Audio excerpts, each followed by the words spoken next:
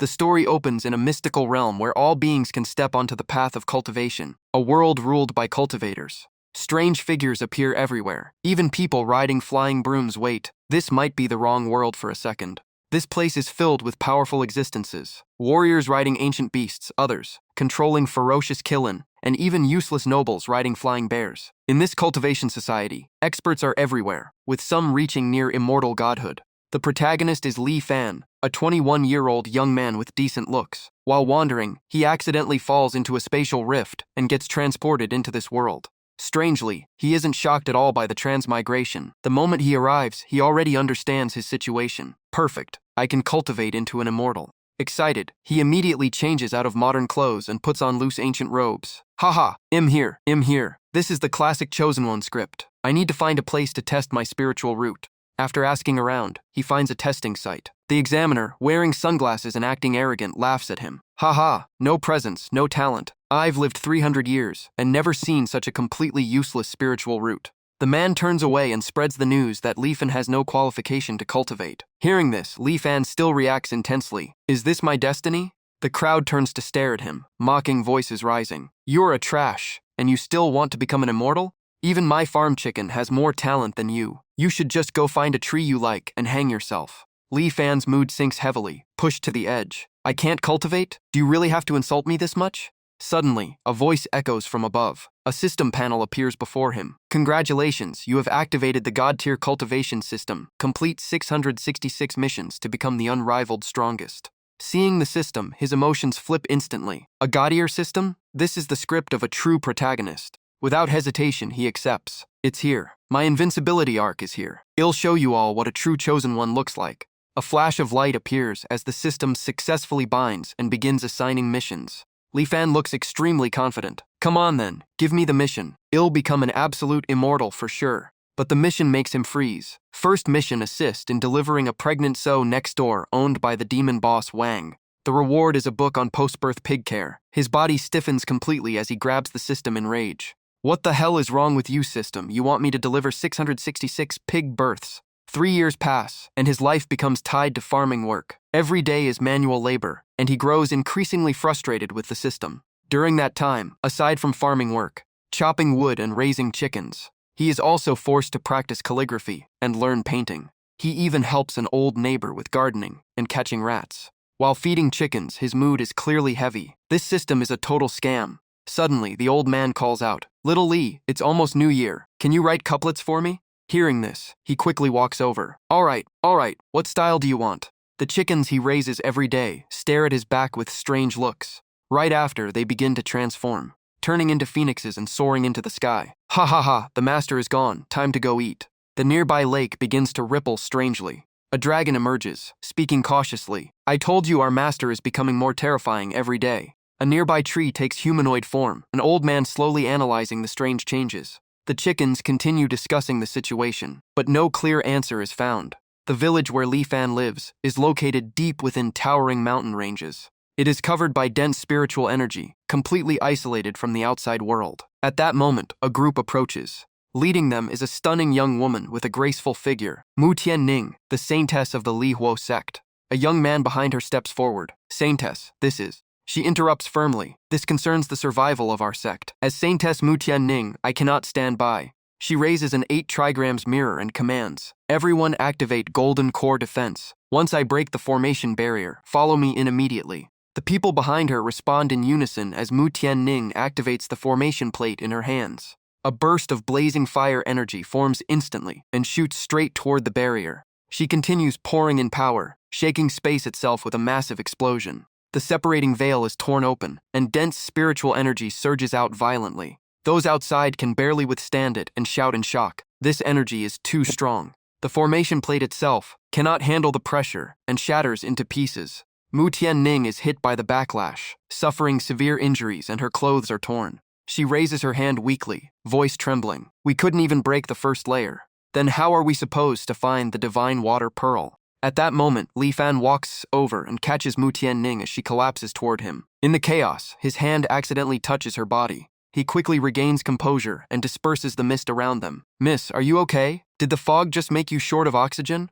Mu Tianning freezes as she sees him casually dispel the chaotic spiritual energy with a single motion. She stares at Li Fan, suspicion rising. He just casually resolved all that energy. Who exactly is he? She immediately bows. Junior Mu Tianning of the Li Huo sect has been trapped here. Please, senior, help us. Our sect will never forget this kindness. The others quickly follow. Li Fan awkwardly waves his hands. No, I'm not some senior, just an ordinary person. He thinks for a moment. Li Huo sect sounds familiar. What are you doing here? What do you need help with? Mu Tianning replies carefully. We came to search for a deep blue spirit pearl, but she remains cautious inside. Li Fan suddenly remembers and points ahead. Oh, that thing? I've seen it many times, so it belongs to you guys? Mu Tianning's eyes light up. Really? She bows again. Please guide us, senior. Li Fan scratches his head. Guiding you is fine, but just don't step on my crop fields. Mu Tianning quickly responds. Then I alone will follow you. I will repay you however you wish. After hesitating, Li Fan nods. A disciple quickly tries to dissuade her. Saintess, it's very dangerous inside. Are you really going alone? She replies firmly. No need to say more. For the sect, I must go no matter what. Li Fan looks at her and thinks she seems like someone used to luxury and privilege. To him, the path ahead is just a normal countryside road, nothing dangerous at all. Mu Tianning looks forward and notices the true samadhi fire. Her expression grows serious as she considers how to pass through it. Li Fan walks casually and turns back. All right, let's go. The people outside are shocked. Hez just walking in like that? The flames actually split apart on their own, creating a path for him. Li Fan looks back at her. Why are you still standing there? Come on. Mu Tianning watches his every step in disbelief. She quickly follows behind him. The observers outside grow anxious. It seems we can only rely on that senior. Hopefully the saintess can earn his favor, so we can obtain the divine water pearl. After some time, Mu Tianning enters the village. Li Fan points toward the forest ahead. The thing you're looking for. I've seen it while chopping wood over there. Try looking there. Mu Tianning freezes at the sight. In her eyes, that forest is not ordinary, but composed of ancient profound flame trees that have existed for tens of thousands of years. Her mind goes blank, unable to comprehend how he treats such a place as simple firewood land. Seeing her suddenly faint, Li Fan quickly supports her. Hey, are you okay?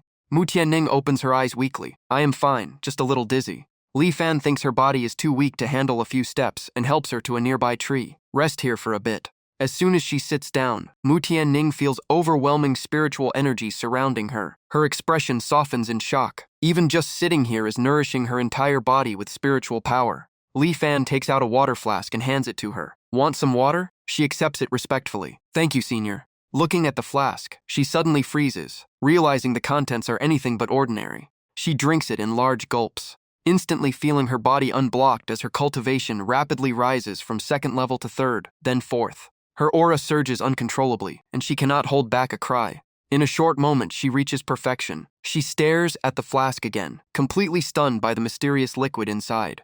Li Fan watched her reaction and simply assumed she was extremely thirsty, casually saying there was still plenty of water if she wanted more. Mu Tianning quickly returned it and waved her hands. No need, thank you, senior. But inside, she grew more cautious, thinking he might be testing her. Li Fan looked around and said, I remember seeing that pearl around here before. Try looking yourself. Mu Tianning stood up and focused her senses. After her cultivation increased, her spiritual perception became sharper and quickly locked onto a familiar aura. Suddenly, the divine water pearl appeared in midair and flew straight toward Li Fan, then stopped right in front of him. He reached out and examined it, so it was here. Mu Tianning was deeply shaken, realizing the treasure had chosen to submit to the strong. Li Fan handed the pearl to her. I found it, take it. Mu Tianning froze, her hands trembling. You're giving it to me just like that? Li Fan replied naturally. Wasn't that what you were looking for? Of course you should take it. Overwhelmed with joy, she kept bowing. Thank you, senior. Thank you so much. She suddenly realized her clothes were torn and quickly covered herself, embarrassed. Li Fan turned away and casually patted her head. No need to thank me. Just change your clothes when you get back. Her cheeks flushed red as she quickly put on an outer robe. I hope I can repay you someday, senior. A while later, when she returned, the disciples immediately cheered. The saintess is back. But soon after, someone rushed over with urgent news. Mu Tianning's expression changed, and she immediately rushed back to the sect. The scene shifts to the Li Huo sect on a mountain slope, where forces from the Li Yan sect are launching an attack. An elder pointed and shouted, You of the Li Huo sect have no way out, surrender now. The sect master of Li Huo sect stepped forward. As long as I live, you will never take this place. The enemy stomped forward, gathering power as his aura surged. Then I'll kill you first as an example. At that moment, Mu Tianning returned and raised the divine water pearl. Stop. Report to the sect master. I have retrieved the sacred treasure. The sect master immediately rejoiced. Excellent. This can greatly enhance our strength. With this, the Li Huo sect will not fall easily. The Li Yan sect elder narrowed his eyes, pointing and questioning her claim. Mu Tianning calmly replied that a hidden expert helped them in the forbidden zone. The opponent sneered and refused to believe her. But suddenly, his expression changed. Mu Tianning released her cultivation aura, staring directly at him. The pearl can be faked, but my cultivation cannot. The elder was shocked, unable to accept her sudden breakthrough. Mu Tianning simply attributed everything to the mysterious expert in the forbidden land. The opponent began to retreat, unease rising in his heart. In his panic, he stumbled and fell to the ground. His disciples rushed to help him up, while he tried to maintain a threatening tone, despite his embarrassment. In the end, he ordered a retreat, leaving behind threats before withdrawing with his men. Seeing this, the Li Huo sect master finally sighed in relief, deeply grateful for the mysterious expert who saved them from disaster. He immediately set out to report to the previous sect master, planning to invite him out of seclusion to meet this expert and seek guidance toward ascension. Sometime later, Mu Tianning brought 2 sect masters to the village where Li Fan lived. The old sect master looked around, still doubtful about the so-called expert.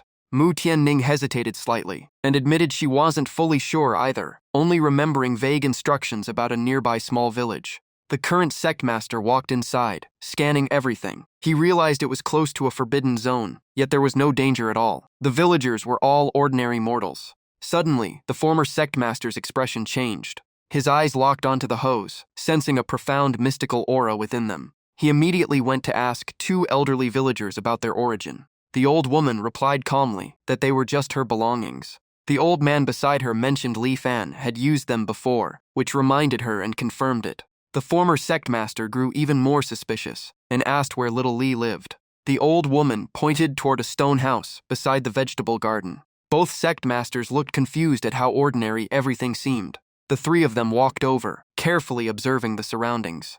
Mu Tianning suddenly exclaimed upon realizing nothing here was ordinary at all. In her eyes, even their sect's precious spiritual herbs couldn't compare. The 2 old sect masters couldn't resist testing the surroundings, sensing abundant Tao resonance and even spiritual sentience, as if they had stepped into an entirely different realm. The 2 sect masters immediately walked into the house, thinking they had to meet the owner of this place and seize this opportunity. Nearby villagers watched them go in, confused by the strange behavior of the 3 outsiders. They started discussing, saying the scene looked rather pitiful. They even commented on Mu Tianning's appearance, thinking it wouldn't be bad if she ended up marrying Li Fan. At that moment, Li Fan returned with a bundle of firewood on his shoulder, muttering that today's wood still wouldn't last long. As he stepped in, he heard someone calling him and turned around. He recognized Mu Tianning and looked surprised, then asked about the 2 people with her. The 3 quickly approached, their breathing still unstable. The 2 sect masters steadied their breathing while observing the surroundings, clearly shaken.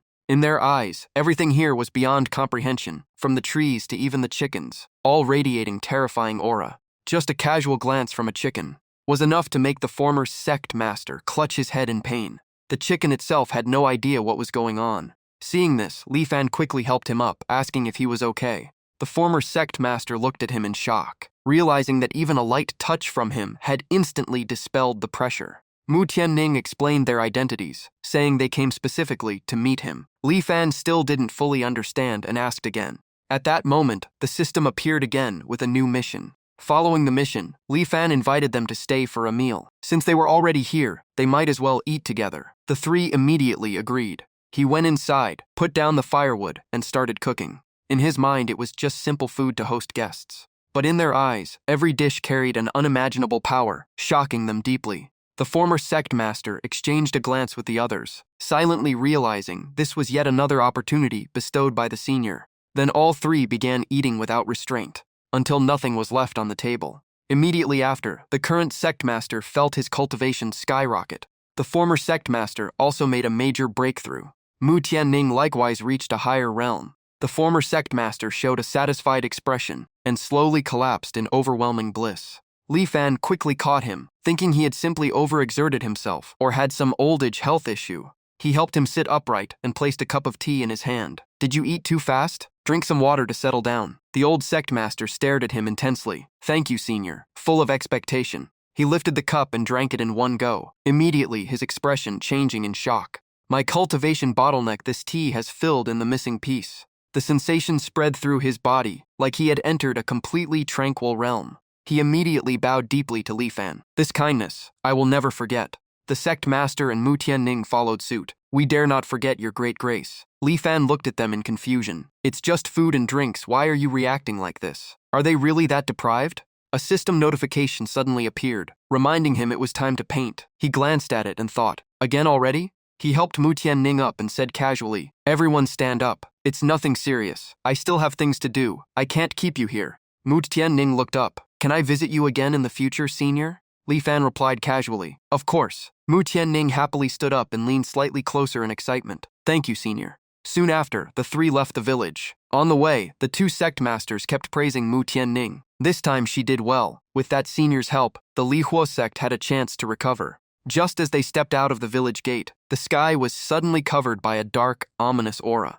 All three immediately looked into the distance with alert expressions. Elder Gongsun of the Liyan sect appeared, surrounded by sinister energy, shouting, Wu Kai Shui, Yuan Baoshan. You hid well. It took me quite some effort to find you. I'm here now. Let's see where you can escape to today. Choose submit to the Liyan sect or die here. The three immediately gathered their power, their eyes sharp. Do you think the Li Huo sect is easy to bully? Our strength is no longer what it used to be. Gongsun narrowed his eyes, sensing their aura. Perfected spirit-severing realm? He couldn't help but wonder what kind of existence was inside that village. He raised his hand, unleashing dark energy that plunged the surroundings into darkness. No matter what, none of you will leave alive today. After speaking, he summoned countless skeletons filled with eerie aura, all locking onto the three of them. With a flick of his finger, he signaled the attack. From the void, countless chains shot forward to strike. Yuan Baoshan stepped forward, his voice filled with anger. You've fallen into the evil path. Lao Wu stared at the opponent and ordered, Tianning, retreat and keep your distance. Don't get caught in this. Chains rained down one after another, shattering the defensive formations of the two sect masters. The relentless attacks overwhelmed them. Their bodies were heavily injured, and blood spilled out. Mu Tianning stood nearby, panic written all over her face. Ancestor, master. Lao Wu collapsed, his voice weakening. That banner, it's likely a Grand Ascension-grade artifact, but its wielder is only at Void Realm. Mu Tianning stared at the floating skeletal figures. He possesses such terrifying demonic energy. Gongsun showed a twisted smile. Haha, no matter what's inside that village, all living beings will become my sacrifices. With this, it'll break into the Void Realm. This place will be erased today. Mu Tianning dropped to her knees, tears falling. No, the villagers are innocent. Inside the village, Li Fan looked at the dark clouds rolling in and the violent wind rising. Weird weather today, is a storm coming? I just hope it doesn't ruin my crops. Suddenly, a glowing barrier spread across the entire village. The light instantly wiped out the skeletal army and shattered Gongsun's formation. Gongsun's eyes widened in horror. What is happening? A golden beam shot forward and struck him directly. He was blasted away, screaming in agony.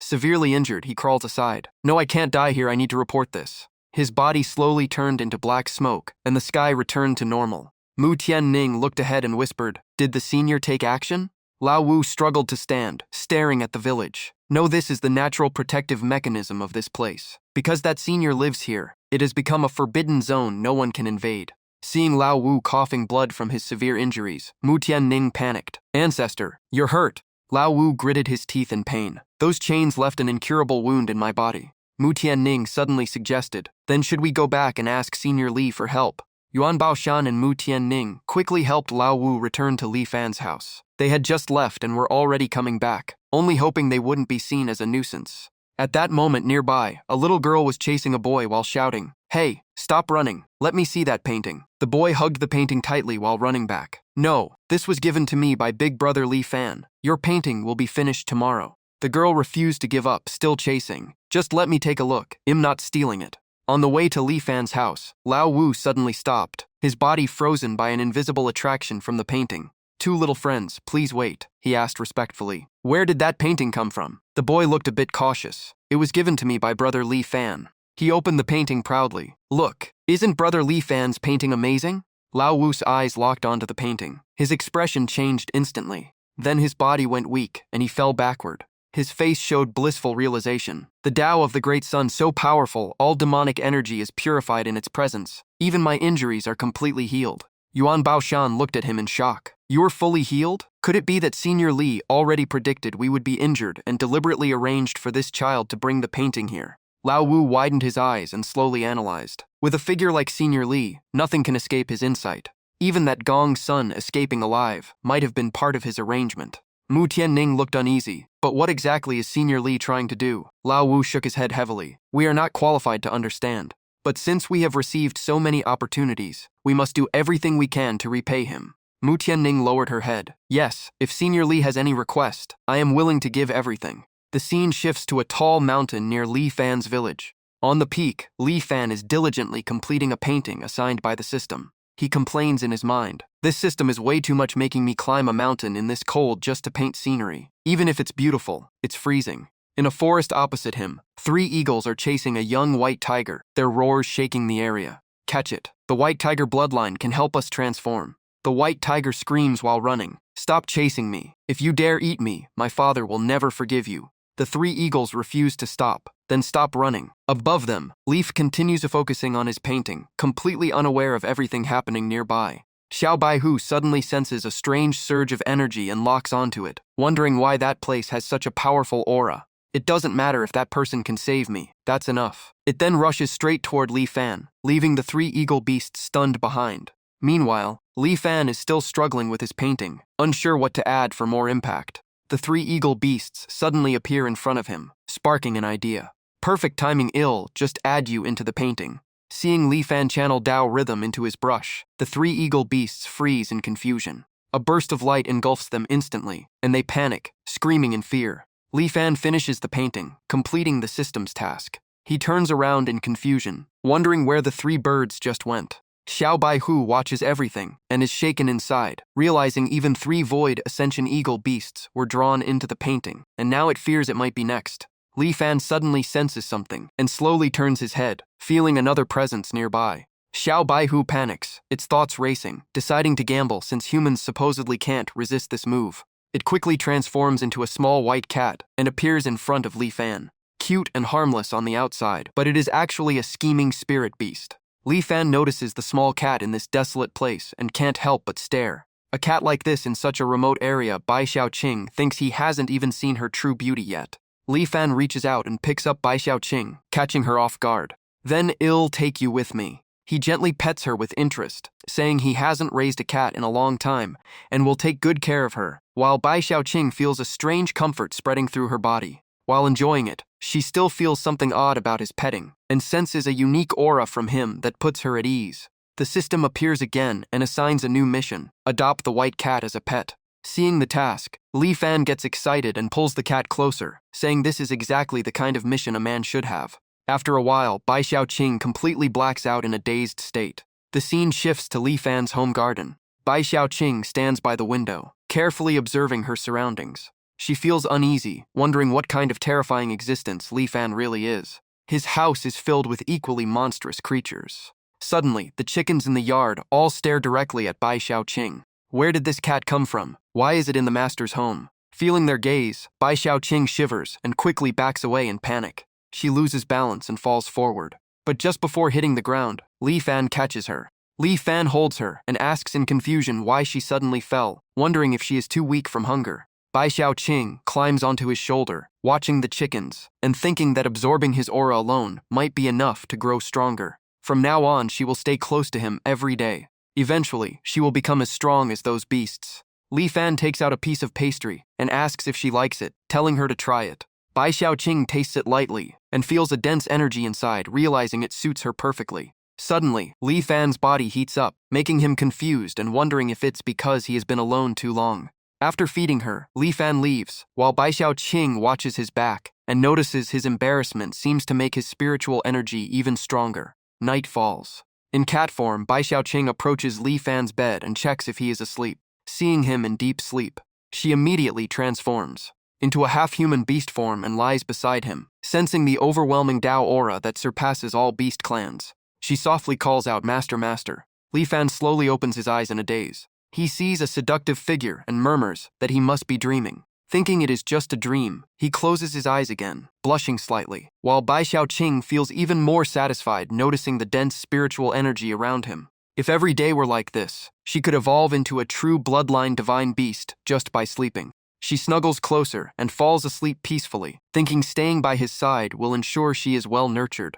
Meanwhile, at the Lihua sect, Old Yu gathers all elders and successors for discussion, while Tianning asks if he truly intends to proceed with the plan. Old Yu's eyes turn sharp as he declares that Senior Li Fan is laying out a massive chess game, and everything he gave them is to turn them into his pieces. The man surnamed Gong Sun from the Blazing Flame sect must have angered him for sure. Senior Li Fan's intention is for them to crush him directly, so the Lihuo sect must officially declare war, leaving everyone stunned at the word war. A few days later, a flying ship from the Fire Kingdom descends upon the Lihuo sect, announcing the arrival of the third princess. A subordinate quietly questions why the princess would personally visit such a small sect, especially after their declaration of war, while Huo Linger stares at the sect, sensing an unseen expert behind everything. Huo Linger steps forward and formally greets the Lihuo sect as the third princess of the Fire Kingdom. Old Yu returns the greeting and asks the purpose of her visit. Huo Linger states that beast tides have ravaged Changli Mountain and that the Blazing Flame sect is linked to an evil god and forbidden arts.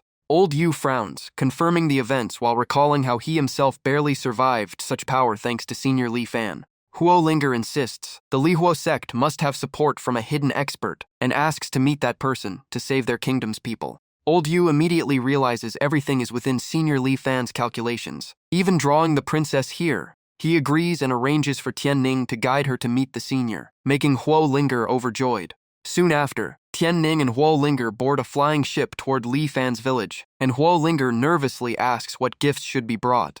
Tianning calmly tells her, there is no need for anything, just sincerity is enough. Suddenly, a voice interrupts as a golden dragon-headed ship appears and calls out Huo Linger to stop. Her subordinate changes expression, realizing it is the second princess and fearing trouble. Huo Xuanfei demands Huo Linger hand over the mysterious fire ring. Huo Linger is shocked and asks why her second sister is here and why she wants the ring. Huo Xuanfei coldly explains that the evil god has moved in Changli Mountain, and the Fire Kingdom's buried treasure is about to appear, and Huo Linger is unfit to keep the ring. She orders her to hand it over or accept benefits in return. Huo Linger tightens her grip on the ring, refusing to give away her mother's relic. Long Ziyan steps forward and says it is only a temporary borrow and will be returned after use. Huo Linger recognizes her as the saintess of the Longxuan sect, Long Ziyan. Long Ziyan smirks and confirms it. Tianning steps in angrily, refusing to let them bully Huo Linger. Long Ziyan coldly questions who Tianning is to interfere. A Longxuan sect guard immediately attacks Tianning without warning. Tianning freezes, unable to react in time. Huo Linger rushes forward to block the attack. She takes the hit and tells Tianning to be careful. The attendants are shocked, realizing the attacker is at Void Ascension level, and Tianning fears even both sect leaders together may not win. Huo Linger, injured, looks at Huo Xuanfei and asks why her own sister is forcing her into this. Huo Xuanfei coldly replies that she is now the ruling heir and will do as she pleases, threatening to kill their people if the ring is not handed over. Huo Linger struggles and begs her not to harm innocent people like Tianning. In the end, she reluctantly hands over the ring.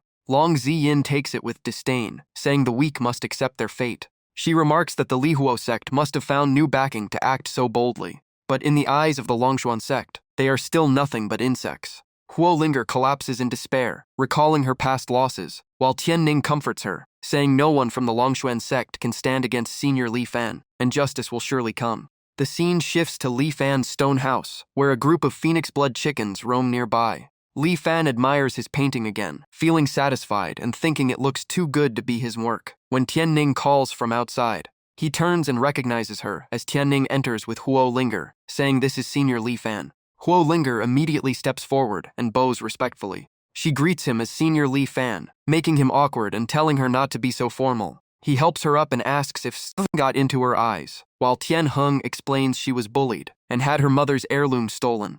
Li Fan takes out a handkerchief, saying it's dangerous for a weak girl to face such things alone. He hands her the cloth and tells her to wipe her tears, saying someone as beautiful as her shouldn't cry, and Huo Linger feels grateful. The moment the handkerchief touches her eyes, a mysterious force spreads, and her injuries begin to vanish. She is shocked, wondering how a simple wipe could erase her pain.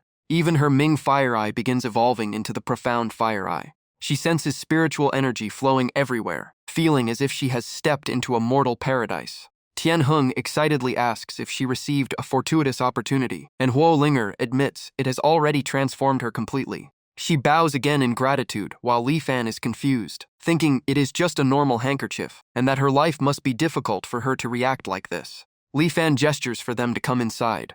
The two enter the house. They are stunned by the paintings inside, as Li Fan explains he is organizing them. Both Tian Ning and Huo Linger sense overwhelming Great Tao aura within the artworks. They realize these paintings are extraordinary treasures. Huo Linger touches one of them. Instantly, a surge of energy flows through her body as countless fragments of the Tao seem to call out to her, wrapping her in a calming yet overwhelming presence. Her cultivation begins to break through repeatedly as her sacred fire eye advances further. Tianning asks what she feels, and Huo Linger excitedly declares this is the strongest being she has ever encountered through his works. Li Fan watches their reaction and wonders if he is actually overestimating his own talent, or if they are simply overreacting. The system suddenly issues a new mission: give a gift to Huo Linger, and he wonders what he can possibly give since he has no money, then gets an idea. He offers her a painting as a meeting gift, surprising Huo Linger. He calmly says it is just a small gift and might help her in the future, while thinking it is an easy way to complete the task. Tianning whispers that everything Senior Li Fan does must have deeper intent, and that the painting is surely part of his plan. Huo Linger holds the painting tightly, while Li Fan thinks she must be poor, and that selling it might help her situation. He advises her to keep it for now, and she agrees seriously. Huo Linger treats it as a life-saving treasure, while Li Fan simply thinks it might fetch a better price later. Huo Linger asks if there is anything else he wants to say, and Li Fan is briefly surprised. He recalls her mentioning her mother's stolen heirloom, and suggests she should try to recover it, worrying internally whether selling paintings would be enough to help. Huo Linger looks at Tian Ning, and Tian Ning interprets it as a request to confront the Longshuan sect. Both immediately agree, leaving Li Fan confused but letting them go. After bidding farewell, they leave on their flying ship. On the way, Tian Ning wonders if they are meant to directly face the Longshuan sect, while Huo Linger worries more about the safety of the Fire Kingdom's people. Suddenly, the ship shakes violently. They see countless flying ships heading toward Changli Mountain, and Tian Ning wonders what is happening. Huo Linger senses another beast tide may be forming and decides she must investigate to protect the people. After speaking, she controls the flying ship toward Changli Mountain. When they arrive, the scene shocks Tian Ning. The entire mountain range has collapsed this badly? Legends say this was where the Fire Kingdom's supreme fell, and the current disturbance means a treasure is about to emerge, but also signals extreme danger. Tianning suddenly notices something ahead, her expression changing instantly. In front of them are people from the Longshuan sect and the Immortal Sound Pavilion. Even the royal forces of the Feng Kingdom are present, all gathered for the treasure. At that moment, the ground begins to shake violently. Chains of formation energy manifest in the sky, intertwining densely. A flaming coffin slowly appears in the void. The crowd erupts. The secret realms has opened. Is that the resting place of the Fire Kingdom Supreme? A Supreme's tomb must hold unimaginable treasures. This trip won't be in vain. Huo Linger observes with her sacred fire eyes, her expression turning grave, sensing there is more inside than just treasure. Tian Heng asks what she sees, and Huo Linger says she is not yet certain, but it is definitely not simple. She suspects the painting given by Senior Li Fan was meant to stop this very thing. Meanwhile, the Longshuan sect's flying ship breaks through the first barrier of the secret realm, drawing shock from the crowd below. Everyone urges haste, not wanting to miss the opportunity, and Tian Ning asks if they should also move in. Huo Linger agrees but warns them to be careful, as danger is hidden within temptation. Each layer of the realm is wrapped in chaotic fire, and a single mistake could reduce everything to ashes. Tianning offers to protect the ship, so Huo Linger can focus her vision technique. Huo Linger says it is not necessary, as her sacred fire eyes have advanced thanks to Senior Li Fan, and can now find a safe path through the chaos. On the other side, the Longshuan sect ship descends into chaos as subordinates panic, unable to withstand the soul-devouring nature of the place. Huo Xuanfei grits her teeth, frustrated that even the mysterious fire ring cannot properly guide her here. She tries to point out a path but accidentally triggers a formation trap. She believes she has found the entrance. But in the next moment, flames engulf the area. A subordinate screams in agony as the ship falls into chaos, begging for help while the Saintess is forced to stand back. Huo Xuanfei is burned and thrown from the ship, cursing them in hatred as Huo Linger cries out in shock. Tian Ning quickly pulls her back, warning her to avoid the flames. The mysterious fire ring floats in midair. Tian Hung is shocked, realizing it is Huo Linger's heirloom. The ring suddenly flies back toward its rightful owner. Huo Linger catches it in her hand. She realizes Senior Li Fan had already foreseen its return. That is why he never rushed to retrieve it, and after being refined by Huo Xuanfei's energy, it has become even more compatible with her. She decides to follow Senior Li Fan's arrangement and test it herself. Tian Hung worries for her condition, but Huo Linger insists she must push forward for his greater plan. Both ships finally reach the final layer of the secret realm. A Longshuan sect elder passes through the sea of chaotic fire and lands on their ship, declaring that with their strength, the final barrier cannot be broken. Long Zian calmly says it is fine if they cannot pass. An Immortal Sound Pavilion subordinate remarks that even Longshuan sect has failed, suggesting this realm may be impossible. Suddenly, a voice interrupts, saying it is too early to conclude that. Everyone turns in shock toward Huo Linger. She unleashes her full power, breaking the final formation seal. The chains surrounding the coffin collapse one by one. All forces rush forward instantly. Old Yu, Yuan Baoshan, and their subordinates also appear. Old Yu stares at the coffin, declaring it a great opportunity for the rise of Li Huo sect and ordering everyone forward. The Longshuan sect elder becomes excited, finally seeing a chance to approach the Supreme's coffin. Old Yu's gaze turns cold as he states that, according to the unwritten rules, whoever breaks the seal first has the right to claim the treasure, and they were the ones who broke the final formation. The Longshuan sect elder acts arrogantly, saying without him they would never have reached this place, then gives them two choices: die or leave. Old Yu, Huo Linger, and Tian Ning all glare at him in anger. Long Zian steps forward as well, warning them to leave or face consequences. Huo Linger stares at Long Zian coldly, while Old Yu senses the dangerous artifact in her hand that can seal spiritual power and slowly drain cultivators into frost. Long Zian looks at Huo Linger and admits she is far better than her useless sister, but says she should not have come here. Huo Linger declares that they are violating Senior Li Fan's arrangement, and he will not let this go. In an instant, Long Zian grabs her by the neck and lifts her up, saying even a Supreme cannot save her today. A Longshuan sect elder rushes toward the coffin to force it open with spiritual energy. Suddenly, a violent flame erupts and engulfs the coffin completely. Long Zian's expression changes as she shouts in panic toward the elder. In the critical moment, the elder survives briefly by hiding beneath the coffin's surface and calls out that he is still alive. Suddenly, a massive arm reaches out and grabs him. In an instant, the arrogant elder is crushed to death. Yuan Baoshan is horrified, recognizing it as the Li Huo Supreme, while Tian Hung is shocked, thinking he should have been dead. But this is not a resurrected Supreme. It is a corrupted existence second only to an evil god, meaning this is not a treasure realm, but a demon awakening ground. The spirit of the Li Huo Supreme slowly manifests, surrounded by dense demonic energy. Long Zian retreats in panic, trembling in fear. A figure bathed in blue light appears above, declaring that the Taiyan sacred land is present, and Long Zian immediately begs for help, offering all treasures. Lin Xian demands that the Longshuan sect hand over their sect's core treasure as assistance. Huo Linger angrily rejects this, saying the Supreme's treasure is not theirs to divide, while Tian Ning begins to speak about Senior Li Fan. Before she finishes, Long Zian strikes both Huo Linger and Tian Ning across the face. She mocks them, asking where their Senior Li Fan is now, saying they only got lucky breaking the seal and are not the real players of this place. Lin Xian begins forming hand seals, summoning a technique. He swings his hand forward as the spell expands. A spatial gate begins to form. The dense demonic energy confirms the emergence of an evil sovereign. An old man appears and Lin Xian respectfully greets him as Ancestor Gu Tuo Ya. Long Ziyin is shocked, realizing this is a being second only to a Supreme, and notices the sword in his hand. It is a quasi-immortal sword, the final sword left by the immortal Taiyan before ascending. It still contains a trace of immortal energy, meaning death under it is unavoidable. The Li Huo demon sovereign roars fiercely. Dark energy condenses into a black dragon rushing toward Ancestor Gu Tuo Ya. He waves his hand calmly. A golden dragon manifests to counterattack, and both forces collide violently mid-air. He declares confidently that the quasi-immortal sword is enough to kill the demon sovereign. But suddenly, demonic energy seeps into his arm. His expression changes drastically as he screams in shock. The demonic energy spreads through his body, consuming him rapidly. Lin Xian is also affected and coughs out blood. Long Ziyin looks up in despair, realizing even a Taiyan sacred land expert cannot win, and she refuses to die here. She mutters in disbelief that even the quasi-immortal sword cannot suppress it. At that moment, Huolinger finally moves, declaring she is not the protagonist of this world, but she knows who truly controls the situation. The Lihuo demon sovereign looks down and recognizes the sacred fire eyes, asking if she is his successor. It demands her to become its slave.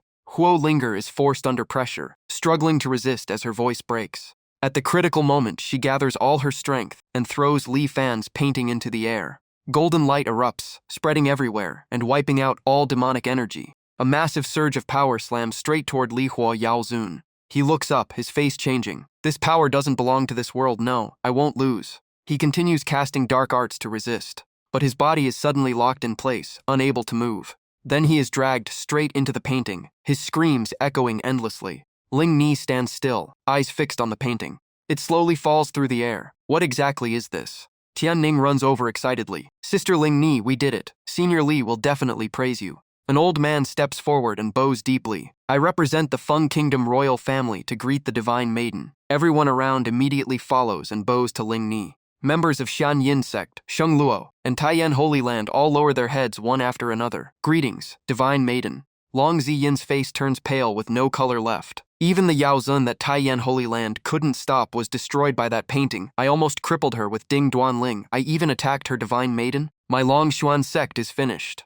Without hesitation, she drops to her knees. Ziyin deserves death. Please, divine maiden, show mercy. Spare me and my sect. Ling Ni looks down coldly. You almost ruined Senior Li's plan and spoke disrespectfully. Only crippling your cultivation is already mercy. Long Ziyin trembles all over, face ghostly white. She immediately takes out the Ding Duan Ling and destroys her own cultivation. Thank you for your mercy, divine maiden. Ziyin will take her leave. Tian Ning speaks beside her. Sister Ling Ni, now we can safely take the treasure. Old Wu looks toward the treasure excitedly. This is the artifact of Li Hua Jiao Zun Tianhua Shenzhen, formed from 10,000-year firewood and containing all his cultivation. That painting from Senior Li must have been for this. Tian Ning gets excited. Good thing we completed the mission. Ling Ni takes the treasure. Yes, now we can return and report to Senior Li. The scene shifts to the royal palace of the Fire Kingdom. A woman shouts before the emperor in rage. Your Majesty, that servant girl killed concubine Xuan. You must avenge her. The emperor slams the table in anger. Shut up. Do you want to drag me to death too? The existence behind her cannot be touched. The woman immediately looks fearful, her eyes full of dread. The emperor holds his head and gives an order. Send the decree. Invite Princess Ling Ni back to the palace. I will make her the next empress. The scene shifts to Li Fan's residence. He sits in a corner holding a small cat. At that moment, Ling Ni returns and offers the painting. Thank you, Senior. I have used this item, now returning it. Along with this treasure, I also offer this to you. Li Fan scratches his head awkwardly. I already gave you that painting, no need to return it. As for this wood, it looks better than ordinary firewood. He examines the Li Huo treasure carefully. The material is not bad, should be good for carving. His skills are decent. Maybe he can sell it after finishing and earn some money, helping them again. The three of them stare in shock. To Senior Li, such a treasure is just firewood. But then again, even dragon meat is cat food here, and divine firewood is just for burning. Li Fan spins a knife in his hand calmly. Since you brought things here, I'll help you once more. He begins carving the wood, speaking casually. This system knife really is useful. Carving feels smooth. Yuan Baoshan widens his eyes. This knife is extraordinary, not weaker than that painting. Lao Wu observes closely, shaken inside. I can feel he is carving with the Tao of heaven and earth. Ling Ni and Tian Ning watch every line form, feeling an indescribable sensation, as if touching a higher realm. Before long, the wood in Li Fan's hands is finished. Everyone looks on in shock, sensing a mysterious aura within it. From an ordinary piece of wood, he creates a small house filled with profound Tao charm. Lao Wu hugs Yuan Baoshan excitedly. This is a divine item, a mortal object elevated into a supreme treasure. Yuan Baoshan tears up. Witnessing this in person, I have no regrets even in death.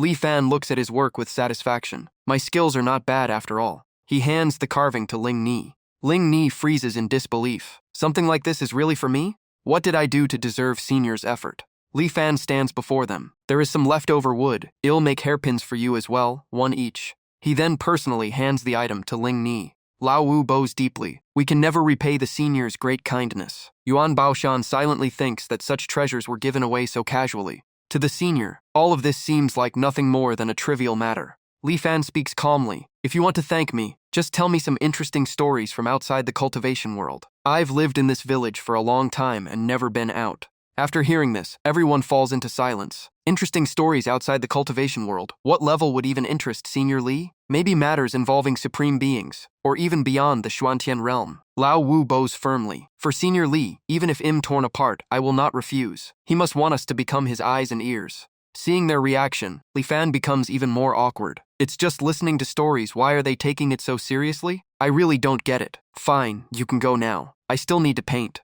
Thinking about their situation, he assumes life in the cultivation world must be difficult for them, so he lets them return to their training. The four of them leave together. After walking a distance, Ling Ni studies the artwork and speaks. There seems to be a celestial crane inside the Li Tian Palace. At that moment, a celestial crane suddenly flies out. The Li Tian Palace transforms, expanding into a massive hall that shocks everyone. The space has expanded. This must be Senior Li's intention. Let's go in and check.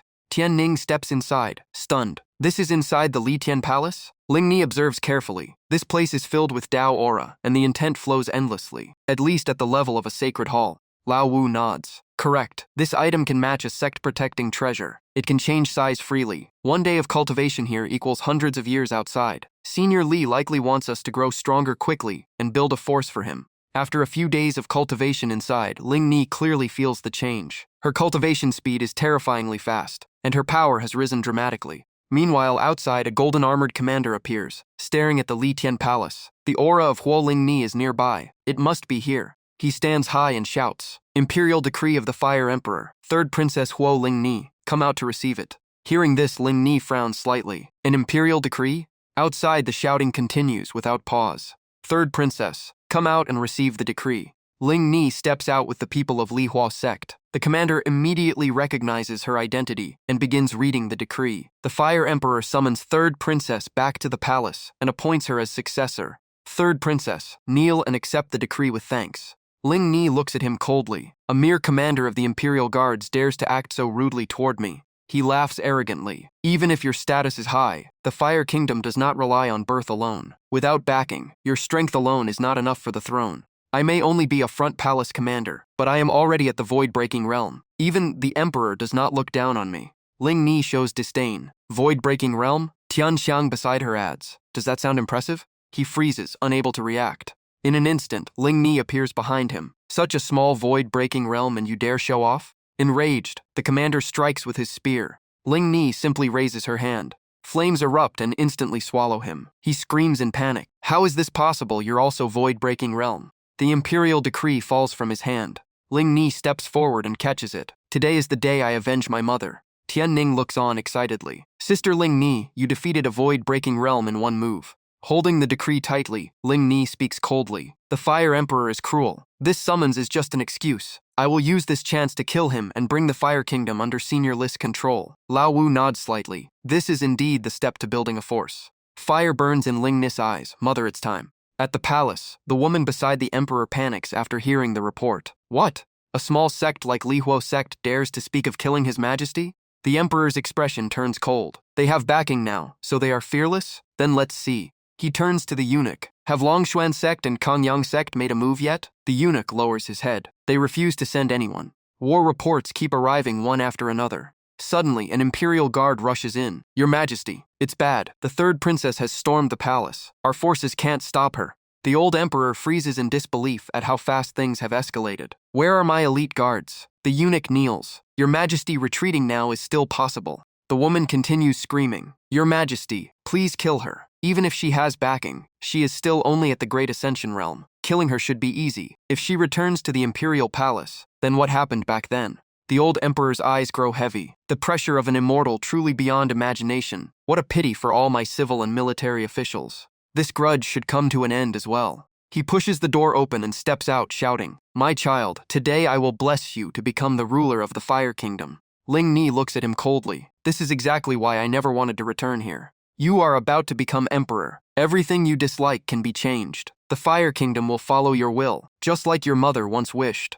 Ling Ni cuts him off, anger rising. Shut up. You are not worthy of mentioning my mother. Everything is already different from 10 years ago. I am no longer the child who could only cry beside her corpse. He continues, almost defending himself. Your mother was the one I loved most. She sacrificed herself for me. I know you hate me, so today I will prove it to you. As soon as he finishes speaking, he suddenly strikes. He grabs the woman beside him by the neck. I've been waiting for this day. She was the one who killed your mother. I only kept her alive for the sake of the bigger picture. Now it is time to restore justice. Come here. Father will place the dragon robe on you. From today, you are the emperor of the Fire Kingdom. I will help you rule. Ling Ni looks at him coldly. Stop acting. Today you will pay as well. The old emperor releases his grip. The dragon robe falls to the ground. His expression darkens. Is there really no way to reconcile? His eyes suddenly turn fierce. I intended to persuade you, but if you remain stubborn, don't blame me. He stomps the ground. Fire erupts and the earth splits apart. Do you know why the Fire Kingdom still exists today?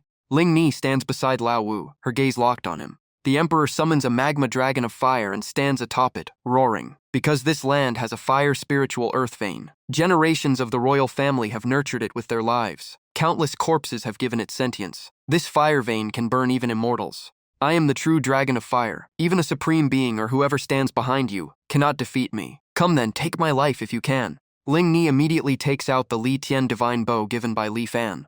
The old emperor swings his hand. The magma fire dragon charges forward. In that instant, Ling Ni throws the Li Tian palace forward. It instantly expands, suppressing the magma fire dragon completely. The emperor is blasted back, one arm crippled, his voice filled with shock. What kind of artifact is this?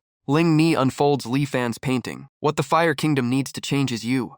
The will within the painting manifests and easily drags the emperor inside. Ling Ni steps forward and picks up the dragon crown. Mother, I have returned.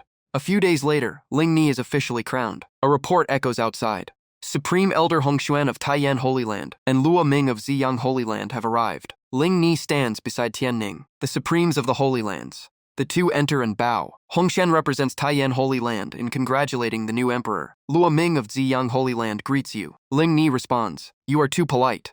The two supremes state their purpose directly. We have come to seek an audience with the senior who gifted the painting. This concerns the survival of the Xuantian realm. At Changli Mountain, something is sealed there, likely the demon fire that revived the Yao Zun. 3 days ago, an envoy of the evil god also descended there, targeting that very object. If he obtains it and turns Changli Mountain into a base, the entire southern region and even the Xuantian realm will face catastrophe. That is why the two holy lands wish to cooperate with that Senior to protect the world. After hearing this, Ling Ni falls into thought. She originally thought Senior Li only dealt with the Yao Zun, but it seems far beyond that. The world he sees is far greater than hers. This game is on a completely different scale. She is merely seeing a corner of it. Then Ling Ni speaks. I can take you to meet the senior, but whether you can meet him depends on fate. The two supremes immediately bow. Thank you, Fire Emperor. We are deeply grateful. 2 days later, near the mountain peak where Li Fan often goes to create, a floating airship appears. 2 women stand on it, observing the surroundings.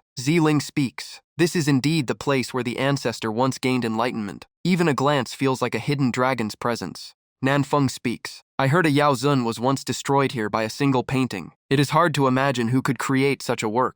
These two are sisters, Ziling and Nanfeng. Suddenly, Ziling's expression changes as she senses a powerful fluctuation ahead. Don't go further, she tries to turn back, then suddenly pauses. No, this aura carries no hostility. Nanfeng senses carefully, her voice filled with shock. This is the intent of a saint brush. Move forward, I need to see who it is. The more she observes, the more unbelievable it becomes. Even from such a distance, it affects the spirit ship. Just what level has this painting reached? It might even be the reappearance of the 3 Absolutes' ancestor.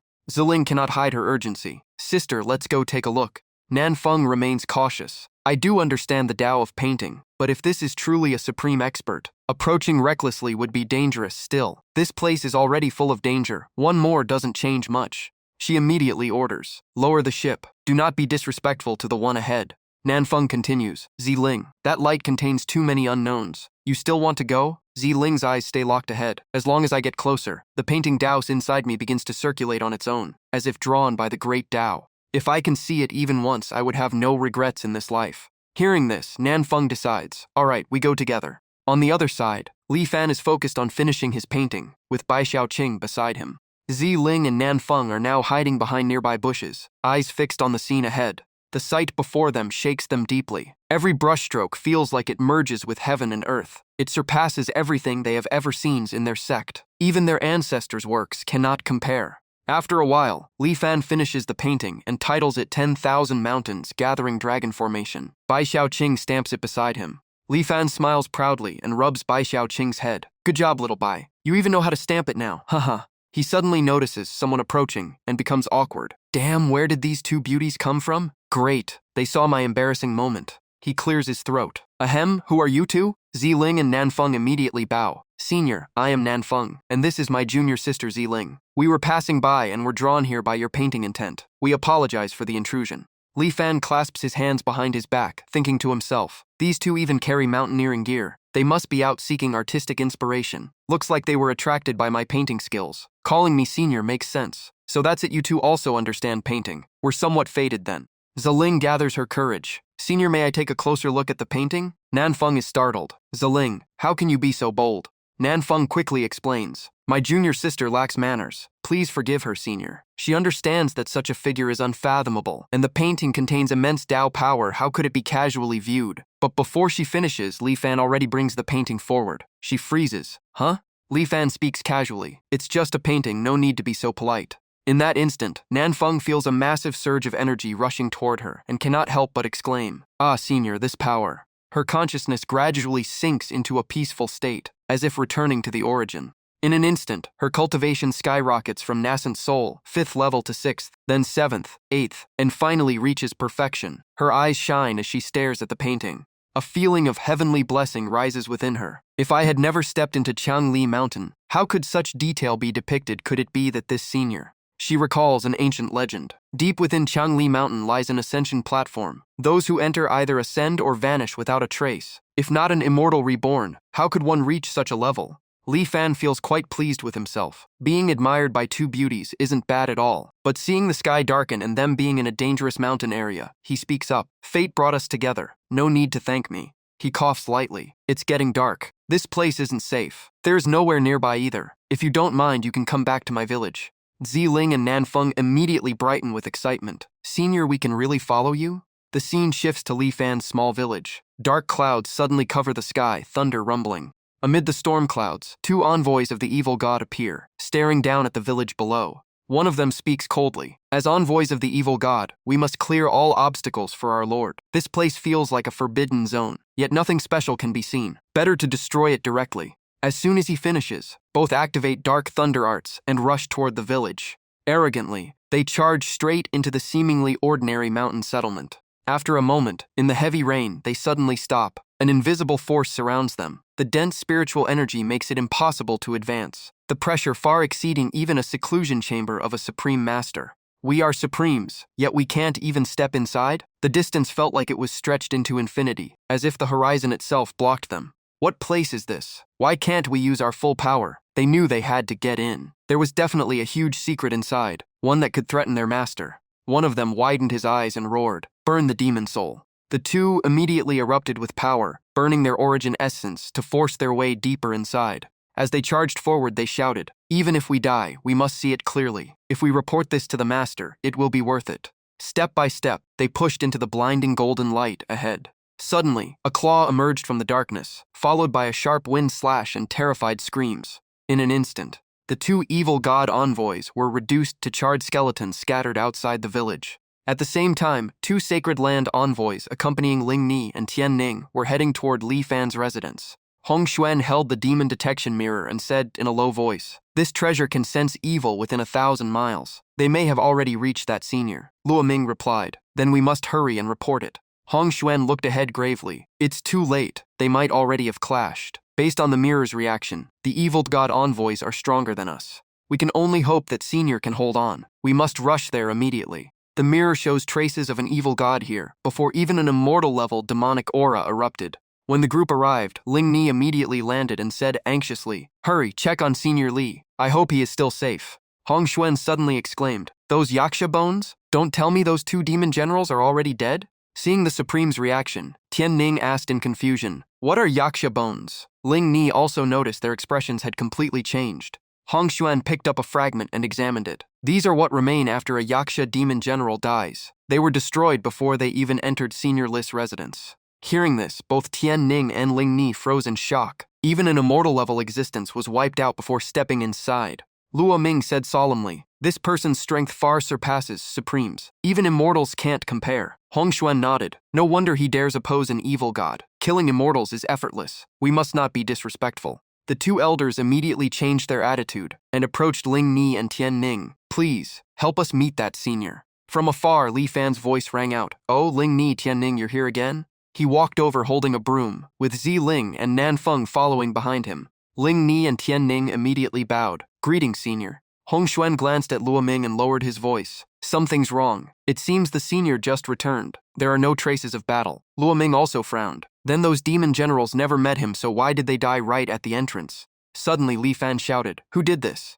He looked annoyed at the pile of bones. Who didn't clean this up? Why is trash left at my door? The two Supremes froze. In his eyes, even Supreme-level demon generals were just garbage. The two hurriedly bowed. Hong Xuan of Taiyan Sacred Land greets senior. Luo Ming of Ziyang Sacred Land greets senior. Li Fan blinked. Who are you two? What brings you here? Nan Feng immediately recognized them as two Supremes from major sacred lands. Luo Ming stepped forward respectfully. Your reputation from your paintings has spread across the southern region. We came out of admiration to pay you a visit.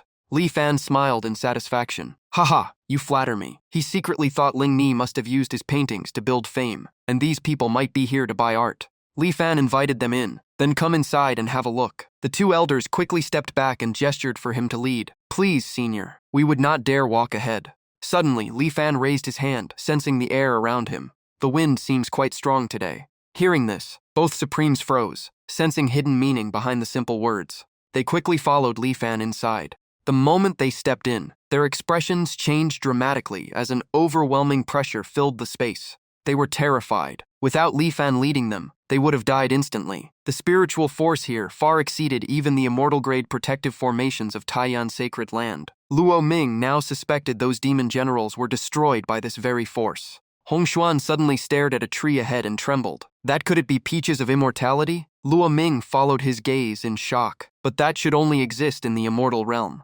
The two of them kept their eyes fixed, carefully studying every detail of the tree. Luo Ming immediately pulled his gaze back and said in a tense voice that nothing here could be touched casually. Before he even finished speaking, dizziness hit him, and he had to lean on Hong Xuan to stay upright. Seeing this, Li Fan quickly invited them to sit and rest, finding it strange that everyone reacted this way upon entering. After stabilizing themselves, the two elders calmed their minds and realized a brief observation had almost shaken their cultivation foundation, confirming this place held a divine treasure from the immortal realm. Li Fan brought out tea to serve them, saying he only had tea available. Tian Ning and Linger happily replied that tea was more than enough and thanked him. He raised a cup and handed it toward Luo Ming. Seeing this gesture, Luo Ming was deeply moved, admiring how such a figure still maintained proper etiquette. Watching the two young ones enjoy the tea, Hong Xuan also decided to try it. He lifted the cup and took a sip. Instantly, a powerful sensation spread through his body, and both of them felt their cultivation state shifting. A wave of excitement surged as they felt rejuvenated. Luo Ming exclaimed that it felt like stepping into a new realm, as light as touching the immortal world, and their cultivation had become complete.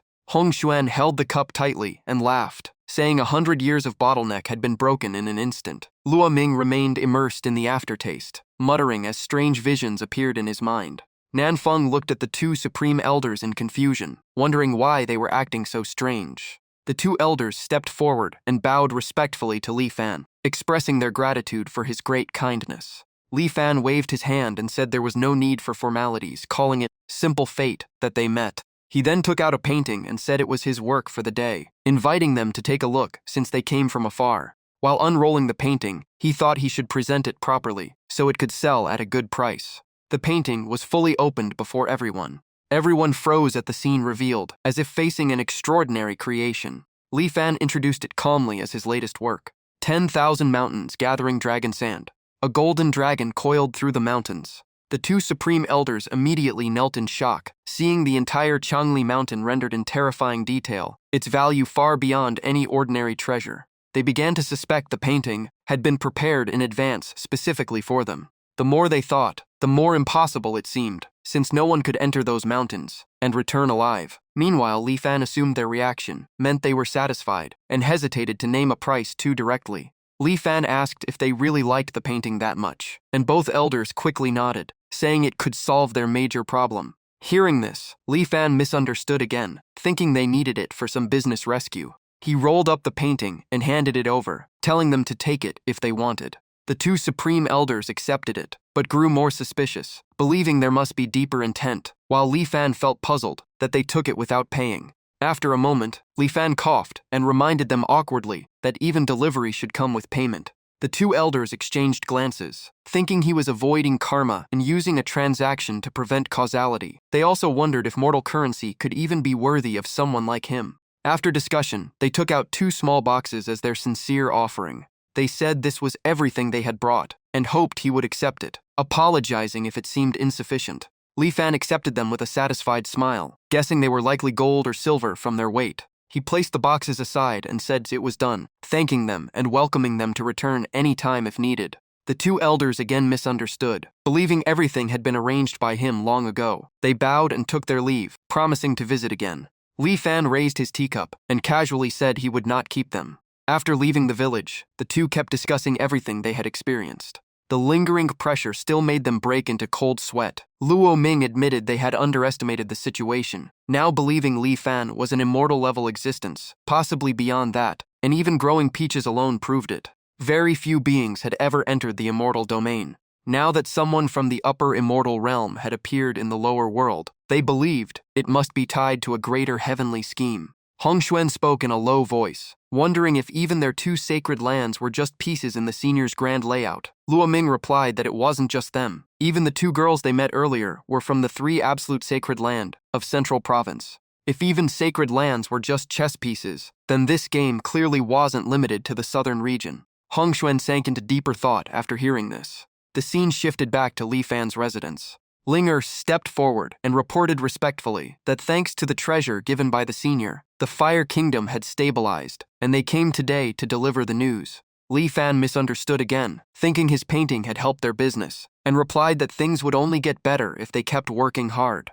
The two became excited, taking it as encouragement for the future. Tianning added that Luo Ming and Hong Xuan had obtained the painting, and it would surely shock the southern region, so they wondered if they should go as well. Li Fan again interpreted it as a business expansion idea, thinking they wanted to promote or even hold an exhibition of the paintings. He set down his teacup and said they could go if they wanted, and to find him if they needed anything. He then turned to ask Ziling and Nanfeng about their plans. Ziling looked hesitant and unsure. She finally asked if she could stay and learn painting. Nanfeng quickly stopped her, saying the request was too presumptuous, and they were already fortunate to be hosted here. Li Fan misunderstood again, thinking she was worried art would interfere with cultivation, just like families worrying about studies. Nanfeng bowed to apologize, explaining Ziling was inexperienced and that someone of Li Fan's status and realm could not be casually asked for discipleship. At that moment, the system suddenly issued a new mission: teach the Tao of painting and accept the 2 girls as disciples, leaving Li Fan stunned. Li Fan turned to face the 2 beautiful girls, still finding the system strange. He coughed awkwardly and said that if they were willing, learning painting or even music wouldn't be bad, and he could accept them as disciples. Nanfeng widened her eyes in disbelief, asking if he truly intended to take them as disciples. Ziling became overly excited, unable to contain her joy, while Li Fan sipped tea and asked Nanfeng if she had no interest in painting. Nanfeng bowed and explained. She practiced the zither Tao, which did not align with painting. Li Fan smiled lightly and asked her to play a piece for him instead. Nanfeng took out her guqin and played a short melody. Li Fan listened quietly, judging that her talent was decent and her perception good, but still lacking refinement. After a while, the music faded and ended. Ziling watched in admiration, praising how beautiful Nanfeng's music was. Li Fan set down his teacup and calmly pointed out flaws in her technique, then asked to examine the instrument.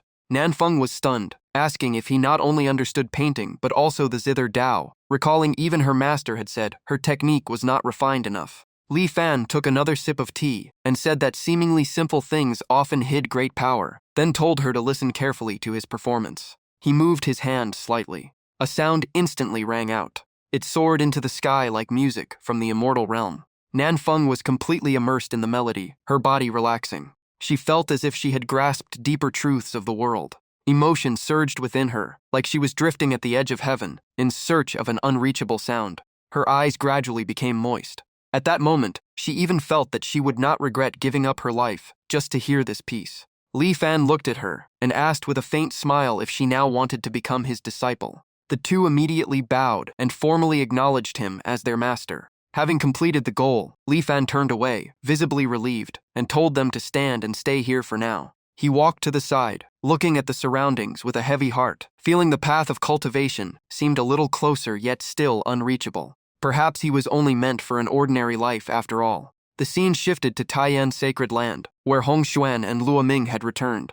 Two sacred lords appeared, Taiyan Spirit Supreme and Ziyang Sacred Lord, Yuan Yang Supreme. After observing the Tao painting, Ling Xiao said that it explained why the Qiangli mountain range was considered a forbidden zone, likely because an immortal had descended to the mortal world. Yuan Yang added that the terrain itself formed a grand array of converging mountains like a dragon vein, and that the immortal must be planning something major, though the purpose of giving them the painting remained unclear. Luo Ming looked at the two sacred lords and calmly gave his conclusion. In his view, regardless of any greater plan, giving them the Tao painting was likely meant to guide them into the Qiangli mountain range, where a major transformation was about to occur. At that moment, a subordinate rushed in panic. "Something terrible has happened, Sacred Lord. A sudden anomaly has appeared in the Qiangli mountain range. The ground is cracking open and something is emerging, impossible to probe." In Qiangli Mountain, a massive creature broke through the earth as thunder roared across the sky. Dense lightning spread wildly. The shockwaves reached Li Fan's residence, startling Bai Xiaoqing. Meanwhile, Li Fan was still asleep, mumbling in a daze that it sounded like thunder and maybe it was about to rain. The next morning at Li Fan's house, after a full night of rest, he stretched and walked outside, greeting the morning sunlight with energy. "Good morning," full of vitality. Ziling and Nanfeng were already waiting at the door. "Good morning, master."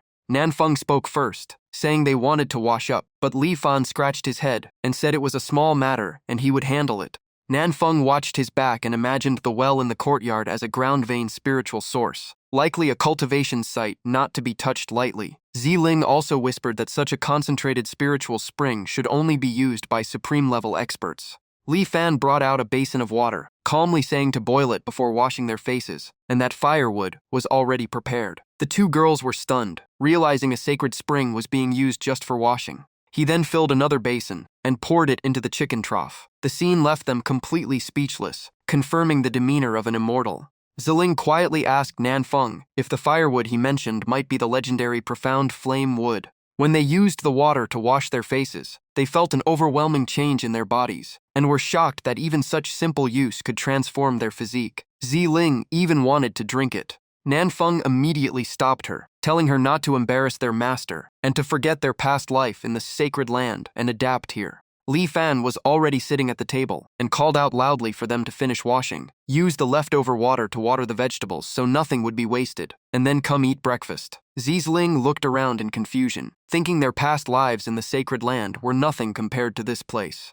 She looked at the vegetable garden Li Fan mentioned and felt disbelief, sensing that even the lowest plants there were comparable to sacred herbs. With such spiritual plants, using sacred spring water to irrigate them suddenly felt reasonable. After watering, the two returned to the table. Li Fan had already prepared breakfast, saying the chickens hadn't laid eggs for 2 days, so there were only vegetable porridge left. Ziling looked at Nanfeng, still unable to process everything. Nanfeng held the bowl of porridge, her hands trembling, realizing it was clearly high-grade spiritual medicine, where even a blade of grass in the 3 absolute sacred land was priceless compared to this. Li Fan looked at them and said gently to eat before it got cold.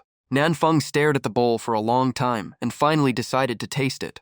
Seeing them eating as if they had never eaten before, Li Fan laughed and told them to eat slowly. There was still more. After finishing one bowl, Ziling looked extremely satisfied. She then asked for another bowl. Nanfeng also raised her bowl to ask for more. Bai Xiaoqing stood by in shock, wondering where these two girls even came from to behave so casually here. After breakfast, Ziling asked where their master had gone. Nanfeng stretched and said he was probably feeding the chickens.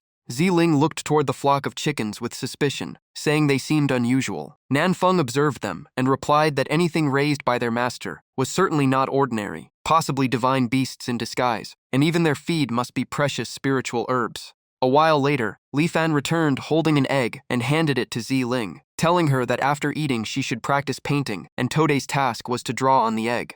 Ziling felt the egg was extraordinary, and Nanfeng carefully examined it, sensing fire spiritual fluctuations within like a dormant volcano, while its shell carried the aura of a fire phoenix. She wondered what kind of egg it was for it to be daily food here. Li Fan rested his hand on the table and asked if she didn't want to paint or thought the task was too easy. He explained that painting fundamentals come from understanding essence through imagination, and repeated practice on simple objects builds true mastery. Ziling quickly admitted her mistake. Just then, urgent knockings sounded outside, followed by Aunt Zhang's voice calling for Xiao Li to open the door as she had brought meat. Li Fan quickly went to open the door. "Aunt Zhang, why is there so much meat?" The woman excitedly explained that there had been an earthquake last night, and the mountains had collapsed in many places, but their village was completely fine, which was extremely strange. Many birds and beasts from the mountains ran to the village entrance and died there, all of them high-quality meat. The only problem was, the meat was too tough for normal knives to cut. Luckily, the knife Li Fan had made for her was sharp enough to slice it easily, so she brought some over as thanks. Hearing about the earthquake, Li Fan felt slightly worried. An earthquake? The two people behind him also became uneasy, wondering if something had happened in the Changli mountain range. At the same time, high in the sky not far from the village, two elders were conversing. A white-haired man glanced aside and said that Changli mountain range had truly opened, and the ancestral sacred relic was likely about to appear. The other man frowned, thinking he originally believed the other faction sent two female disciples first for a different reason, but it turned out they wanted to monopolize the opportunity. The white-haired elder laughed coldly. Two nascent soul cultivators could do nothing. He ordered the subordinates to find Nanfeng and Ziling and bring them back alive or dead. The scene shifted back to the area outside the village after the earthquake, now in ruins. Ziling looked up in shock, wondering what had happened and whether it was a heavenly lightning tribulation. In her mind, only heavenly punishment could cause such destruction, yet she felt nothing last night. Nanfeng also looked uneasy, saying it was terrifying, but fortunately, they were inside the village. With their master present, even a lightning tribulation would not dare approach. Within 1,000 miles, only this place remained peaceful, and the villagers had slept through the night, unaware of anything outside. Thinking of those ferocious beasts, she guessed they must have sensed this place was safe and came here, but were stopped outside while protecting the villagers. Ziling looked toward the villagers in disbelief, thinking creatures like mammoths, great azure penguins, and 3 origin turtles were all ascendant-level beasts, yet here they were treated as ordinary food. In her mind, all beings in this place seemed protected equally without hierarchy, and she realized everything was due to their master. Li Fan remained puzzled, still thinking about the strange earthquake, and even the appearance of a turtle in the forest, but the village's safety reassured him, further confirming this place was the safe zone chosen by the system. An old villager asked Li Fan to explain what was going on. He simply smiled and reassured everyone that the village was very safe. Nanfeng and Zhu Ling became even more convinced that everything was already arranged by their master. Suddenly, a voice came from above, calling directly for the two of them. The villagers looked up in confusion and saw a floating object in the sky. Realizing they were cultivators, before anyone could react, the two men on the flying vessel shouted down, calling Nanfeng and Ziling's names with killing intent. Nanfeng looked up and quickly explained her identity, and Ziling's, saying they were framed and had fled to Changli Mountain for opportunity, realizing they were being hunted. Li Fan still looked confused, not understanding what the 3 absolute sacred land was. Nanfeng explained that it was a sect famous for 3 cultivation paths: music, painting, and calligraphy, and all disciples were required to master all 3. After hearing this, Li Fan interpreted it in his own way, thinking it was simply a group of artists with different styles, and believed he could easily guide or even correct them with his skills. Meanwhile, the 2 attackers landed, greed flashing in their eyes as they saw the remains of rare beasts, believing capturing the 2 girls would bring immense profit. But when they witnessed an old woman casually dealing with a 3 origin turtle, both of them froze instantly. Then they turned and fled in panic, shouting that this place was too terrifying. After returning to their ship, they trembled uncontrollably and urgently ordered a retreat. The image of the turtle's impenetrable shell, being handled like soft matter, haunted them, making them realize this place was far beyond their ability to confront. Li Fan watched them leave, confused by their sudden change in behavior. Ziling also didn't understand and asked Nanfeng. Li Fan simply smiled and said he didn't care, and if they returned, they could talk then. For now, they should go back and avoid going out. Meanwhile, the 2 girls became even more convinced that with their master present, there was nothing to fear. From a distance, Ti Ming noticed that Ao Ming's group had returned. The white-haired elder assumed the danger had been resolved and believed only they were now qualified to seize the ancestral relic. Ti Ming agreed, hoping everything could be handled cleanly without attracting attention. Ao Ming had just returned and immediately reported in panic. He described what he had seen, a forbidden zone beyond imagination, where a single slash had destroyed mightier beasts. a place so dangerous no one dared approach, and most importantly, it had remained completely unaffected by the recent anomaly. After hearing this, the white-haired elder refused to believe it and insisted on verifying it personally. Not long after, the two elders arrived near the village and observed from above. Seeing the contrast between the devastated surroundings and the completely untouched village, they found it strange and decided to sneak in for investigation. Elder Shitai also wanted to see with his own eyes, who dared to take their disciples and oppose the three absolute sacred land. As his voice rang out calling for the two girls, Nanfeng immediately recognized their identities and changed expression, while Ziling also felt immense pressure upon realizing a supreme-level expert had personally arrived. Li Fan looked up at Ziling, internally judging that a supreme-level cultivator was probably like a high-ranking teacher. Ziling, however, was visibly uneasy, saying they had come to capture them. Li Fan looked toward the flying ship and mentally compared them to overly strict school administrators. He calmly said he would talk to them. Nanfeng quickly explained that Elder Shitai specialized in calligraphy, while the other elder, Ti Ming, likely specialized in music using a flute. Li Fan immediately became interested, as this was his area of confidence. He took out brush and ink and said calmly to wait a moment. Ziling carefully watched, sensing the brush was extraordinary. Nanfeng was also shocked by Li Fan's demeanor as he wrote, as everything seemed to align with a mysterious natural law. Li Fan finished writing 3 characters and handed them to Ziling, telling her to hang it at the gate as a nameplate so there would be no misunderstanding. When Ziling stepped out, Shitai immediately noticed her. He spoke proudly, confirming her identity and demanding both girls return to face punishment. Ziling loudly responded that they had already acknowledged Li Fan as their master and would not obey them.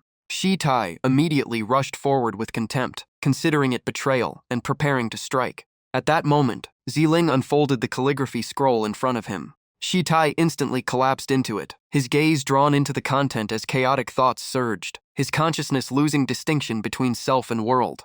Ti Ming hurried forward to stop him, warning that this was a level of calligraphy beyond comprehension and must not be observed for long. But Shitai had already fallen into an extreme state, speaking incoherently. Ti Ming stared in shock, unable to understand what was happening. He only dared to point toward Ziling, without looking directly, asking cautiously what force stood behind her. Ziling replied firmly that he was not qualified to know her master's identity. At that moment, a melodious sound echoed in Ti Ming's ears. His consciousness gradually melted into an unseen flow. He murmured, as if touching something beyond his understanding. The flute in his hand fell to the ground.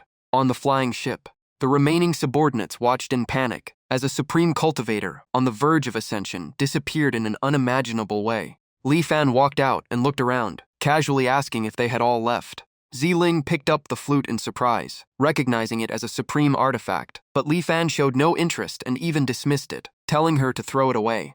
Ao Ming, in panic, took out a communication jade to contact the Sacred Hall. Despite Truck Tam's warning about the severity, he activated it, believing the situation had gone out of control. After crushing the jade, he immediately reported. He accused Nanfeng and Ziling of betrayal, colluding with outsiders, causing the death of one supreme cultivator and the abnormal state of another, and requested reinforcements. The Grand Elder responded that he understood the situation. At the 3 absolute sacred land, elders and the sect master began discussing. Some argued against rash action before fully understanding the opponent's strength. Others had different intentions, mentioning the opportunity of the Ascension platform and the remaining treasures. Back at the entrance of Li Fan's residence, Lin Yi, Tian Ning, and Elder Wu stood before the calligraphy, sensing the profound Tao aura within it. Just observing it was enough to shake their hearts deeply. Tian Ning and Ling Ni lower their heads in respect. Senior Li Fan, we came today to pay our respects. From inside, Li Fan calls them in, tells them to sit, and asks about the situation. Lao Yu walks in and bows. Thanks for your concern, Senior Li Fan. I'm doing fine. Li Fan studies him and guesses they are here because of Luo Ming. Ling Ni looks at him and asks if he has any advice. Li Fan strokes his beard and tells them to stay normal and not worry. Since they are here, he'll give them 2 things. Last time he already gave the 10,000 Mountains Gathering Dragon formation to Luo Ming, so he expects a calligraphy and painting exhibition with an auction soon. It looks like the event is coming, so he might as well help a bit more. He then calls for paper and ink to be brought in. In an instant, a calligraphy piece and a painting appear, shocking Tian Ning and Ling Ni. One sword suppresses the southern heaven Bichuo, becomes the heavenly palace. Li Fan instructs them to take both pieces. If they want to show off to the world, then let the world see what real calligraphy and painting look like. Ling Ni and Tian Ning tightly hold the two works. With these treasures, no matter how dangerous Changli Mountain is, there's nothing to fear now. Great. Hurry to support Tai Yan and Ziyang. The scene shifts to the battlefield at Changli Mountain. Luo Ming's breathing is heavy as his sword is slammed into the ground. Dao brother, how is the situation? Lao Hongxuan remains on high alert, scanning the surroundings. The quasi-immortal weapon of the Holy Land has appeared, and the situation is temporarily stable. Over the past days, the armies of both Holy Lands have suffered heavy losses entering this place. Luo Ming looks exhausted. After Changli Mountain collapsed, countless dangers emerged, and even the remaining ruins are terrifying. Suddenly, Luo Ming shouts in panic. The quasi-immortal sword is moving. Lao Hongxuan, Luo Ming, and the others all look forward in shock. A celestial scene suddenly appears. Wangu Ascension Platform. Is this the Ascension Platform? I finally made it. Lao Hongxuan shouts. Nonsense. Impossible. At that moment, countless beams of light pierce through Luo Ming's body, making him scream in agony. Holy Lord, save me. That place is the tomb of the ancient supreme beings. Lao Yuanyang of the Ziyang Holy Land speaks. All the supremes fell here, even quasi-immortals. From this point on, only supremes can proceed. Ahead lies the Tao Light Tribulation, the first trial. Any flaw will result in being reduced to ashes. Lao Lingxiao adds that there is no turning back. Only by passing the tribulation can one ascend the platform and enter the immortal realm. Suddenly, a surge of evil aura tears through space, sweeping past the two holy masters. The sky is instantly covered in dark clouds, evil energy surging wildly. Lao Yuanyang recognizes it immediately. Evil god. Lingxiao stares ahead. As an evil god, you dare compete for immortality. The evil god sneers. A bunch of mortals also dream of immortality. I'll use your Tao to trigger the tribulation and open the path for myself. With that, he unleashes an evil technique, plunging the sky into darkness as evil energy engulfs Changli Mountain. His power erupts, transforming his body into an asura-like form, with countless arms, each holding a different divine weapon. The two holy masters face this overwhelming force and shout out, "You think you can defeat us? Dream on." Lao Lingxiao activates the Holy Land's ultimate technique, Taiyan Holy Disc. The supremes below all join forces to support him. Lingxiao channels the combined power, guiding it together. He locks onto the evil god. With all supremes of the southern region gathered here, I won't let you run wild. At that moment, countless Tao Light tribulations descend. The two holy masters realize they've been used, forced to trigger the tribulation to clear a path for the evil god to reach the ascension platform. The evil god laughs in satisfaction. Thousands of bolts of tribulation lightning rain down non-stop. At the same time, the evil god's attacks strike relentlessly. Facing the overwhelming assault, the two holy masters look toward the tribulation. Dao brother, what now? It seems we cannot avoid this tribulation. Suddenly, Ling Ni appears, holding the artifact given by Li Fan. All supremes enter the palace to take shelter. Everyone immediately retreats into Tianli Palace. Once inside, Lao Yuanyang is shocked. What is this place? Why do I feel so insignificant? Lingxiao observes the surroundings and senses dense Tao resonance and fire-attributed spiritual energy. Could this be a true immortal artifact? Outside, the Tao Light tribulations are continuously blocked and dissipated by Tianli Palace. Lao Yuanyang looks outside in excitement. What kind of treasure is this to block the tribulation? It must be an immortal artifact. Ling Ni folds her hands. Everyone, the tribulation has been broken. Now we can go out and eliminate the evil god. Lao Yuanyang fixes his gaze on Ling Ni, speaking with emotion about the rumors of a hidden expert behind the Fire Kingdom. Now seeing it with his own eyes and realizing it is anything but ordinary, Ling Xiao looks at her with interest and asks if that expert has already stepped into the immortal path. The two holy lords speak with deep reverence. Become an immortal? That person could erase immortal-level beings without even making a move. A woman named Jiang Shue steps forward and asks where her divine palace artifact came from, and if she can take a closer look. The two holy lords immediately sense her terrifying aura, no weaker than the evil god, clearly already touching the quasi-immortal realm. Luo Ming steps out and bows. This is an immortal artifact and cannot be casually handed over. Ling Ni also says it was gifted by a senior. Jiang Shue bows slightly, speaking sincerely. Don't worry, I would never offend the owner of this immortal artifact. She then takes the immortal artifact from Ling Ni and studies it closely. A moment later, Jiang Shue steps toward the stairs of the ascension platform, overwhelmed by the mysterious power of the treasure. She mentions that this opportunity is both dangerous and precious, originally intending to advise everyone to stop, but thinking of the backing behind them, she trusts nothing will go wrong. If she ever becomes an immortal, she will personally visit the owner of this divine palace. With that, Jiang Zhu ascends step by step. Below, the supremes roar in unison. With the tribulation gone, the path is open, and the chance to become immortal is within reach. They turn toward the evil god, declaring they will eliminate the future threat of the profound heaven realm for Senior Lee. The evil god turns back arrogantly. Just one step away from immortality. Who can stop me now? Jiang Sui responds coldly. You don't understand the true power of that senior. At that moment, divine light envelops the evil god. He ignores everything, believing stepping onto the ascension platform makes him immortal, untouchable. His power begins transforming. Lao Yuanyang watches in shock. Immortal power purifies everything he is truly transforming. Jiang Shui is also bathed in light, looking at Ling Ni. I am Jiang Shui. Please tell that senior I will go ahead and open the path to assist him. The other supremes are shaken, rushing toward the ascension platform, believing the path is now open and a rare chance has arrived. Tian Ning stares at the evil god uneasily. Sister, what do we do? He is about to become immortal. Ling Ni remains calm. I trust Senior Lee already planned everything. Even if he becomes immortal, it means nothing. The evil god is ecstatic, feeling his power turning immortal, believing he has reached a new realm. Above the clouds, a figure appears, treating everything like prey. He pulls a fishing rod, dragging away a stream of spiritual energy. The evil god screams in pain, feeling his power rapidly drained, panicking and questioning the attacker. Jiang Shui looks up, displeased. This place was never a fortune, but a trap. She questions whether he is not afraid of punishment from the immortal realm. The old man above looks strange, saying once all beings become his puppets, the world will be easily controlled, and that army will invade the southern border of the immortal realm. He continues reeling in the rod, laughing as he harvests his gains.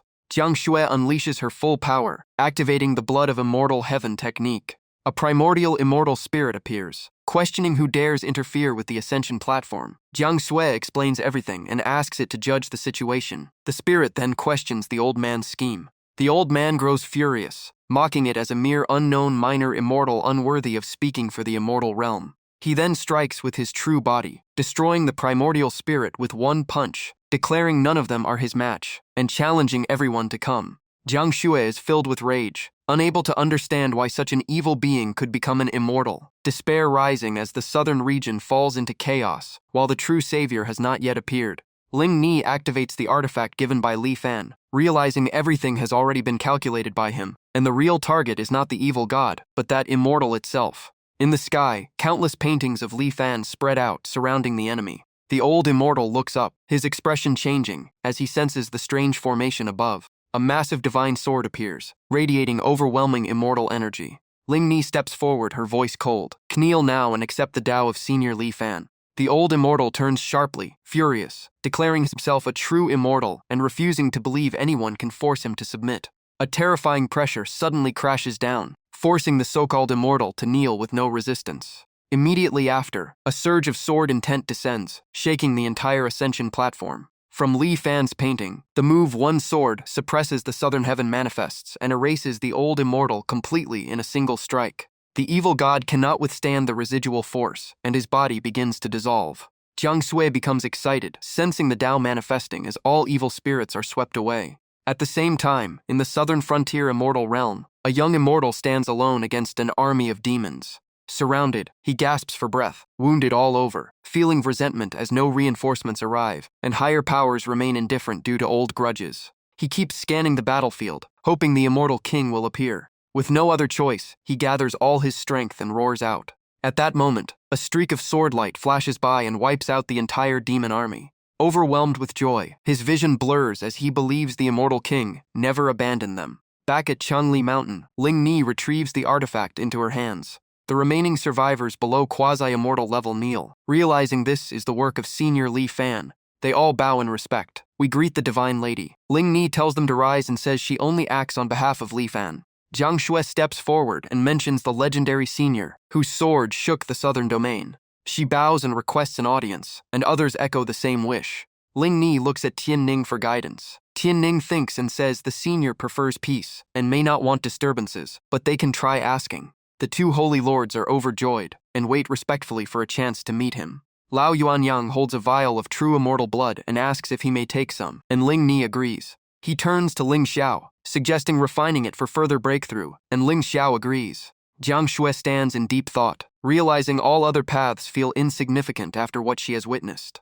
Suddenly, two streams of energy tear through space in the sky. The two holy lords immediately become alert and order protection of the envoys. Upon closer inspection, they recognize a brush and a zither relics left behind by the Three Arts Immortal after his departure. Jiang Shui observes carefully and understands why the Three Arts Holy Land invaded the southern domain. Elsewhere, on a banner peak, scout birds continuously send signals. A rider explains the Three Arts Holy Land's revenge mission, while subordinates report that 2 supremes have already fallen in a nearby village. Meanwhile, Ling Ni and Tian Ning lead the supremes back to the residence gate.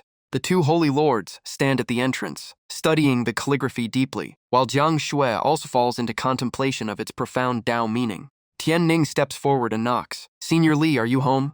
From inside, Li Fan replies casually, inviting them in. Seeing them, he asks about the situation and mentions the calligraphy exhibition again. Ling Ni and Tian Ning bow, reporting success and presenting the 2 newly acquired items. Nan Feng freezes on sight and accidentally snaps his zither string. Li Fan looks curious, while Nan Feng and Zi Ling recognize it as their ancestor's relic, something they have searched for years. Li Fan examines the zither and concludes it is just an old antique, likely valuable, assuming Ling Ni has been doing well to gift such items. He casually thanks them and tells them to keep it if they are fated with it, saying such 1,000-year relics are ordinary to him. Nan Feng and Zi Ling are stunned by his generosity. Both repeatedly express gratitude with bows. Tian Ning steps forward and says there are others outside connected to the incident who wish to enter. Li Fan strokes his chin, realizing the calligraphy has attracted too much attention, and agrees. Tian Ning immediately runs out to inform them. Jiang Shui steps into the courtyard, her gaze landing on Li Fan as an indescribable feeling rises within her. The 2 holy lords step inside and are shaken by the overwhelming Dao presence, feeling insignificantly small. Li Fan is slightly startled by Jiang Shui's deep bow, confused by her excessive reaction. The 2 holy lords also bow, making him even more awkward, quickly saying it is only minor skill and no need for such respect, while Tian Ning and Ling Ni silently realize their identities are extraordinary. Lao Yuanyang expresses admiration, saying even a single piece of calligraphy was enough to convince them completely. Jiang Shui continues bowing, requesting to stay and listen to Dao teachings, while Li Fan stands silently, thinking yet another person wants to become his disciple. Tian Ning explains that Jiang Shui contributed greatly, and even gave up a major opportunity just to come here. Li Fan looks at her and says he will not take disciples for now, but she can ask any questions she wants.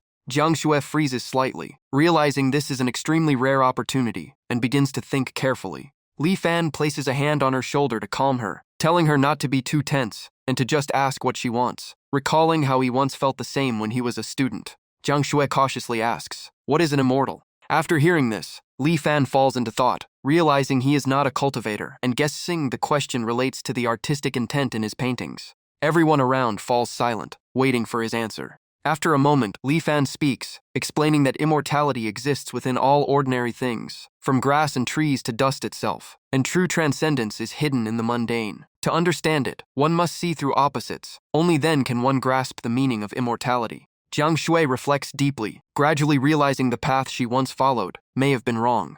As her mind clears, her state transforms and she becomes lighter. Li Fan tells her that observing all things to understand their laws is the only way to go further. Jiang Shui repeatedly bows in gratitude. Li Fan waves it off, saying it is nothing, and invites everyone to taste the ripe peaches in the garden. Everyone is shocked and turns their attention toward the peach tree. Recognizing it as the legendary peach of immortality tree, they are all shaken. Seeing others already seated, they quickly take their places. Soon after, Li Fan brings out a tray full of spiritual peaches, saying it is the first harvest of the tree and invites everyone to try. All express deep gratitude. His casual attitude surprises Li Fan, while the others clearly understand the value of what is before them. Everyone begins eating, and the atmosphere becomes lively. A while later, Lao Yuanyang tells Ling Xiao he has reached a new realm, and Ling Xiao agrees, both realizing this opportunity came from Li Fan. Suddenly, Jiang Shui's aura changes as light surrounds her, and she instantly breaks past her former limits. The 2 holy lords are shocked, realizing a single peach was enough to cause such a transformation. Li Fan stands to the side, still slightly confused, while Jiang Shui walks toward him. Jiang Shui suddenly bows deeply to the ground, expressing utmost gratitude and saying she will never forget this great kindness. Seeing this, Li Fan quickly helps her up, saying it was just a few peaches and not worth such respect. The 2 holy lords then ask if there is anything else he wishes them to do, saying they will not refuse any order. Li Fan scratches his head slightly, looking a bit embarrassed. He says they are too polite, and that situations like this may happen more often in the future, and this is just the beginning. For now, they should take care of Tian Ning and the others. In his mind, he grows slightly heavy-hearted, thinking they are all struggling with almost nothing left. while Huo Lingni also has a tragic fate, so he wants to help as much as he can. Hearing this, Ling Xiao begins to think. More incidents like this will continue. Could it be referring to another scheme by Supremes and Quasi-Immortals against the southern region? It seems this game is not over yet, and any future matters may still need to be handled through Tian Ning. Suddenly, noise erupts outside from the Three Arts Holy Land. The Three Arts Holy Land of the central region has arrived. Ling Xiao turns with concern. They have come. Li Fan raises an eyebrow. That troublesome group is here again? Still not giving up? The atmosphere turns tense. Their loss of resources like Nanfeng and Ziling explains their anger, but this is already the second time, and no one knows when it will end. Nanfeng, hearing this, is stunned. If even Senior Li views them like this, the Three Arts Holy Land may be facing disaster. Jiang Shui immediately speaks up. Senior, let me handle those troublemakers. Li Fan thinks for a moment. Since they have influence outside, dealing with them would be easier. He agrees, also not wanting to face them again himself. Ziling looks at Nanfeng in confusion. Sister, why is the Three Arts Holy Land acting like this? Nanfeng is still shocked. At this rate, their fate will likely be terrible. The Holy Lord of the Three Arts Holy Land steps forward and shouts loudly, "Come out and die." In the sky, Ling Xiao and Lao Yuanyang appear and shout back, "Shut your mouth." The opponent responds, recognizing them. So it is you two, Ling Xiao and Lao Yuanyang, long time no see. Lao Yuanyang's gaze turns cold. You are not qualified to speak to us. For old acquaintance's sake, if you order all Supremes to cripple their cultivation and kneel to confess now, you might still preserve a trace of your lineage. Ling Xiao also shows hostility. Who do you think you are calling Dao, brother? The opponent still maintains confidence, eyes fixed on the two of them. You two, those people in the small courtyard deliberately harmed my holy land. Is this related to you? Or are you also here for my ancestors' immortal artifact? Ling Xiao bursts out laughing. Immortal artifact? That thing is nothing. You've made an unforgivable mistake. Jiang Sisun Liancheng, whether you came for the immortal artifact or the ascension platform, that's one thing. But you actually used Senior Li's name as an excuse, and spoke so disrespectfully then. Don't blame us for wiping out the Three Arts Holy Land. Liancheng is slightly shaken, suspicion rising in his heart. For both holy lords to call someone senior, could it be that the southern region truly has such a terrifying existence? He erupts with aura and shoots into the sky, speaking with absolute confidence. Destroy my Three Arts Holy Land? On what basis? I've already stepped into the quasi-immortal realm. In the entire profound heaven realm, who can be my match? Ling Xiao looks straight at him, voice cold. No wonder you dared come from the central region. So you've reached that level. All this for those two immortal artifacts. You're far too arrogant. As soon as she finishes, the two holy lords also rise into the air. Unfortunately for you, we've also taken a few more steps forward. Liancheng's expression changes instantly. Quasi-mortal? How is this possible? I should be the strongest among all holy lords. Ling Xiao replies coldly. Thanks to that one senior, we've easily reached this realm. Lao Yuanyang adds, those two girls, Nanfeng and Ziling, have also been taken in as disciples. Even I feel envious of such fortune. Yet you still came to cause trouble and became an obstacle to Senior Li. Not only did you touch his disciples, you even framed them as traitors. That is an unforgivable insult. Today, the Three Arts Holy Land must disappear. Liancheng grits his teeth, rage surging. No, I've devoted my entire life to this plan. How can it end like this? He raises his hand as power gathers, his voice turning mad. I refuse to lose. Anyone who stands in my way dies. The two holy lords below observe. Is that an immortal artifact? Ling Xiao replies. Only slightly below it. Liancheng grips his divine weapon and charges straight at the two of them. Jiang Shui suddenly appears and slaps him across the face. Shut up. Just that single motion sends Liancheng crashing to the ground. Jiang Shui speaks again, decisive and cold. For someone like this, just kill him outright. No need for words. Senior already said it. There's no need for the Three Arts Holy Land to exist anymore. Liancheng lies broken on the ground, consciousness fading. Immortal, why would even immortals obey that senior's orders? Who exactly is he? He forces out his last strength, trembling as he draws a few lines, his voice filled with obsession. No, the Three Arts Holy Land cannot fall in my hands. I cannot become its sinner, Jiangsun Liancheng, 9th generation Holy Lord. I beseech my ancestor to descend and protect the Holy Land. As soon as the words fall, space trembles violently and a storm erupts. An ancient will awakens. After 1,000 years of ascension, has my inheritance still been destroyed? Liancheng clings to hope like a drowning man. Ha ha ha. The ancestor has arrived. No one can touch my Three Arts Holy Land now. No one can destroy it. Ancestor, please protect it forever. Jiang Shui steps forward, voice cold. Even your true body or primordial spirit would be useless here, let alone just a projection. The three arts immortal looks at her with slight surprise. After I left, someone actually reached this level. Not bad, at least I won't be lonely. But why must you hunt my holy land to extinction? Jiang Shui replies calmly. He brought it upon himself. Lian Cheng panics completely, screaming nonstop. Ancestor, ancestor. The three arts immortal falls silent for a moment, then speaks. If that's the case, there's nothing more to say. I left behind 2 immortal artifacts to pass on my legacy, yet they caused such chaos. And I also want to see who is standing behind you. Jiang Shui speaks softly, carrying a deeper meaning. I'm afraid neither you nor I are qualified to ask that question. The opponent laughs loudly. My true body has already ascended to the immortal realm. Even experts from above may not dare speak like that to me. He frowns, voice turning sharp. I really want to see what kind of existence that person is. Ling Xiao shouts angrily from afar. How dare you disrespect senior? Jiang Shui, stop him quickly. Jiang Shui remains still, expression calm. No need. If senior intended to kill him, a single glance would be enough. Besides, even his disciples are connected to the three arts holy land. Lao Yuanyang adds slowly. Indeed, the thoughts of an immortal are far beyond ours. The scene shifts back to Li Fan's small courtyard in the mountain village. Just as he arrives at the gate, the three arts immortal is immediately drawn to the calligraphy hanging there. In his heart, he felt an unimaginable shock. Every brushstroke seemed to hide a profound mystery, opening a completely different layer of the great Tao. Inside, Li Fan was immersed in the sound of the zither, calm and relaxed, fully lost in the rhythm of the music. San Jue Xianren sensed the melody, and his mind shook violently. This isn't this my Jue Qinchin, how did it reach this level? This is Tao resonance. He almost lost control, unable to suppress the turmoil in his heart. Outside, Lian Cheng kept shouting, Ancestor, please take action. Our sacred land has never suffered such humiliation. Please don't just stand by. San Jue Xianren turned and walked away, his voice heavy. Take action? In this world, who has the secret to act against that existence? Only now do I understand the true great Tao. My 1,000 years of cultivation meant nothing. Ling Xiao looked confused. What exactly did he see? Jiang Shui watched the departing figure and said calmly, kneeling before that senior is already an honor. If one could meet him directly, their cultivation would rise even further. Lian Cheng collapsed completely, his spirit breaking. It's over. I've dragged the entire Sanjuo sacred land into offending such an existence. San Jue Xianren asked one last question. Since we have offended him, does the senior have any instructions? Jiang Shui replied calmly. He does not want the San Jue sacred land to continue existing. Hearing this, he turned to the remaining disciples of Lian Cheng, his voice decisive. This calamity cannot be avoided. I will end it myself. You still have a chance to reincarnate. This is my final mercy. He raised his hand, and blazing fire energy turned into a storm, sweeping everything into ashes.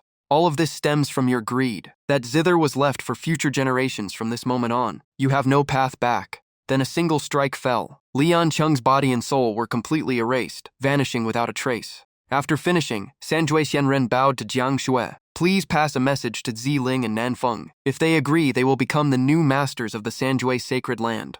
Regret filled his heart. Born in the wrong era, he never had the chance to follow such a being, leaving his path full of regret. Ling Xiao and Yuan Yang fell silent as they watched him leave. A top sacred land of central continent just vanished like this. Jiang Shui spoke softly. Remember the senior's words. The Ascension platform incident is only the beginning. These opportunities are not meant to be enjoyed without repayment. In the end, we are just pieces on a board. The scene shifted beneath a massive ancient tree, where a group of cultivators gathered. One of them spoke. The world tree of this era has taken root in the southern region.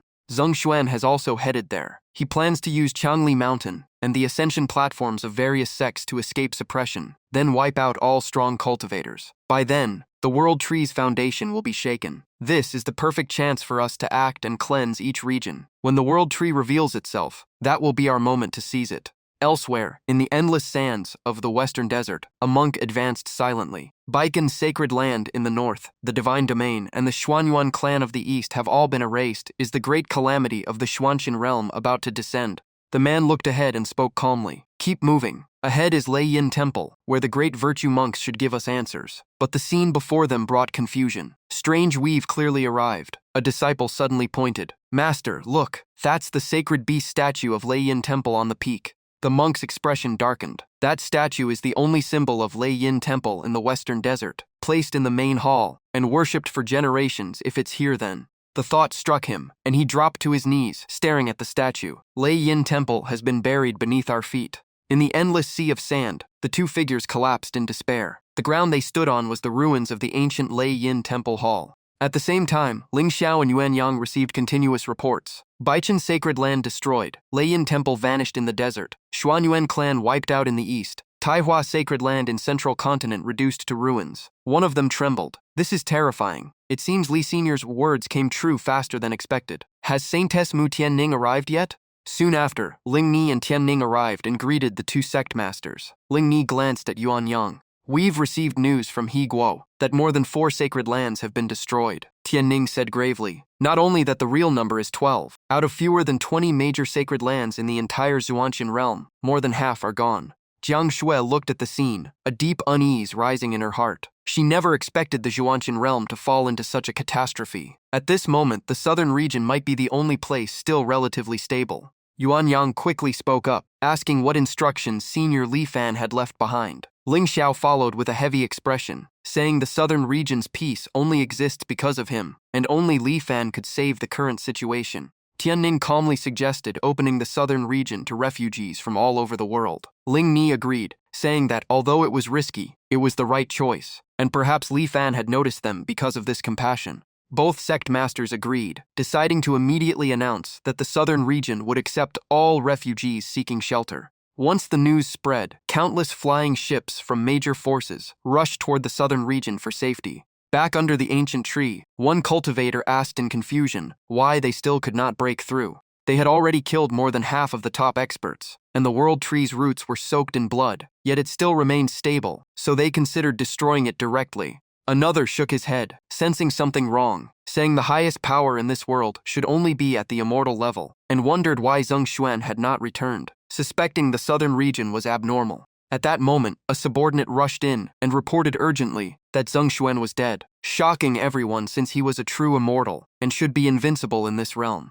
The subordinate presented blood-stained soil from the ascension platform in the southern region, confirming he was drained and his soul erased, while the leader warned that their actions might have already drawn attention from the immortal realm and ordered a temporary halt. The leader then noted that cultivators of the Xuanqian realm were gathering in the southern region and decided it would be easier to eliminate them all at once, ordering Lua Ming to act and also contact the immortal envoy. He looked into the void with interest, saying this world was finally becoming interesting. The scene shifted back to Li Fan's small courtyard as Ling Ni and Tianning came to pay their respects again. Li Fan casually asked how things were going, and Ling Ni simply replied that many people had died. Li Fan frowned slightly, sensing chaos spreading across the Xuanqian realm, and asked if the situation elsewhere was similar, while Ling Ni felt reassured that he already understood everything. Tianning then asked cautiously if their decision to accept refugees into the southern region was wrong. Li Fan gently replied that there was nothing wrong with it, as doing what is right within one's ability is always correct.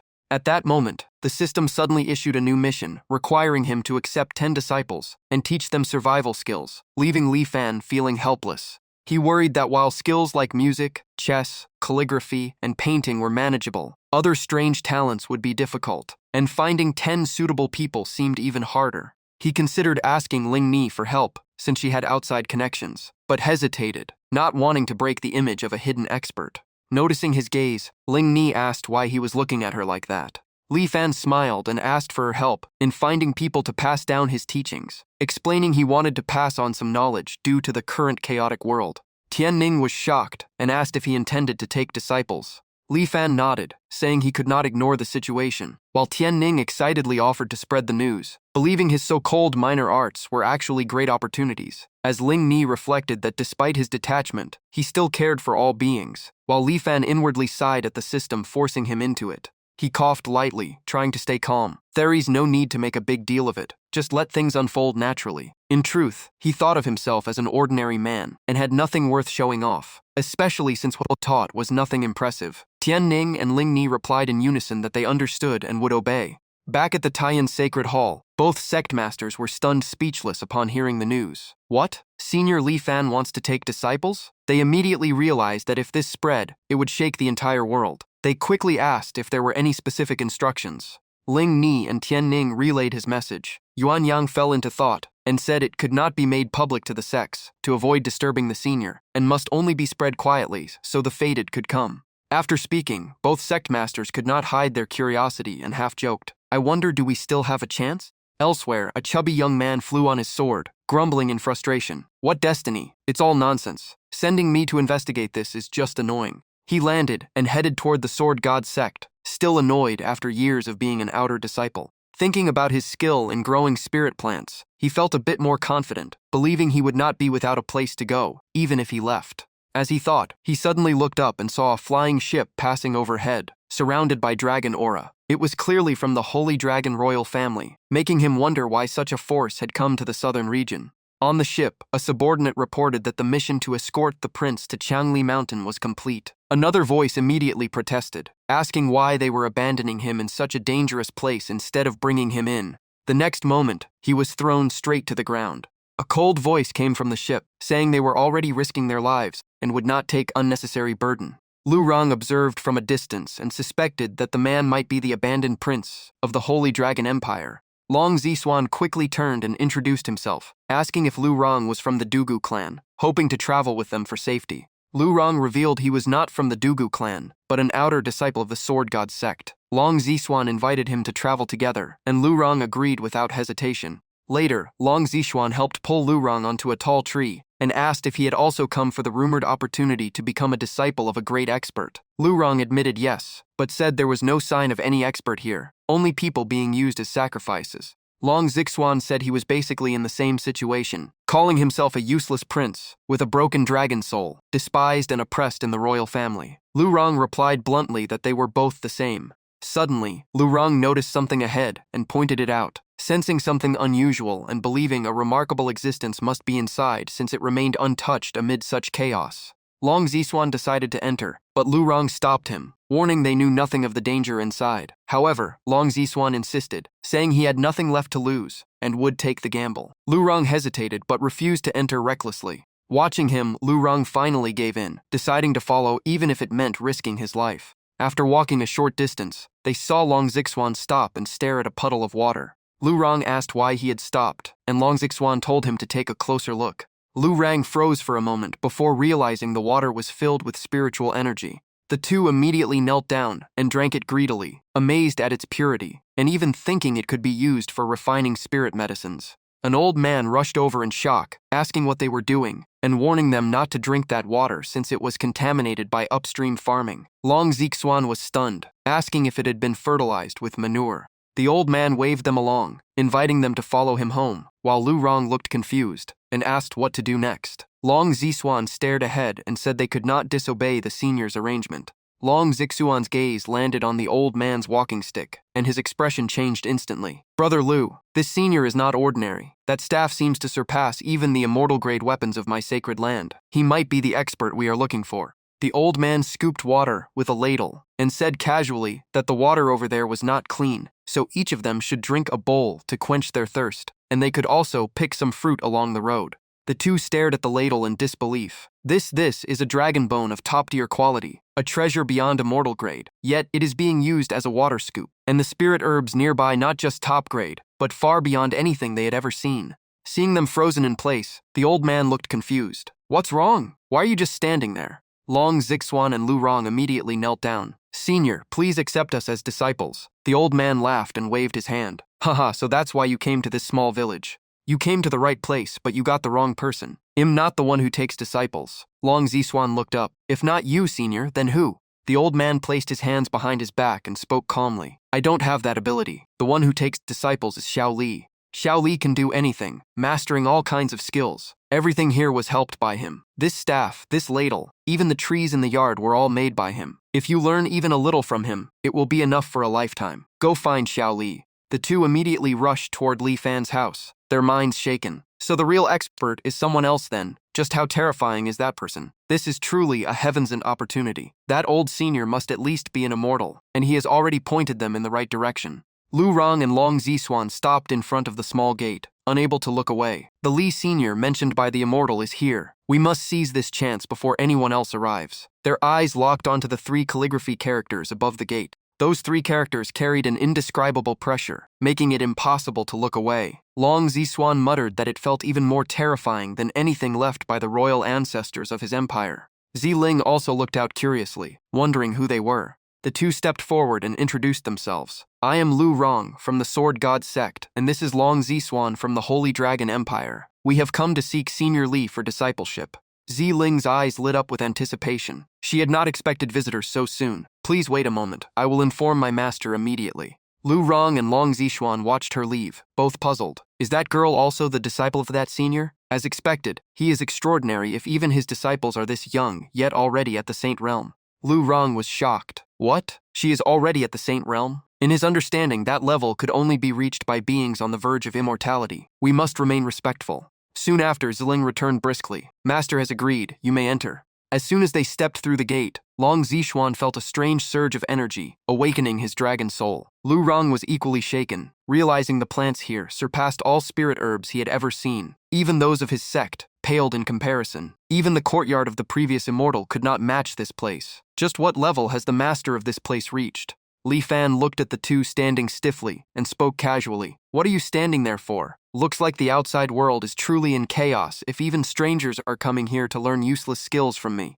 Without hesitation, both of them knelt down. Please accept us as disciples. Li Fan quickly waved his hand. Don't do that, stand up first. Why do you want to become my disciples? This cannot be decided so casually. Suddenly, both of them were forced upright by an invisible power, unable to kneel again. This is this legendary ability? Long Zixuan's eyes reddened as he spoke. I was born into a prestigious family, but never acknowledged, and even forced into Changli Mountain. I thought I would die there, but instead I found this hidden place. Li Fan nodded slightly, thinking he was just another unfortunate youth caught in chaos. Lu Rang quickly spoke, saying he wanted to stay and learn farming, having loved planting since childhood, believing that growing even one plant like this would satisfy him for life. Li Fan calmly replied that they could eat and drink freely, and since they were here, they could stay. The two were overwhelmed with excitement, unable to believe it. Had they really succeeded in becoming disciples, just like that? Their long-awaited opportunity had finally arrived. Li Fan lifted the teapot and poured a few cups, then called out, "Come sit. It's a long journey. You must be tired. Drink some tea and rest." Long Zixuan took a sip in one go, and his body immediately changed. The damaged dragon soul within him was replenished with spiritual energy and began to recover. The place he had searched for all this time was here. Li Fan turned to Lu Rong while holding his cup. Earlier you said you wanted to learn farming, right?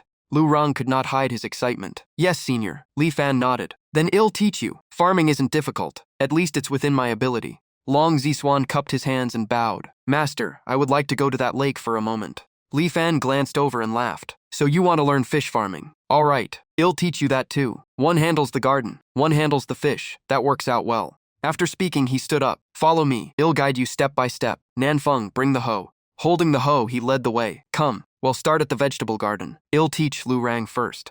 When they arrived, both of them froze. What lay before them far surpassed the concept of a normal vegetable garden, making them question Li Fan's true identity. Li Fan raised the hoe high. To learn farming, you must first learn how to work the soil. Watch carefully. As he worked, he explained every basic motion, each step containing its own hidden principle. Only by understanding this could one nurture all living things. Lu Rong immediately bowed. One move from Master has opened a path of enlightenment for this disciple. I will do my best to comprehend it. Li Fan handed him the hoe. From now on, this will be yours. Taking it in his hands, Lu Rong felt a surge of excitement. Li Fan then led Long Zishuan away. Come, I'll take you to the lake. He pointed at the water and explained fish farming, emphasizing precision and how it could calm the mind. The key is feeding them properly. Watching Li Fan's explanation, Long Zishuan gradually realized something. From the moment he entered, his dragon soul reacted because what was in this lake was not ordinary fish, but true dragons. The foundation of the Holy Dragon Empire was built upon an ancestor who once glimpsed enlightenment from a fallen dragon. But now, before him was an entire lake of true dragons. Nanfeng and Ziling stood nearby, equally shaken, realizing these beings were beyond imagination, and without Li Fan's presence they would not survive here for even a moment. Long Zishuan kept bowing repeatedly in gratitude. Thank you, Master, thank you. Master Li Fan waved his hand. No need for that. Stand up. From now on, you will be in charge of feeding the fish. He assumed the boy had suffered too much before and was desperate to stay. Long Zishuan still struggled to grasp the movements of the creatures. Lu Rong was in a similar state, unable to even lift the hoe without exhausting his spiritual energy. Li Fan looked at them puzzled, thinking one was dazed while standing, and the other lacked the strength to use a tool, assuming they were physically weak from hardship and needed gradual recovery. Elsewhere, the dark cultivators continued their search. One reported that Zheng Shuan's aura had completely vanished, confirming his death, and that the target was likely still hidden in the southern region. Another calmly replied that they would move on and find a new force to exploit. At the Rofu Sacred Hall, two powerful figures discussed Sword Dao and its next breakthrough. Suddenly, a rough laugh interrupted the solemn atmosphere. Ha ha, a bunch of nobodies dare speak so boldly. The two figures were revealed to be the Rofu Sacred Master and Cao Yijian. An eerie figure suddenly appeared behind them, pressing close to the Rofu Sacred Master. I am here. Two black-clothed men then struck, sending Cao Yijian flying with a single attack. One of them looked down coldly. Trash. Tell me, what is the strongest force in the southern region? Seriously injured, Cao Yijian lay on the ground, shaken. Impossible, this power is beyond us. Could it be at the immortal level? He forced himself to answer that he was new to the southern region, and suggested the Taiyan and Ziyang sacred lands might know more. The black-clothed men exchanged glances and decided to use them temporarily instead of acting openly, suspecting those sacred lands were connected to Zheng Shuan's killer. One of them tempted them. Do you want to stand at the peak of the southern region and control everything? Help us with one small task, and it will all be yours. The two elders froze, staring at the figures before them. His attitude changed instantly, and he bowed in submission. Greetings, master, he laughed loudly. At the floating Taiyan Holy Land above the clouds, major factions gathered, including Luofu and the Divine Sword Sect. After submitting, the two elders grew confident and spoke boldly. With all major sects present, everything now depends on you two. Cao Yijian laughed. With our current power, the southern region has no choice but to bow. Yuan Yang stepped forward, probing them with his tone. Why did you gather so many people here? Cao Yijian smiled with hidden intent. We just came to visit the two holy lords of Taiyan and Ziyang, and discuss splitting southern region resources. Ling Chao and Yuan Yang erupted with killing intent, anger visible. Ungrateful traitors. Yuan Yang followed up. Do you really think the southern region is that easy to bully? The Luofu Holy Lord looked at them with disdain. Anyone can come here, but if you don't want to die, leave now. Tian Yang stared back calmly. Quasi-immortal level? No wonder you are so arrogant, but one of you is not enough to shake the southern region. Luofu and Cao Yijian released their auras at the same time. Not enough with one? Then what about two?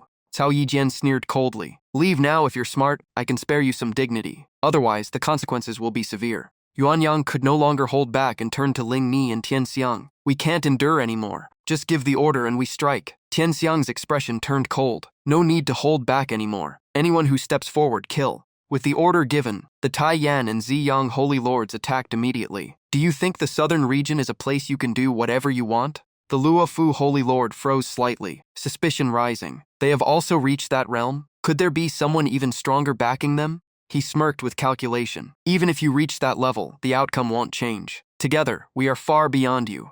Huo Linger stepped forward. IZC. The southern region once sheltered you, and now you repay it like this. Truly shameful. She took out a divine artifact granted by Li Fan, its aura instantly tightening the atmosphere. Do you really want to force yourselves into a dead end? At that moment, the black-clothed man suddenly ordered a retreat. The decision shocked the Luofu Holy Lord, as the battle had already begun but was forced to stop midway. The black-clothed man shouted, pointing out the gap caused by the opponent's immortal weapon. The two of them stand no chance at all. Luofu raised his hand and stopped everyone. Wait. He changed his tone and proposed another option. Since both sides walk the orthodox path, a full war would damage the entire southern region. Let the younger generation decide through battle and use the result to divide resources. Yuan Yang looked at Ling Ni for her opinion. Ling Ni met his gaze, still furious. Whatever you decide, I support it.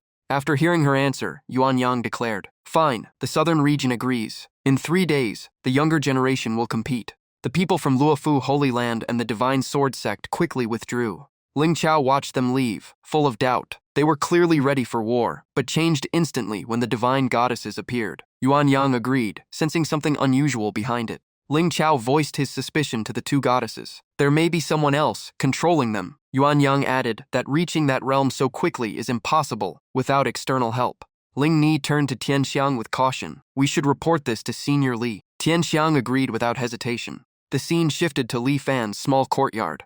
Li Fan leaned back casually, tapping along with the sound of the zither, enjoying the peace. This kind of life is true comfort. Only the mission of recruiting 10 disciples remains unfinished. Nearby, Nanfeng was immersed in the music, entering a mysterious state. In her hazy consciousness, she saw a strange vast space, unsure where she was. Long Ziswan and Zisling looked at her in shock. She seems to have broken into a new realm. Li Fan noticed the rhythm was slightly off and gently adjusted the tempo. With that, Nanfeng's state stabilized, and she understood her master was guiding her. The next moment, she woke up, clearly feeling her transformation. She immediately bowed. "Thank you, master, for your guidance." Li Fan replied calmly that obstacles are inevitable on this path. Long Zishuan looked at Nanfeng in shock, unable to believe her speed of progress. Ziling believed it was all thanks to the presence of their master. A voice from outside called out. Li Fan noticed and invited them in. When Tianxiang and Ling Ni entered, he asked what they needed. They explained the situation, from taking in refugees from other regions to the current plan of resolving resource disputes through a tournament of the younger generation. Li Fan looked at them and calmly said the issue was not them, but human nature. In his mind, however, he felt uneasy, since martial contests were not something he was used to. Long Zishuan and Lu Rong expressed strong dissatisfaction toward the opposing factions. At the same time, Li Fan suddenly thought of his two disciples. His gaze fell on the two of them. "Have you two ever fought before?" Tianxiang, standing nearby, immediately understood his intention. Ling Ni also felt relieved at the thought that his disciples would be participating. Long Zishuan and Lu Rong both answered that they were ready to fight. Li Fan nodded and allowed them to go with Tianxiang. He added that since they were participating, they should prepare weapons and choose something suitable from the courtyard. After hearing this, Lu Rong and Long Zishuan fell into deep thought. The courtyard was full of treasures, but very few suited their current strength, clearly meaning they had to choose based on their own ability. Thinking of suitable items, Long Zishuan immediately went back into the courtyard to search. After a while, he brought out a fire-starting stick. "Look at this. I'll find you something similar." Seeing it, Lu Rong got excited and instantly had an idea, regretting not thinking of it earlier. Long Zishuan handed him a pair of chopsticks. Lu Rong happily accepted. "Good, this is enough for me." The two stood before Li Fan. "Master, we have chosen." Li Fan glanced at the two items and felt a strange silence at their choices. A fire stick and chopsticks, like they were going into battle as fools. In the end, he could only casually remind them. "Fine, just make sure to protect yourselves." The two nodded excitedly while holding their treasures. Tianning stepped forward and thanked him. She said they would return to report to Yuan Yang, who would surely be glad to hear Li Fan had sent his disciples. Nanfeng looked at Li Fan hesitantly, as if she had something to say. "If my junior brothers lose, next time let me go." Li Fan looked at her, feeling puzzled. A girl who only played music now talking about going into battle felt extremely strange. At a tall waterfall in the southern region, a young man laughed loudly. "Ha ha ha, I finally broke through." Luofu Holy Lord stepped forward with expectation. The young man immediately knelt. "Holy Lord, rest assured. In the mystic heaven realm, no one has reached this level. This battle is ours." At that moment, the black-clothed man silently appeared in the air above the waterfall. He looked down with disdain. Sacrificing everything for a few days of peak power was worthless in his eyes. What mattered was whether these two could provide clues about the force behind the southern region. 3 days later, at the southern region arena, all major factions had gathered, with warships filling the sky. Kongming Temple from the Western Desert, Zihong Holy Land, Sacred Dragon Imperial Dynasty, Dugu Clan Divine Swords Sect all had arrived. Ling Qiao looked at Long Zishuan and Lu Rong and said solemnly, "We are counting on you." Lu Rong clenched his fists. "Rest assured, we will follow Master's teachings." People from Luofu Holy Land arrived as well. The Holy Lord smirked. "I hope your useless disciples can last a bit longer." Ling Qiao and Yuan Yang immediately grew furious. Who wins is not decided yet. The Luofu Holy Lord laughed arrogantly, clearly confident in victory. The match officially began. A monk stepped onto the stage and bowed. "Little monk Qing Chen, I seek guidance." Murmurs erupted below. Soon after, Tuogao from Luofu stepped forward in response. In an instant, his figure flashed forward, appearing beside Qing Chen with countless afterimages that left no time to react. One strike shattered Qing Chen's foundation. He laughed mockingly. "Is this what you call immortal talent?" Qing Chen was blasted off the arena with no ability to resist at all. The crowd below was instantly shaken. A young man had actually reached the Great Ascension realm, far beyond their imagination. Tuogao stepped forward, his tone dripping with mockery toward Kongming Temple. Keeping him alive was already mercy. Standing on the arena, he radiated arrogance. "Who else disagrees? Come up." The Luofu Holy Lord looked at Ling Xiao and Yuan Yang with disdain. "Your disciples are no match. If you're smart, kneel and admit defeat. I might spare you." Ling Xiao exchanged a look with Yuan Yang, both sensing something behind Luofu's forces. Yuan Yang mentioned that everything seemed to be within Senior List's expectations. At this moment, Lu Rang stepped onto the arena. "Tuo Gao, ill fight you." The people of the Divine Swords sect looked at him with contempt, mocking his past as a discarded nobody. Ling Xiao stepped forward, his gaze cold as he locked onto Cao Yijian. I hope you won't regret what you just said. On the arena, Tuogao repeated his old move, rushing at Lu Rong at extreme speed. In that instant, Lu Rong recalled Senior Li's guidance. His focus sharpened completely as he faced the incoming attack head-on. He threw a single punch without hesitation. The result was instant. Tuogao was blasted off the arena, coughing blood, his body completely out of control. Luofu Holy Lord and Cao Yijian froze in shock and rage. They never expected the opponent had also reached the Great Ascension realm. Amid the chaotic crowd, the black-clothed man silently observed everything. The residual force faintly carried the trace of an embryonic Tao rhythm. Suspicion rose in everyone's mind. Was there a connection between this boy and the existence they were searching for?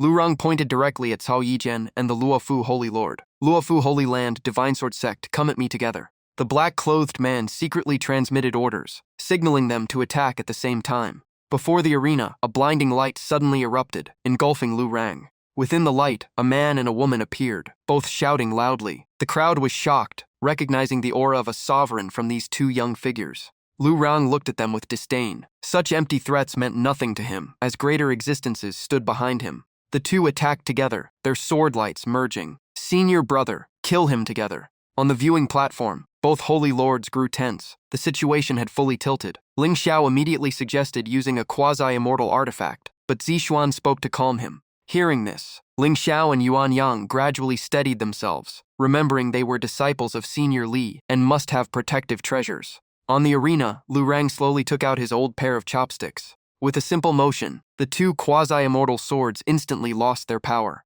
One of them vanished on the spot, while the other turned pale, his aura collapsing.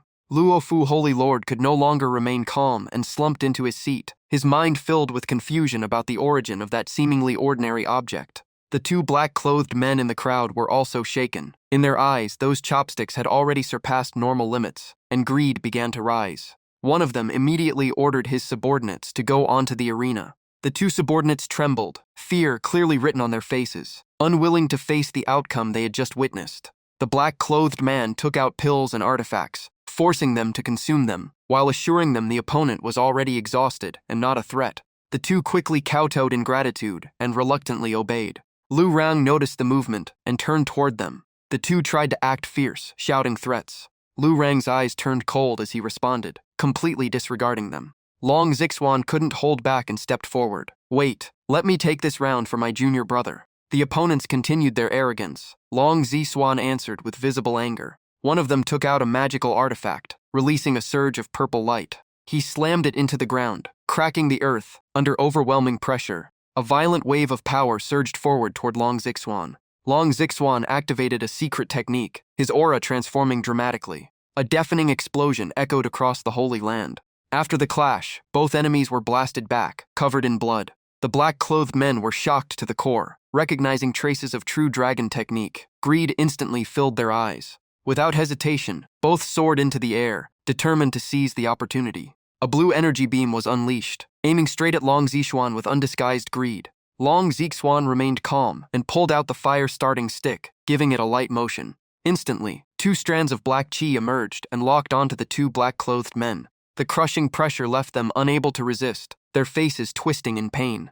In the blink of an eye, their bodies disintegrated completely and vanished without a trace. Lu Rang was deeply shaken by the scene, stunned by the power of what looked like an ordinary stick. Ling Shi and Tian Xiang exchanged a glance, both realizing the unimaginable power of Senior Li, where every scheme felt meaningless. Luofu Holy Lord completely collapsed, his expression hollow and lifeless. The remaining crowd fell into total chaos, unable to comprehend how even so-called true immortal-level beings could be erased so easily. Ling Xiao and Yuan Yang stepped forward to interrogate them. The old men could only deny everything in panic, too afraid to admit anything. Ling Xiao looked toward Tian Ning for judgment. After thinking, she said that although Senior Li gave no direct order, these forces colluding to cause chaos meant their fate was likely sealed. She suggested letting the two holy lords decide. Ling Xiao raised his hand and declared firmly that from this moment on, Luofu Holy Land and Divine Sword Sect would cease to exist in the mystic heaven world. The Luofu Holy Lord still held a gaze full of hatred toward Tianning, unwilling to accept defeat.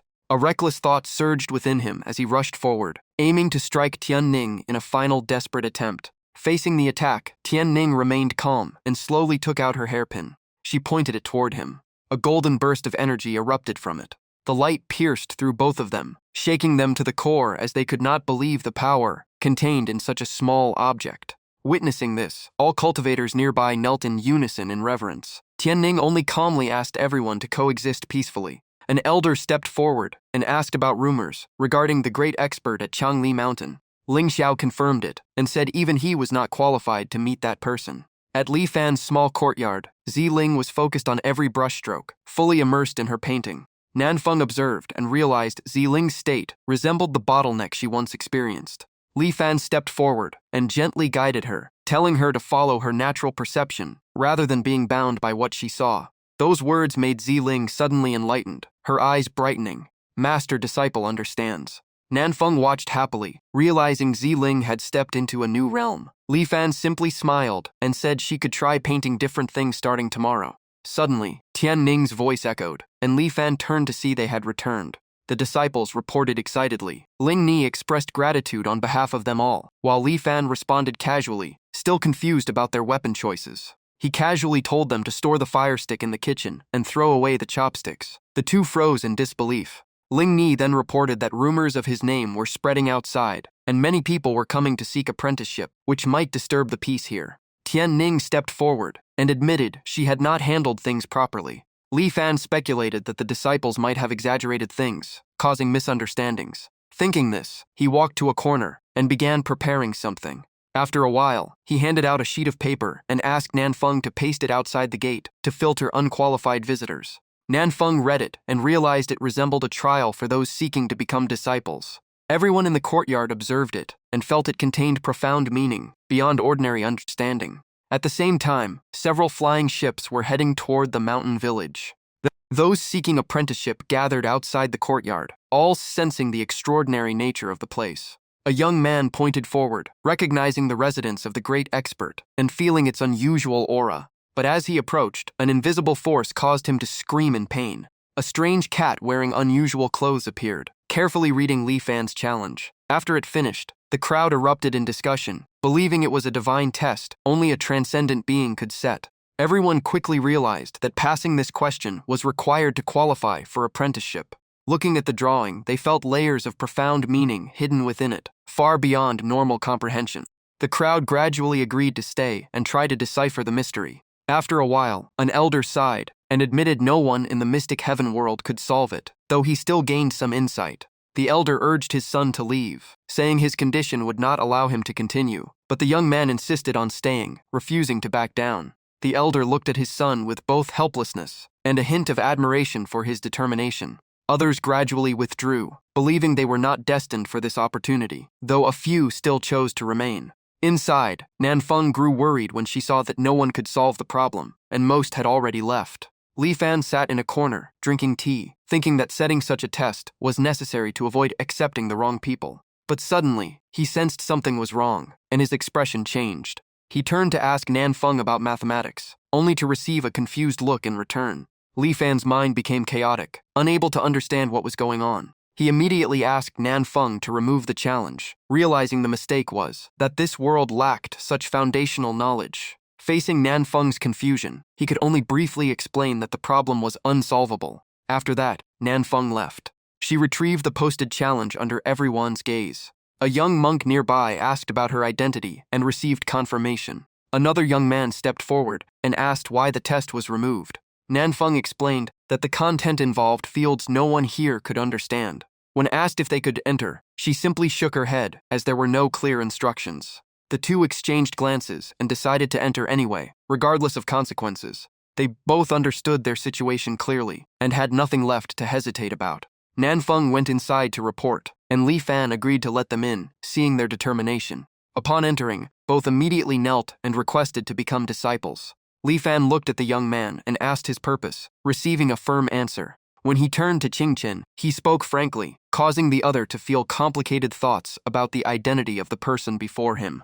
At that moment, Lu Rang walked past carrying fish feed. The sight shocked Qingchen, who realized the item in his hand had an extremely extraordinary origin. A thought flashed through his mind. Could this person be a Buddhist existence capable of manifesting countless incarnations? Li Fan silently observed Qingchen, thinking that strict Buddhist rules were not something he could teach, and wondering how to refuse. Suddenly, Qing Chen knelt heavily before Li Fan and shouted, "Senior, I am willing to abandon everything to follow your Tao." Li Fan froze. Abandon everything meaning becoming a layman? That might actually be acceptable, as long as he didn't keep chanting scriptures beside him all day. Feeling relieved, Li Fan waved his hand. "Fine. From now on, you will be responsible for cleaning the courtyard." Qing Chen was overjoyed. "Thank you, master."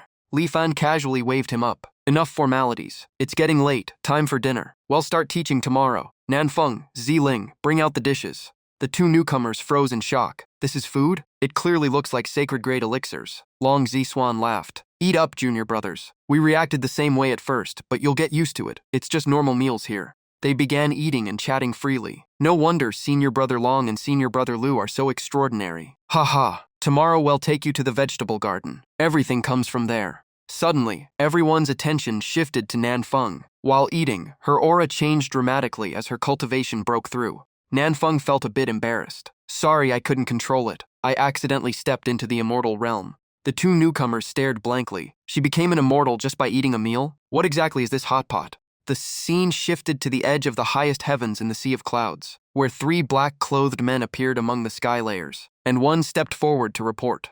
Among the 21 lower realms connected to the sacred cloud domain of the mystic heaven world, we have investigated through the Immortal Records Hall. In the past 2,000 years, only one lower realm entered, and never returned any information. 300 years ago, a demonic cultivator named Ming Tianbei infiltrated the Tianhun sect, stole the Tianhun pearl, and rebuilt his sect. To escape pursuit, he descended into the lower realm, and his whereabouts remain unknown. This man is extremely ruthless, at heavenly immortal level, and has killed countless true and mystic immortals. All victims had their life force severed, and souls destroyed. This alone closely matches the deaths of Tang Hian and Luo Ming. Forcing descent into the lower realm comes at a huge cost, and even heavenly immortals can fall below immortal level. 300 years of recovery. That demon cultivator may have reached the level above profound immortal, or even heavenly immortal. No, above profound immortal is mystic immortal, then only heavenly immortal. The mystic heaven realm cannot bear that level. A heavenly immortal would trigger the immortal realm's reaction. Even if he recovered, he would at most be a mystic immortal. If the one behind the southern region is really Ming Tianbei, we may not need to act. Shengyun City will hunt him down. What matters now is confirming if the expert in the southern region is him. The scene shifts to the ruins of the ascension platform in Changli Mountain. Beneath the rubble, chains rattle non-stop. A man approaches the coffin. The heavenly soul pearl has been nurturing it for 300 years. The demon king's soul should have awakened by now. Earlier, a terrifying sword intent pierced thousands of meters underground. Luckily, it wasn't aimed here, or both I and the demon king's remnant soul would have been wiped out. Excitement flashes across his face. This demonic aura, the demon king's remnant soul, is about to return. At that moment, a wave of demonic energy sweeps through, blasting away rocks and chains. A massive explosion shakes the entire ascension platform. The young man can't hide his excitement. "Haha, finally you've returned. The 10,000 realms will tremble once again under your rule." Inside the coffin, a young girl suddenly sits up. She steps out and locks her gaze on the black-robed man below. "You are Ming Tianbei?" Ming Tianbei immediately bows. This subordinate, Demon Marshal Gong Ya Ming Tianbei, greets the Nine Saints Demon King. "Your return will surely." The girl suddenly raises her hand, voice icy. "Shut up. I sense another remnant soul's presence here." A twisted demon god appears, speaking coldly. Remnant demon guard Gong Yuan greets the remnant demon king. "Please follow me, remnant soul, and merge into the true demon king body." Ming Tianbei steps forward. "A remnant? You're from Demon Marshal Jingmi? Jusheng, leave now." The demon guard raises his hand, oppressive aura bursting out. "The soul I guard is the true orthodox one. A mere mystic demon like you dares stop me? Please, remnant soul, come with me." Jusheng glances around. Just after breaking free from Seal, She's already in trouble. She teleports both of them to the surface, voice weak. "Carry me, we need to leave. My power hasn't fully recovered yet." The remnant demon guard reveals a strange smile. Waves of demonic energy leak from his mouth. His body twists into a monstrous ghostly figure, chasing after Jusheng and Ming Tianbei. Jusheng grips Ming Tianbei tightly. "I sense a very unusual aura below." Ming Tianbei also speaks. "That village Changli Mountain was flattened, yet it's still intact?" Jusheng immediately orders. "Go down there. Hide inside the village." At the foot of Changli Mountain, two black-robed figures scout the area. The expert in the southern region may be hiding in that village ahead. Approaching carelessly is dangerous. We only need to confirm if He's a demon cultivator. Suddenly, a wave of power sweeps overhead, startling them. What was that? That demonic pressure Ming Tianbei is definitely hiding here. They quickly exchange words. Retreat. His cultivation may even surpass the profound immortal. The leader smirks. Ruining the plan, the punishment from the immortal realm. Even a great Luo golden immortal must kneel. Soon after approaching Li Fan's village, Ming Tianbei feels something strange. What place is this? The power inside his body is completely suppressed. Even flight is impossible. Zhu Sheng tells him to stop. Both of them look toward the village. An eerie feeling rises. This place is filled with immortal Dao aura, Dao rhythms flowing naturally. If they go further, danger is inevitable. Ming Tianbei stares ahead, wary. Demon King. There may be a great expert from the immortal realm here. If we enter, immortal and demon powers will clash with unpredictable consequences. Zhu Sheng doesn't hesitate and descends toward Li Fan's courtyard. A small mystic heaven realm isn't scary. Maybe he's waiting for me. She reaches out, using demonic power and Ming Tianbei's clothes. For safety, we need a disguise. Your outfit draws too much attention. I'll borrow your demonic energy. I'm still not recovered. Ming Tianbei feels powerless inside. This outfit, it's basically half-dressed. Zhu Sheng begins absorbing demonic energy from Ming Tianbei. Ming Tianbei stares at her, feeling something indescribable. How did I become so insignificant? Zhu Sheng then uses demonic power to completely conceal their aura. She steps forward and knocks on the courtyard door. Is anyone here? Inside, Nanfeng walks out. Little sister, who are you? What are you doing here? Zhu Sheng quickly replies. Big sister, some bad people are chasing us. I'm running away with my uncle. Can you help us? Nanfeng glances at Ming Tianbei. She thinks to herself, this man is not simple. His aura is clearly that of an unusual cultivator. Nanfeng takes Zhu Sheng's hand and leads her inside the courtyard. Come in first. Zhu Sheng gets what she wants and feels a hint of satisfaction. In her current state, even an immortal realm expert would struggle to see through her disguise. But after just a few steps inside, her expression changes instantly. In the small courtyard, a shocking scene appears. A phoenix-like figure seems to exist there. Waves of immortal energy unfold before her eyes, sending a strong sense of unease into her heart. She rushes forward and hugs Nanfeng tightly, trembling. Sob, I didn't mean to break in. I'm not a bad person. Please don't hurt me. I'm scared. Li Fan watches calmly, eyes filled with analysis. Plain clothing, but unusually refined skin, clearly disguised. Pale complexion like illness, probably hiding identity due to pursuit. Not an ordinary person, but since Shay's here, she can stay for now. Zhu Sheng still hasn't fully calmed down. She looks at Li Fan, suspicion rising. Who exactly is this existence? Has he already seen through me? Li Fan walks over and gently pats her head. No need to call me senior, just call me big brother. He then turns to Nanfeng. Where is her uncle? Nanfeng replies. Hez outside. He doesn't dare come in. Li Fan thinks for a moment and tells Nanfeng to pass a message. Ask him to leave for now. If pursuers arrive, this place can handle it. Zhu Sheng grabs Nanfeng's hand. Big sister, I'll go with you. I also want to speak with my uncle. Nanfeng walks to the gate and looks at Ming Tianbei. My master says you should leave first. Ming Tianbei hesitates. He cannot leave while the remnant demon soul still needs protection. Zhu Sheng glances at him, signaling lyrically. Uncle, find a place to hide. The senior here will protect me. Ming Tianbei clasps his hands, understanding in his heart. The senior the demon lord refers to likely wants him to retreat for now. The scene shifts to the remnant demon guard. He continuously channels demonic energy, searching for Zhu Sheng's trace. Black aura surrounds him completely. The remnant soul aura has disappeared here. His eyes land on a calligraphy plaque at the courtyard gate. His expression turns grave. Such powerful Dao resonance, could this be the residence of an immortal realm expert? So the lineage of Demon Marshal Gong Ya has colluded with the immortal realm. Disgraceful. I want to see who dares steal from Demon Marshal Jing Mi. Inside the courtyard, Li Fan continues fishing calmly. Hearing faint disturbance outside, he thinks. Are those kids from Qingchen messing around again? They've scared all the fish away. Suddenly, a terrifying beam of light bursts out, followed by a scream.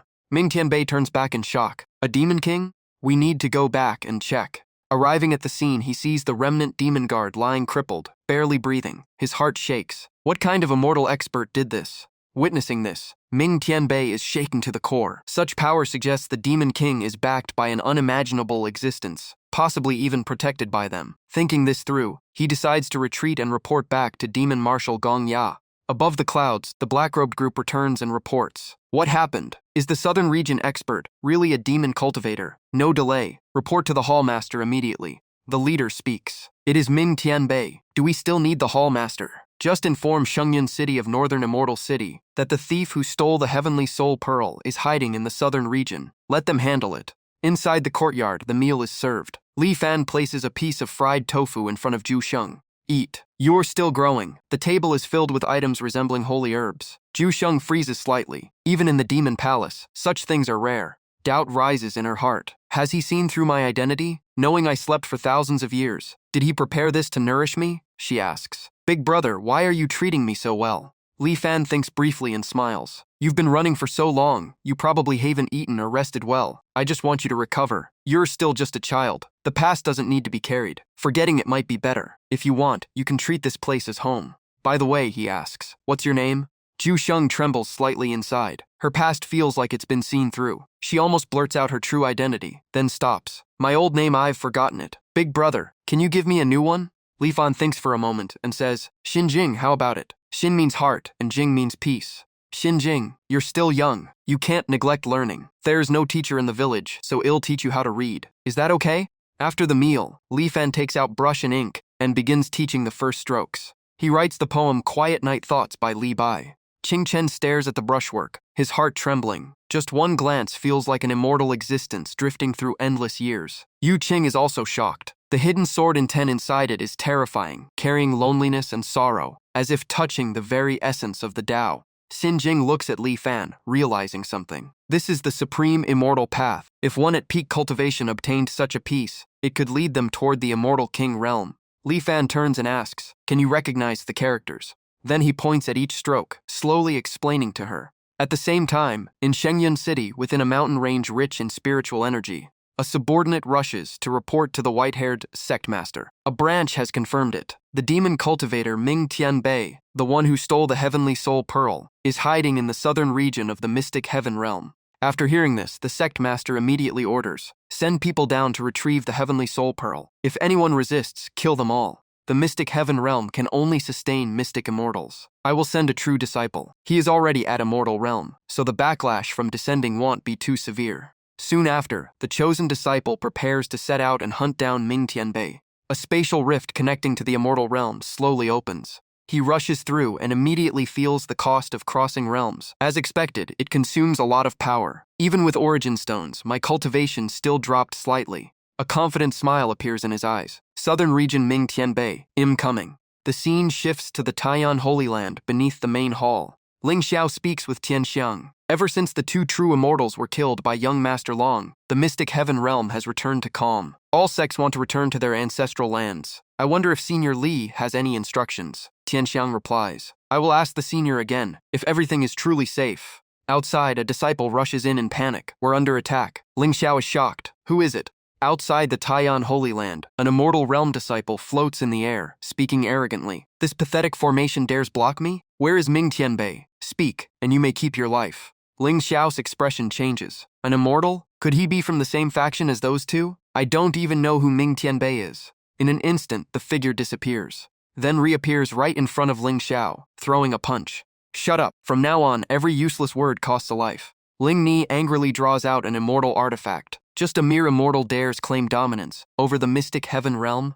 The opponent sneers, eyes landing on her item. Oh? An immortal treasure? A tiny place like this actually has something like that. You're just delivering it to me. Tian Ning panics. Sister Ling Ni. He laughs coldly. Little girl, come here. A streak of immortal power flashes in an instant. When everything settles, the disciple's arm is gone. He clutches the wound in horror. How is this possible? Ling Ni looks at him coldly, her aura unwavering. Do you think you're above us? Try saying that again. She stands in the air, voice crushing. You dared invade here and attack my people. You will pay the price. The opponent stares at her in confusion. A mystic immortal grade defense artifact. How do you have something like this so easily? I am from the immortal realm. You lower realm ants dare offend me? I will turn you all to dust. He pulls out a token and shouts. This is immortal authority granted by Elder Heavenly Soul Sect, even if you are a mystic immortal. Suddenly, the hairpin given by Li Fan flies out. A killing strike erupts, blending Tao resonance and spiritual energy, directly erasing his body without a trace. After his death, a green light shoots back toward the immortal realm. Ling Ni is shocked. What is that?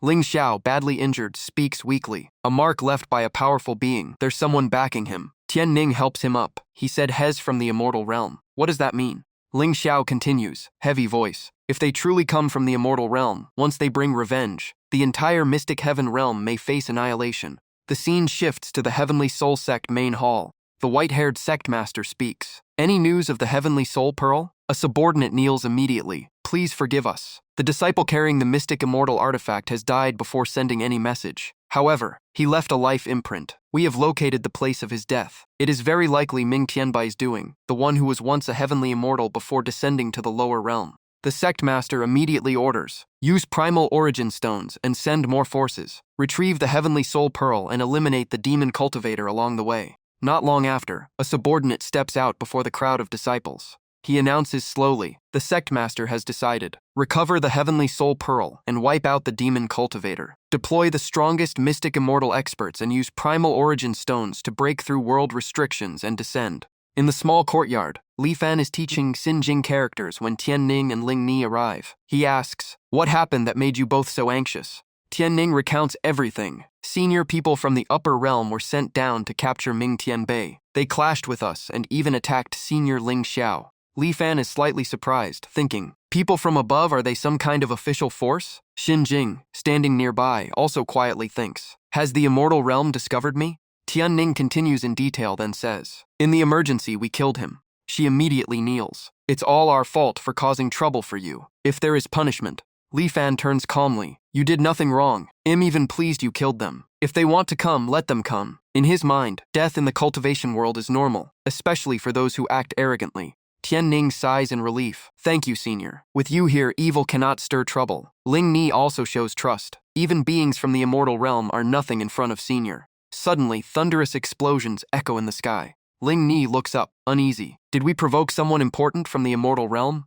Nanfeng senses something. This is a sign of realm crossing. Someone is forcing their way down. Seeing Xin Jing frightened, Li Fan gently pats her head. It's fine, just thunder. In his eyes, she is still only a child. He then speaks to Nanfeng. The weather is unsettling. Play a piece to calm everyone's minds. Nanfeng understands. Master wants me to suppress those descending forces.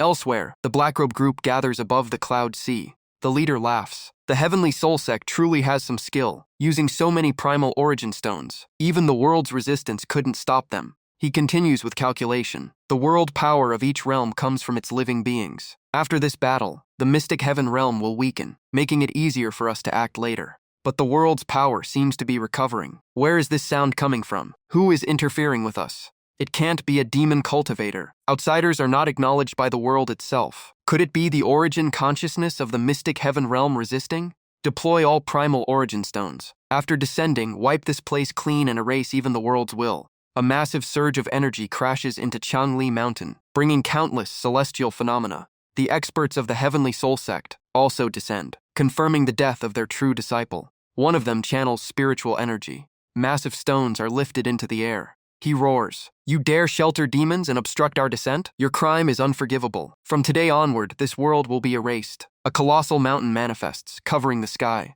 In the distance, Ming Tianbei notices a figure standing atop Changli Mountain. It is an enforcer of the Heavenly Soul Sect. He clenches his fist and moves forward silently. Just a mystic immortal dares speak like this. No matter what, he will protect Demon Lord's majesty. Suddenly, multiple mystic immortal figures rise into the sky, making Ming Tianbei freeze. What is happening? 10 of them. A bald elder strikes the ground with a palm. The impact shakes the entire Mystic Heaven realm. Ming Tianbei roars in despair. Impossible, I cannot accept this. The Demon Lord has just awakened. Another cultivator is blown away, shocked. That's a true immortal from the upper realm. Why isn't Senior Li stopping them? Has he failed? Originally intending to fight in the sky, they are stunned to see a true immortal-level existence appear. A nearby monk sighs deeply, eyes heavy with sorrow for all living beings. Meanwhile, Nanfeng continues playing the zither, but her mind sharpens. That clash earlier was clearly a world origin-level confrontation. This opponent is beyond imagination. Xin Jing stands anxiously. Li Fan speaks to calm her. Don't be afraid. You are Xin Jing. Even if the sky falls, it won't shake you. He looks at the sky, puzzled. This weather has never appeared before, truly strange. But even if unusual, it's just a phenomenon. Why are they so afraid? He hands a piece of music to Nanfeng. Play this piece to steady the hearts of the juniors and seniors. Looking at the score, Nanfeng is shaken. Every note carries dense killing intent, sending chills down the spine. Could Master want to use this piece to wipe out all those mystic immortals? Li Fan turns and speaks calmly. I know your style leans gentle, but music is not only softness. It also carries battlefield might and the sound of border wars. Those words awaken Nanfeng. She immediately begins performing according to the score. Yu Qing suddenly widens her eyes, looking at Nanfeng, senior sister. The zither sound erupts, sending shockwaves outward as radiant light explodes across the space. Even the mystic immortal celestial observer in the distance feels immense pressure. This sonic force is not ordinary. He immediately pours out full spiritual power, activating a heaven-sacrificial soul defense. A massive energy burst ignites, illuminating the sky of the great Tao. On Nanfeng's side, a string suddenly snaps, making her flinch. Li Fan calmly adjusts the rhythm. If he is strong, let him be strong. A light breeze still passes over the mountain. Nanfeng's eyes sharpen. Just like before, Master is guiding me again. In an instant, she stabilizes her mind. The zither sound erupts with heaven-shaking power. The heavenly soul sect immediately feels the pressure intensify. What is happening? The attack is getting stronger. Everyone, don't hold back anymore. This opponent is not simple. Another string on Nanfeng's zither snaps. Li Fan lightly touches the strings. A loud sound becomes almost silent. How can one string contain the whole intent of a composition? Nanfeng gains sudden enlightenment again. I understand now. Great sound has no sound. The great Tao is simple. I understand Master's intent. The heavenly soul sect thinks they have suppressed the demon cultivator and shouts to continue. When no one responds, he turns and yells, "Fellow disciples?"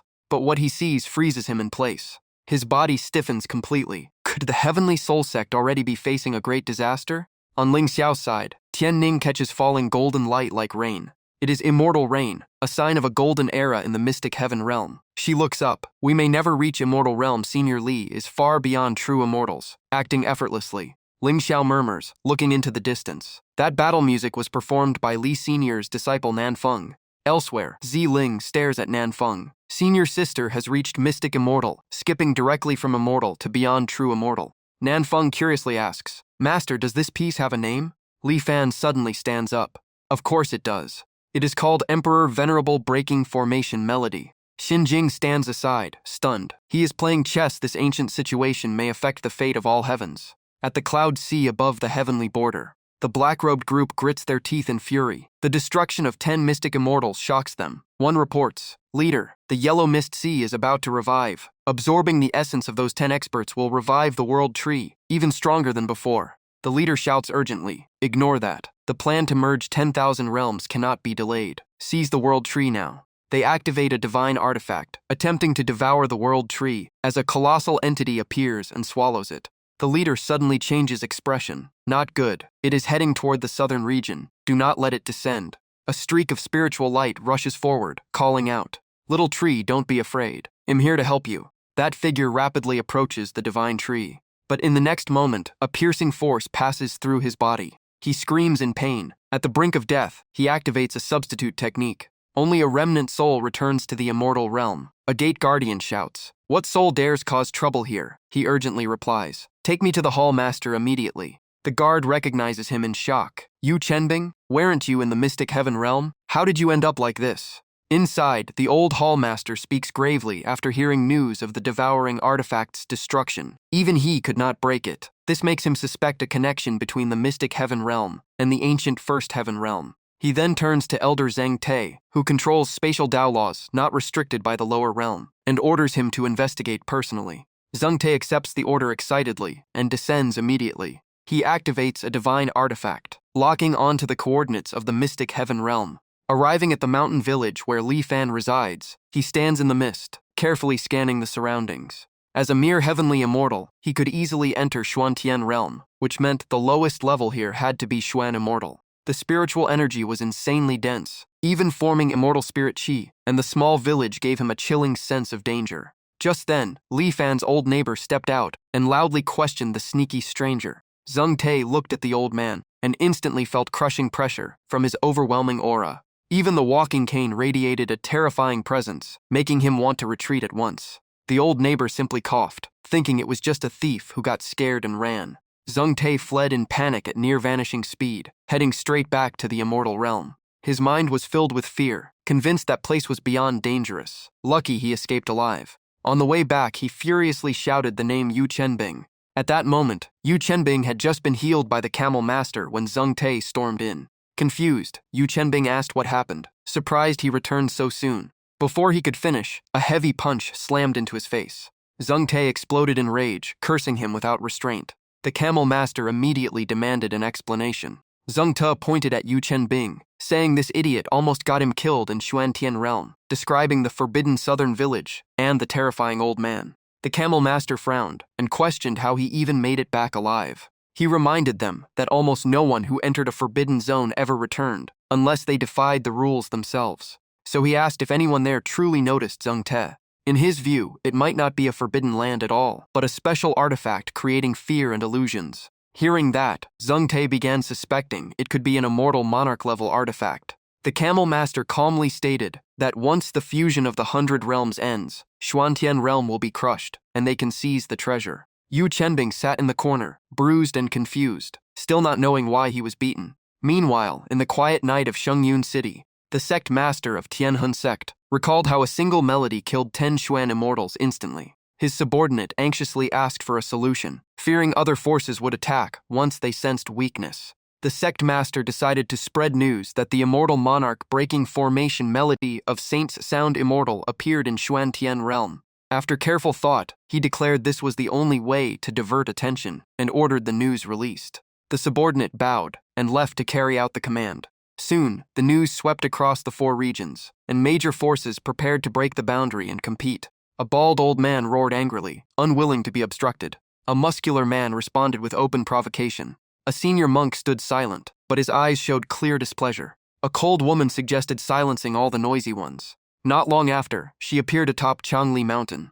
Annoyed by the crowd, she came personally to ensure the Demon King could retreat safely. Her gaze kept scanning the area, as if waiting for someone. Soon, Ming Tianbei arrived and bowed, while Gong Ya asked about the Demon King but sensed no aura in this world. Ming Tianbei explained the Demon King was under the protection of a senior expert and staying with him. Gong Ya's expression darkened, questioning why he was left with a stranger, but Ming Tianbei said the Demon King chose it himself, so she demanded to be led there. Ming Tianbei glanced at her outfit briefly before being urged to move, and quickly led the way. Gong Ya stayed alert, her eyes sweeping the surroundings as she sensed powerful auras flowing through the space. On the surface, it was just a simple village, but beneath it flowed terrifying Dao laws and rules, so Gong Ya told Ming Tianbei to stay close. Looking at the houses ahead, she asked about the expert's residence, and Ming Tianbei said they were just ordinary villagers' homes. Gong Ya felt puzzled. How could a place filled with killing intent be called ordinary? Inside the yard, Li Fan was reaching up to pick ripe peaches from the tree.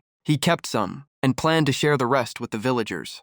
Zixuan was stunned, since legendary peaches take thousands of years to ripen. Yet here they grew unbelievably fast, and Lu Rong felt his master's methods defied logic. Li Fan glanced at them and told them to follow him today. On the way, he accidentally stepped on a small sprout. He bent down, surprised to see a seedling growing there. Picking it up and placing it in a basket, he called Lu Rang over and said he would teach him how to plant trees. As they watched, the nearly withered sprout released overwhelming vitality. Li Fan chose a corner, dug a hole, and calmly explained that planting trees requires deep roots and stability, then told Nanfeng to bring water. When Nanfeng brought the water, she froze, recognizing the familiar aura that once fought foreign enemies beside her. Xin Ning understood the world tree had hidden here after the Great War, but without Xuanhuang Qi, it would eventually decline. After finishing, Li Fan stressed again that firm foundations decide long-term growth, otherwise even something tall can fall easily. Then he watered the tree. Nanfeng reflected silently, realizing she had advanced too fast and needed to solidify her foundation. Xinning also recalled her past life failure due to weak roots and vowed to reach true perfection this time. Zixuan grasped the deeper lesson his master was teaching. Only Lu Rongs simply thought that planting trees should be done this way. At that moment, Ming Tianbei and Gong Ya arrived at the gate, and she saw Li Fan had no cultivation aura at all. The 2 youths beside him were merely immortals, which made her wonder how they dared act so casually around the Demon King. Seeing Li Fan pat Xin Ning's head, Gong Ya immediately questioned him. Xin Ning quickly stopped her to prevent any disrespect. After learning Gong Ya's identity, Li Fan told Lu Rong to keep delivering peaches and said he would take the 2 back first. Lu Rong happily agreed. Gong Ya was shocked that such rare peaches were being handed out so casually. Soon Li Fan led them back to his small courtyard. The moment she stepped inside, Gong Ya felt like she had entered a supreme forbidden land and realized Li Fan must be its master. Li Fan handed her a peach as if welcoming a normal guest. She accepted it, her mind racing at how easily such a treasure was given away. While pouring tea, Li Fan asked her purpose, and she cautiously said she would follow whatever arrangement was made. Xin Ning stood nearby with red eyes, unwilling to leave. After thinking for a moment, Li Fan said if they wished, they could stay here, and Gong Ya was clearly startled. He added that if she stayed, she would need to help with chores. Though hesitant due to her status, Gong Ya quickly agreed. Suddenly, her expression shifted as she sensed something. In the sky, Tianhun sect stirred the heavens again, unleashing a grand spell that shook Xuantian realm. In Dailing realm, the old man reported that 99 grand formations were ready to activate. The camel master laughed, saying once triggered, Xuantian realm at the fusion center would be erased, and the forbidden treasure had already drawn Holy Land attention. He mentioned Yang Yuantian, guessing Elder Song Chengzhou's personal visit had a special reason. Yang Yuantian hurried to bow, but Song Chengzhou cut him off, unwilling to hear empty promises. Song Chengzhou's gaze turned icy, warning that this fusion was overseen by him and 7 golden immortals and failure would mean severe consequences. Yang Yuantian could only bow and accept the order. Soon, the 100 Realms fusion formation was activated under the golden immortals' control. In the chaotic void sea, countless experts gathered, their auras shaking space. One of them announced the 4 great sects would join forces to seize the immortal monarch, breaking formation melody. Back in Xuantian realm, dark clouds swallowed the sky as thunder roared across the southern region. Yuan Yang looked up in confusion, while Ling Chao sensed the world was about to be devoured. A bolt of lightning suddenly struck Yuan Yang from above. He had no time to react as his body convulsed violently. Then he collapsed to the ground. As the smoke cleared, Ling Chao rushed over, and Yuan Yang said he was fine but had no idea who attacked. Master Kong Ming appeared and judged the power came from the chaotic flow sea. Ling Chao ordered them to find Ling and Tian Xiang, saying only Senior Li could handle such a formation. Everyone split up at once. While moving, Master Kong Ming sensed something strange. A crack tore open in the sky, shocking him. Before he could resist, a suction force dragged him inside. Soon, countless rifts opened across the sky of Xuantian realm. Yuan Yang felt a chilling premonition of total destruction. Then he realized something even worse, and his face changed. The pulling force from the rifts kept growing stronger. Master Kong Ming gradually lost the strength to resist. Suddenly, someone grabbed him from behind. It was Yu Qing's master, pulling him out with all his strength. He urged them to seek Senior Li immediately. At Li Fan's courtyard, the air already felt like doomsday. Li Fan stared at the sky, sensing this disaster was different from before. Outside, Tian Ning's voice called out urgently. Ling Shi rushed in, reporting that Xuantian realm faced catastrophe from the chaotic void.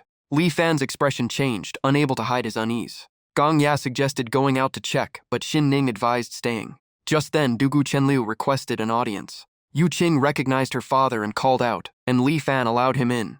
Chen Liu entered and quickly reported the unstoppable disaster. Li Fan stood silent, knowing he was just an ordinary man. Still, he forced himself to remain calm before his disciples. He turned and asked Gong Ya to pour tea. Chen Liu felt both anxious and confused at this reaction. The disciples, however, trusted his composure even more. Li Fan lifted the teacup, then set it down because the tea had gone cold. Chen Liu finally noticed the tree before him and realized it was the world tree. Remembering it had once been hunted, he guessed Li Fan saved it. Even a cup of tea revived it to this extent, leaving him stunned. In the sky, countless worlds began to appear. They slowly forced Xuantian realm toward fusion. Gong Ya realized this was a forced world merger. She grew worried seeing Li Fan still unmoving. Meanwhile, Li Fan stared at the tree, thinking about fate and his own helplessness. Then he turned to Lu Rang and said he would teach another nurturing method. He asked for a basin of water, and Lu Rang hurried off to fetch it. Li Fan adjusted the soil around the world tree, added water, and packed more earth, believing stronger roots meant faster growth. Outside the chaotic flow sea, the world tree's aura spread across the 100 realms. The camel master suddenly suffered backlash and coughed blood. He stared toward the source of that power from Xuantian realm. What was happening? Had the world tree truly revived? In the chaotic flow sea, 7 golden immortals tried to force the fusion, but the world tree's power kept rising. In an instant, an explosion incinerated all the golden immortals of Tianhun sect. Yang Yuantian hastily erected a barrier to protect himself. Even a Taiyi golden immortal could not escape this formation, so what was hidden in that forbidden land? The sky of Xuantian realm slowly returned to calm. The disciples were left in chaos. The disciples started whispering in shock. Was that master's move? That was terrifying. And he solved it just like that? Li Fan stood there blankly. Did I even do anything? He secretly thought planting trees might be stronger than anything, and maybe this path could shake the heavens. Gong Ya was shaken to the core. What kind of existence could wield the world tree like that? Xin Ning looked at Li Fan with awe. This wasn't exploitation. It was giving the world tree a heaven-defying opportunity. Li Fan slowly said, "One flower, one world. One leaf, one Bodhi. Change your mindset and everything becomes scenery." The disciples froze. In their master's eyes, world-ending power was just passing scenery. Qing Chen suddenly gained insight, immortal power surging around him. "I understand now, master." In front of everyone, he broke through to Xuan Immortal. In a distant sect of Xuantian realm, people knelt and worshipped. "The world tree has manifested. We pledge eternal servitude." In Huangdao realm, another sect watched the dark sky filled with thunder. In Diyuan realm, sects fled in panic. "This aura is different. It's over. We're finished." Yang Yuantian watched nervously as Diling realm was being dragged away by an unseen force. Song Chengzhou roared, "You fool! Not only did you fail the fusion, you brought destruction. The immortal monarch won't forgive you." The golden immortals tried to escape. "Retreat now. If chaotic void erupts, even heavenly immortals won't survive." Someone shouted through spiritual power, "Gather together if you want to live." He summoned an immortal artifact as shelter. "Everyone, get inside." Yang Yuantian sat in the corner, face pale. Diling realm is finished. Song Chengzhou yelled that even if the formation broke, the fusion continued, and something terrifying was happening. Yang Yuantian stared in shock. Only higher realms absorb lower ones. How could Xuantian realm do this? Song Chengzhou clenched his teeth. "Not just us. All 99 realms are being pulled in. The Forbidden Land hides a huge secret." He fixed his gaze forward. Countless parallel worlds were being absorbed. Xuantian realm now shone brilliantly in the vast void. Back in the courtyard, Li Fan calmly said that matter was settled, and he had something else to do. He had long wanted to expand the courtyard, and asked everyone to help. Ling and Tian Ning smiled brightly. "Helping senior is our honor." Yu Qing clasped her hands. "I know woodworking. Leave it to me." Li Fan excitedly said, "Let's begin," and announced the new name, Wu'er Leisure Pavilion. He adjusted the signboard. "The left side seems a bit high. If only there were a leveling tool." Looking at the finished sign, he clapped in satisfaction. "Perfect." The courtyard was renovated and officially renamed Wu'er Leisure Pavilion. The disciples cheered. Truly unmatched, just like its name. Suddenly, the old neighbor shouted, "Xiao Li, bad news. A gang from Xinluo Sacred Sect is causing trouble in the village." Half an hour earlier at the village entrance, Yang Yuantian and the Xinluo Sacred Sect group had declared loudly that they came to challenge. Li Fan rotated his wrist and asked if anyone knew Xinluo Sacred Sect, and Lu Rong scratched his head, wondering if they were just hooligans. Gong Ya scoffed at their ignorance, but Xin Ning shot back that someone who saved the world surely knew what he was doing. The old neighbor said he had acted tough and asked Li Fan what to do, describing them as elderly yet aggressive. Li Fan imagined a strange gang of old men and found it oddly ridiculous. He ordered Long Zixuan, Lu Rong, Qing Chen, and Yu Qing to handle it. The four eagerly accepted, promising to complete the task. Outside, Yang Yuantian hesitated, but Song Chengzhou refused to retreat, as old Zhao arrived with Li Fan's 4 disciples and pointed at them. Yang Yuantian watched nervously as they appeared. One teleportation gate after another opened. Groups of immortals stepped out, confused that the world showed no rejection or suppression at all. The village felt strange, as if several golden immortal auras were hidden within. Lu Rang stepped forward and pointed. "Which old man wants to die first?" A white-haired elder rushed out. "I'll test you." In a blink, Lu Rang split his head from his body. "All that arrogance for this?" Yang Yuantian trembled. "One move kill." Elder Song, "We should retreat." But Song Chengzhou roared for a golden immortal to step up. Chen Go appeared, and was instantly neck-snapped by Yu Qing. Yu Qing said coldly, "Next." Yang Yuantian nearly collapsed, begging Song Chengzhou to withdraw.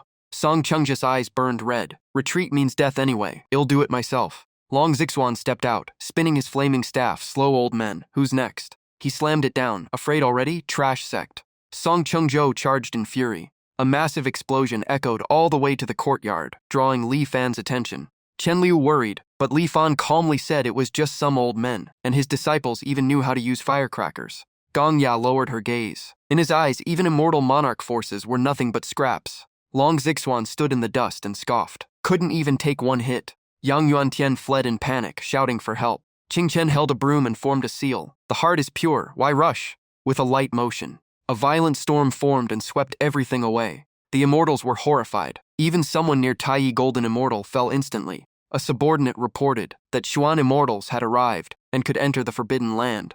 The young master immediately ordered retreat. The subordinate was shocked, but he shouted back, "Didn't you hear that?" The others signaled frantically. "Do you want us all dead?" The young master whispered, "Withdraw quietly." Soon the disciples returned excited. Master, they're finished. Li Fan sipped tea calmly. Winning against a few old men isn't a big deal. Still, not bad. Gong Ya asked Xin Ning how strong he truly was, even ignoring an immortal monarch. Xin Ning said to observe longer. Brother Li, they say the realms merged into a new great world. What do you think? Li Fan looked confused. Why ask me? I'm just a farmer. Then he added, just focus on your own work. Gong Ya fell silent. In Senior Li's eyes, the fusion of 100 realms meant nothing. Ziling stepped forward eagerly. Since it's a new world, what should we name it? Li Fan thought and said, drop Xuan, just call it Tian Realm, and rename 100 realms to 100 provinces. Following that thought, 100 provinces began forming a unified whole. The world tree activated its power. The monument of Xuan Tian Realm fell to the ground. The engraved words began to change. The old name was replaced with Xuanhuang Province. In the distance, two masked experts watched. Tian Realm, bold choice. The black-masked ones said the new world was strong, but not beyond limits. The white-masked one replied that names didn't matter, only who ruled. In the following months, the provinces fought and expanded territory. 4 major alliances formed: Diling, Diyuan, Difeng, and Xuanzi. Only the central Xuanhuang province remained stable due to a mysterious figure. The scene shifted to Taiyan Sacred Land under a clear sky. A subordinate rushed in. An envoy from the Diling Alliance has arrived. Kong Ming said calmly, right on time. Yuan Yang ordered them to let him in. The envoy entered the hall. With arrogance, he introduced himself as Wang Quan, sent by Diling Alliance. Ling Chao warned Yuan Yang quietly to be cautious. Wang Quan scanned the hall. Who is in charge here? Yuan Yang stepped forward. I am. Wang Quan threw the letter toward him. Yuan Yang caught it and felt the hidden force within. A clear test. He frowned. Childish tricks like this?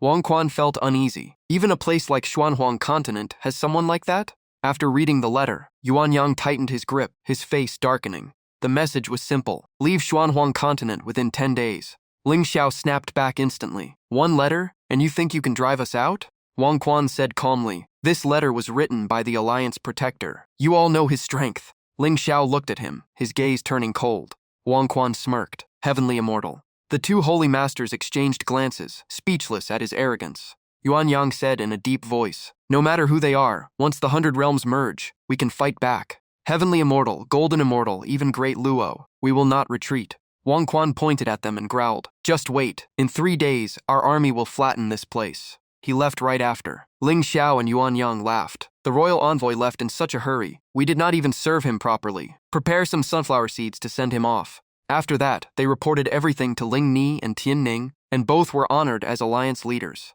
Yuan Yang spoke seriously. We embarrassed the envoy, but if the Earth Spirit Alliance truly attacks, we cannot hold with our current strength. Only you 2 can unite everyone. Please do not refuse. This concerns the survival of Xuanhuang Continent. Tian Ning thought for a moment. Maybe we should ask Senior Li. He might already have a plan. Back at the small courtyard, Li Fan was sitting by the fish pond, busy thinking about lunch. Just then, he sensed Tian Ning and Ling Ni approaching. The 2 explained everything. After hearing it, Li Fan simply said, then form an alliance, support each other. Tian Ning agreed happily. Li Fan suddenly remembered something and raised his hand. Oh right, I have something for you. In the Earth Spirit Alliance Hall, a subordinate reported. Xuanhuang Continent not only refused, they acted tough. The alliance leader spoke coldly. Then it is time to act. A few days later, the Earth Spirit Alliance mobilized warships toward Xuanhuang Continent. Wang Quan shouted again. The Earth Spirit Alliance has arrived. Why are you not coming out to greet us? Yuan Yang and Ling Xiao stepped forward. Royal Envoy Wang, you left too quickly last time. This time we will host you properly. Wang Quan was furious. You have gone too far. He unleashed his full power and jumped down from the warship, charging straight at the 2 holy masters. Yuan Yang glanced at Ling Xiao. Leave this one to me. In a blink, he turned and struck directly at Wang Quan's dantian. The force pierced straight through Wang Quan's body. Yuan Yang looked up at the warship. Are you not taking your people and leaving? The bald old man on board frowned. Wang Quan is truly disgraceful. So you are the strongest one here. Yuan Yang laughed with quiet confidence. Hardly. Behind me stand the 2 alliance leaders of Xuanhuang Continent. As for the strongest one, Ling Ni continued coldly. You are not qualified to meet him.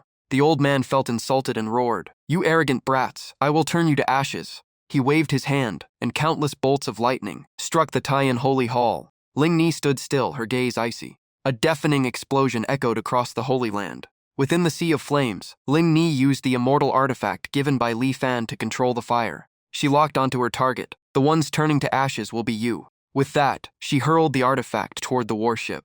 It tore through the air at terrifying speed, giving them no time to react. The warship exploded and was completely destroyed. Ling Ni looked up with disdain. Know your place. Elsewhere, Bai Xiaoqing secretly left the courtyard for a walk, but stopped when she sensed the aftermath of the battle. Since the realms merged, Xuanhuang continent has only grown more dangerous. Thinking that, she turned around and descended from the sky, telling herself it is safer to stay by Senior List's side. Above the clouds, members of the four great alliances gathered. An old man said, "Seems negotiation has failed." A three-headed woman frowned. With those conditions, who would agree? A young master nearby sneered. "Are you overestimating yourselves?" A burly man glanced over with a threatening look. "Our Earth Spirit Alliance is not easy to provoke." The old man stepped closer to the Earth Spirit leader. "Got something good and not sharing with friends?" Another person rushed forward. "That is right, Brother Ning. Looks like you are being favored.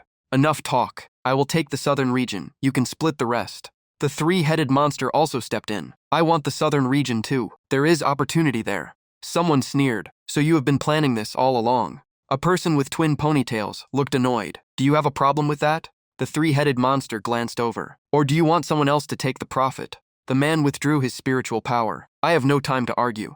If you want something, take it with strength." The white-haired man looked ahead. "Fine, we will do it that way." Old Ning glanced at the Earth Spirit Alliance. "You are not planning to move first, are you?" The Earth Spirit leader sneered. "I have no obligation to inform you." The twin-tailed one flared up. "Are you courting death?" At that moment, the remnant soul of the defeated elder flew back. "Alliance leader, save me." The leader stared coldly. "What happened?" The remnant soul trembled. Xuanhuang continent formed an alliance. 2 young girls lead it. They used an immortal artifact to destroy our bodies. Old Ning laughed. "Unexpected. Seems the southern region fortune is not yours." Another elder roared in anger. "A heavenly immortal was wiped out. Is that not enough for you to understand?" The three-headed monster thought to itself. Xuanhuang continent must be hiding a true expert. Back at the small courtyard, Li Fan scattered feed and said, "Who forgot to feed the chickens today? If you want eggs, forget it." Lu Rong hurried over with a bowl. "Master, I will do it. Please rest." Long Zixuan shook his head. "Such a small task, and Master still has to remind us." Nanfeng picked up her zither. "Master, let me play you a tune." Ziling hugged Li Fan from behind. "Master, look at my painting." After the battle, Yuan Yang and Ling Xiao burst into laughter, finally feeling relieved. Those people were always too arrogant. Ling Ni and Tian Ning shook their heads. "It was all thanks to Seniorless Immortal Artifact. Otherwise, we would have been in danger." Yuan Yang recalled that terrifying power and felt even more shocked. Before that treasure, everything else seemed insignificant. Suddenly, a voice thundered from the sky. "People of Xuanhuang continent, come out and die." Ling Ni looked up. They came fast. Tianning observed carefully. 4 warships. Ling Xiao said grimly, "The 4 great alliances have joined forces." Above them, the warships closed in. Someone grew anxious. "They are all here. What do we do?" Yue Poshan stood on a warship and shouted, "Who killed my protector Zhu Xuan?" Ling Ni stepped forward, her aura surging. "I did." Yue Poshan jumped down, eyes full of disdain. "Just a profound immortal?" He gathered his power and launched a direct strike at her. "I alone am enough." Ling Ni raised her hand and pulled out the needle, her eyes cold. "The 4 great alliances? I thought you were real heroes." To her, they were nothing but bullies who relied on numbers, and the needle in her hand easily unraveled the attack.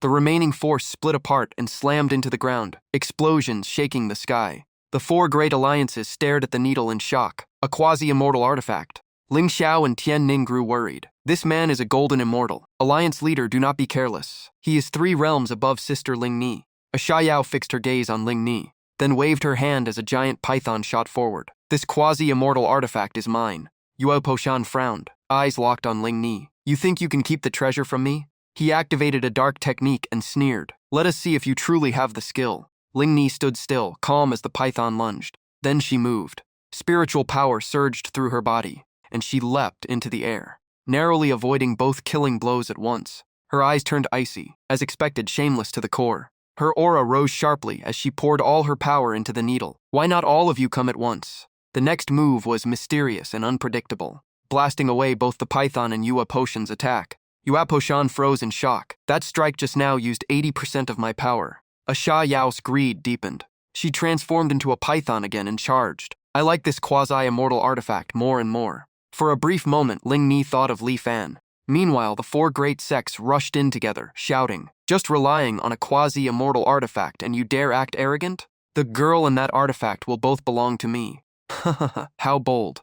Ling Ni steadied her mind and faced the entire alliance. Yuan Yang shouted anxiously, "Alliance leader Ling Ni." Ling Ni suddenly snapped awake and took out the Liyuan divine bow. She channeled divine power and recited the incantation. In an instant, the Liyuan divine bow transformed into a massive divine structure. Yuoposhan and Old Ning hovered in the air, intrigued. Another quasi-immortal artifact. This aura surpasses the last one. Do not rush. Let us defeat the girl first, then decide. The group unleashed another wave of attacks toward Ling Ni. Ling Ni gritted her teeth and endured. "Senior Li, I am sorry. I am too weak to unleash this treasure's full power." After holding on for a while, cracks began to appear on the Liyuan divine bow. Yuoposhan smiled proudly. The girl cannot hold on much longer. Everyone, attack together. Suddenly, a surge of immortal power slammed into him, sending him flying back in pain. Tianning had stepped in just in time to help Ling Ni. A Xiao shouted, "Shameless girl." Tianning shot back angrily. "Shameless? A bunch of old monsters ganging up on Sister Ling Ni." Old Yin rushed forward. "I will kill you to avenge Brother Yu." A Xiao glanced over. "Avenge him? You just want the treasure." Ling Ni moved beside Tianning. "Do not worry. I will fight with you." She closed her eyes, circulating her spiritual power and forming hand seals. The Liyuan divine bow burst into flames, releasing terrifying pressure. A Xiao was blasted away. "What? A mere profound immortal can unleash this much power? I must have that treasure." Tianning hurried over. "Sister Ling Ni, are you all right?" Ling Ni nodded. "I am fine. We cannot disgrace Senior Li. Let us finish this together." The two of them synchronized their techniques and controlled the twin needles. The four great alliances hovered in the air, watching closely. Suddenly, golden dragon phantoms emerged from the needles. Old Ling shouted, "Not good, scatter." Ling Ni and Tianning unleashed two golden dragons charging forward. Old Yin froze in shock as the dragons closed in. In the chaos, the attack missed its target and destroyed a warship instead. Tianning looked up. "We missed them. Sister Ling Ni, what now?" Old Yin pointed at them. "They are exhausted in body and spirit. Everyone, attack." The four great alliances unleashed killing moves at once. At the critical moment, Tianning stepped forward. "Wait." Old Yin roared. "You are about to die. What more is there to say?" Tianning spoke calmly. "I did kill one alliance leader, but it was forced. Please give me face and withdraw." Old Yin gritted his teeth, then waved his hand. "Enough nonsense. Die." At that instant, Tianning threw Li Fan's calligraphy scroll into the sky. "If you respect it, good. If not, you still must." On the scroll were 4 words. "Harmony is precious." A Xiao stared in shock. "This carries profound Dao aura. Only a legendary existence from the first heavenly realm could write this." Tianning stood beneath it. Senior Li gave these words, "To avoid bloodshed, please return." A Xiao felt tiny inside. "Before such an expert, we are like ants," the twin-haired man sneered. "After being mocked like this, you want to retreat? I will test them first." A Xiao stepped forward politely, though clearly fake. "Miss, who exactly is this Senior Li?" Tianning replied coldly, "Senior Li lives hidden in the mortal world. You are not qualified to ask, and your smile is unpleasant." The two holy masters chimed in. "Yes, something is off about him." The twin-haired man clapped slowly, eyes full of mockery. He burst into laughter. "What a fine show." A Xiao turned. "What do you mean?" he said calmly. "You are golden immortals ruling your regions, yet you are fooled by this." A Xiao narrowed her eyes. "You think the scroll is fake?" he replied. "The scroll is real, but whether the one who wrote it still exists is another matter." Killing intent rose in a Xiao's hand. "So just 2 juniors playing tricks. Today we act on heaven's behalf." Tianning stared ahead. "You dare disrespect Senior Li's decree?" Ling Ni put the scroll away calmly. "Words are useless. If they choose this path, we send them off." A Xiao tested them. "We do not doubt. We only wish to meet this Senior Li. Or is he too afraid to appear?" Old Yin laughed mockingly. "Perhaps he is trembling in fear." Tianning shouted angrily, "Insolent." The sky suddenly twisted as a powerful aura descended with a voice, doing evil and still speaking arrogantly. Ling Ni and Tianning looked up. That voice, could it be? The red-haired man shouted, "If you dare show yourself, stop hiding." In the next second, Jiang Shui appeared mid-air, her aura suppressing the entire battlefield. Ling Ni and Tianning looked up in joy. "It is Fairy Jiangshi." The 4 great alliances grew uneasy, sensing her cultivation far beyond golden immortal. Jiang Shui looked down coldly. "I am here. What else do you want?" Old Yin instantly bowed. "So it is Fairy Jiang Shui. I have long heard your name." Her eyes turned icy. "You dare disrespect Senior Li, I grant you death." She raised her hand and a stream of frost shot forward. He tried to resist with all his power, but in a blink, he was frozen solid and shattered into nothing. The others were horrified. A golden immortal erased in an instant. This realm was beyond them. Jiang Shui's gaze swept across the rest. Her voice was calm. "Who is next?" The red-haired man turned pale and opened a teleport gate to flee, but the frost caught up before he escaped. In a single breath, he froze into ice and vanished as well. Jiang Shui stood in the sky, voice cold. 5 golden immortals bullying 2 young girls. No shame at all. If you like numbers, come together. Old Ning dropped to his knees in fear. Trembling, we will obey the decree. From now on, no more war. The rest knelt quickly. We choose harmony. Jiang Shui descended and walked toward Ling Ni and Tian Ning. Tian Ning looked at her in awe. So this is Fairy Jiang Shui's true strength. Jiang Shui turned back. Since Senior Li wishes for harmony, I will spare you. An elder named Ji Yuanqing cupped his fists. May I ask, are you that senior's disciple? The crowd gasped, worried about his boldness. Jiang Shui shook her head. Disciple? I am not blessed with that fate. I only cultivate where he resides. Ji Yuanqing asked again. Then what is his title, so we may address him properly? Jiang Shui thought briefly. His title? I do not know. You may call him the Lord of the Heavenly Realm. Old Ning still trembled, fear rooted deep in his heart. A member of the Xuan Alliance stepped forward and bowed. Our leader has fallen. If you accept us, we are willing to submit to Xuanhuang continent. Ling Ni nodded. From today on, you follow the Xuanhuang Alliance. The crowd below shouted the alliance's name in unison. After the battle, everyone returned to the Taiyan Holy Hall. Tian Ning sighed in exhaustion. Luckily, Fairy Jiang Shui came. Otherwise, the outcome would be disastrous. The 2 holy masters also did their part. Ling Ni gazed into the distance. The one we owe most is still Senior Li. A subordinate entered. Alliance leaders, an elder from Huangqin continent seeks an audience. Ji Yuanqing hurried in and bowed deeply, then spoke. I have urgent matters to report. Meanwhile, at Li Fan's courtyard, sheets filled with Yu Qing's calligraphy were pushed aside one after another. Yu Qing rubbed his head, clearly exhausted. Lu Rang asked, Junior brother, you have practiced all day, still not resting? Yu Qing sighed. Seeing the words Master wrote for Miss Tianxiang, I feel even more inadequate. Lu Rang sharpened his sickle and said, In my view, nothing beats farming. Back at Taiyan Hall, Ji Yuanqing spoke seriously. This matter is urgent, so I will be direct. He recalled the ancient war of the heavenly realms. Tianxiang asked curiously, Does Senior Ling Xiao know of this? Ling Xiao nodded slowly. In the lower realms there were many tiers, but the strongest were the 4 great, heavenly realms, each rivaling the immortal domain. When war broke out, 3 chose to submit. Only the first heavenly realm fought to the end. In the end, it was destroyed, and its supreme beings vanished. Ji Yuanqing continued. The first heavenly realm was not truly gone. It shattered into countless small worlds, each keeping the name Heavenly Realm to remember its glory. Tian Ning realized. So Zhuanqian Realm was once part of the first heavenly realm? Ji Yuanqing nodded. According to ancestral records, when these small worlds merge, great upheaval follows. Zhuanqian Realm will surely play a key role. Huo Linger looked at him. You wish to meet the senior who merged the 100 realms? Ji Yuanqing cupped his fists. Alliance leader sees through everything. That person may be the one my ancestor sought. I hope for an introduction. Yuan Yang suddenly understood. No wonder a supreme expert like Senior Li would stay in such a small place. Ling Xiao grew uneasy. If that is true, Senior Li's layout is beyond imagination. Ling Ni looked at Ji Yuanqing. We must ask Senior Li. If he agrees, we will inform you. Ji Yuanqing stressed again. When the heavenly realm fragments merge, hidden things will surface. Great turmoil will follow. Huo Linger decided at once. We will depart immediately. Any news, we report back. Elsewhere, by a great river, a young man slammed his fist into the water. His voice burned with humiliation. Nalan Yanran, today's shame will be repaid 100-fold. Suddenly, a piece of bone drifted toward him. Xiaoyan picked it up. What is this? The bone seeped into his palm. He panicked. What is happening? A shadow slowly formed before him. It spoke. I am Yang Michin, former immortal general of the immortal domain. Xiaoyan stayed alert. What do you want? Yang Michin muttered. 100,000 years. Why have I awakened? Is that thing about to appear? He stared at Xiaoyan. Do you want to stand at the peak of this world? Consider this fate. I will grant you a chance. Xiaoyan's eyes lit up.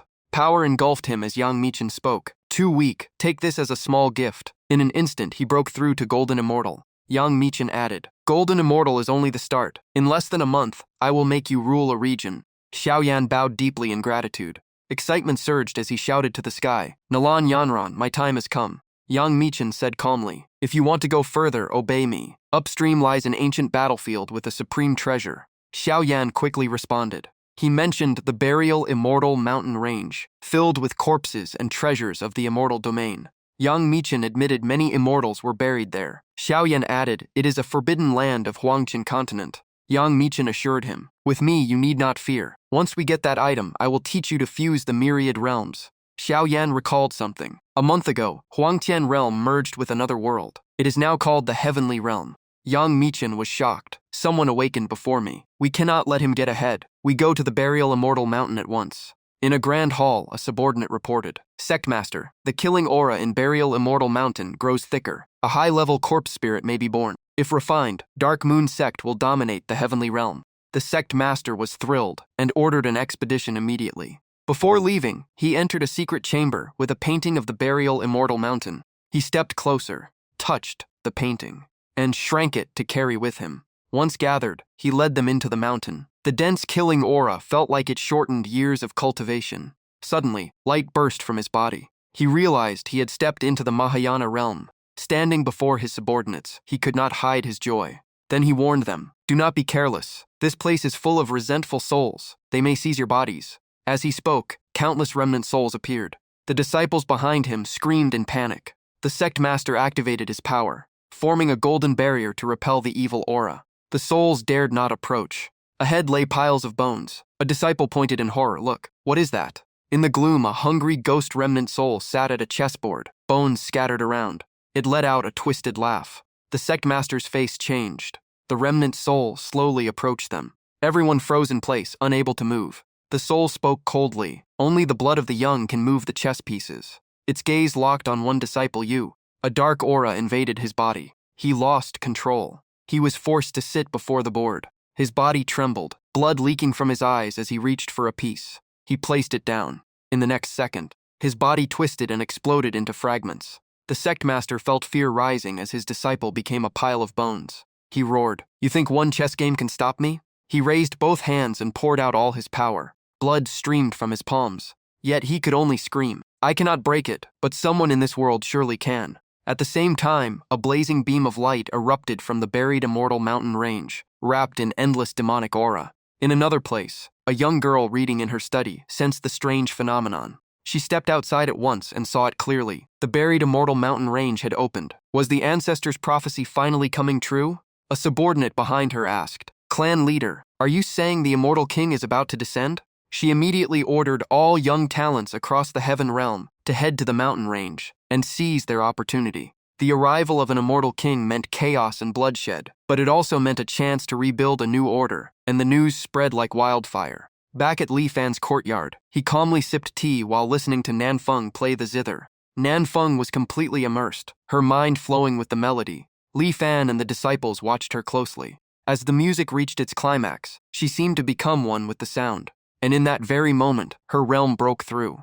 Ziling rushed over and hugged her. "Congrats on your breakthrough, senior sister." Yu Qing stared in disbelief. She reached heavenly immortal just from one song?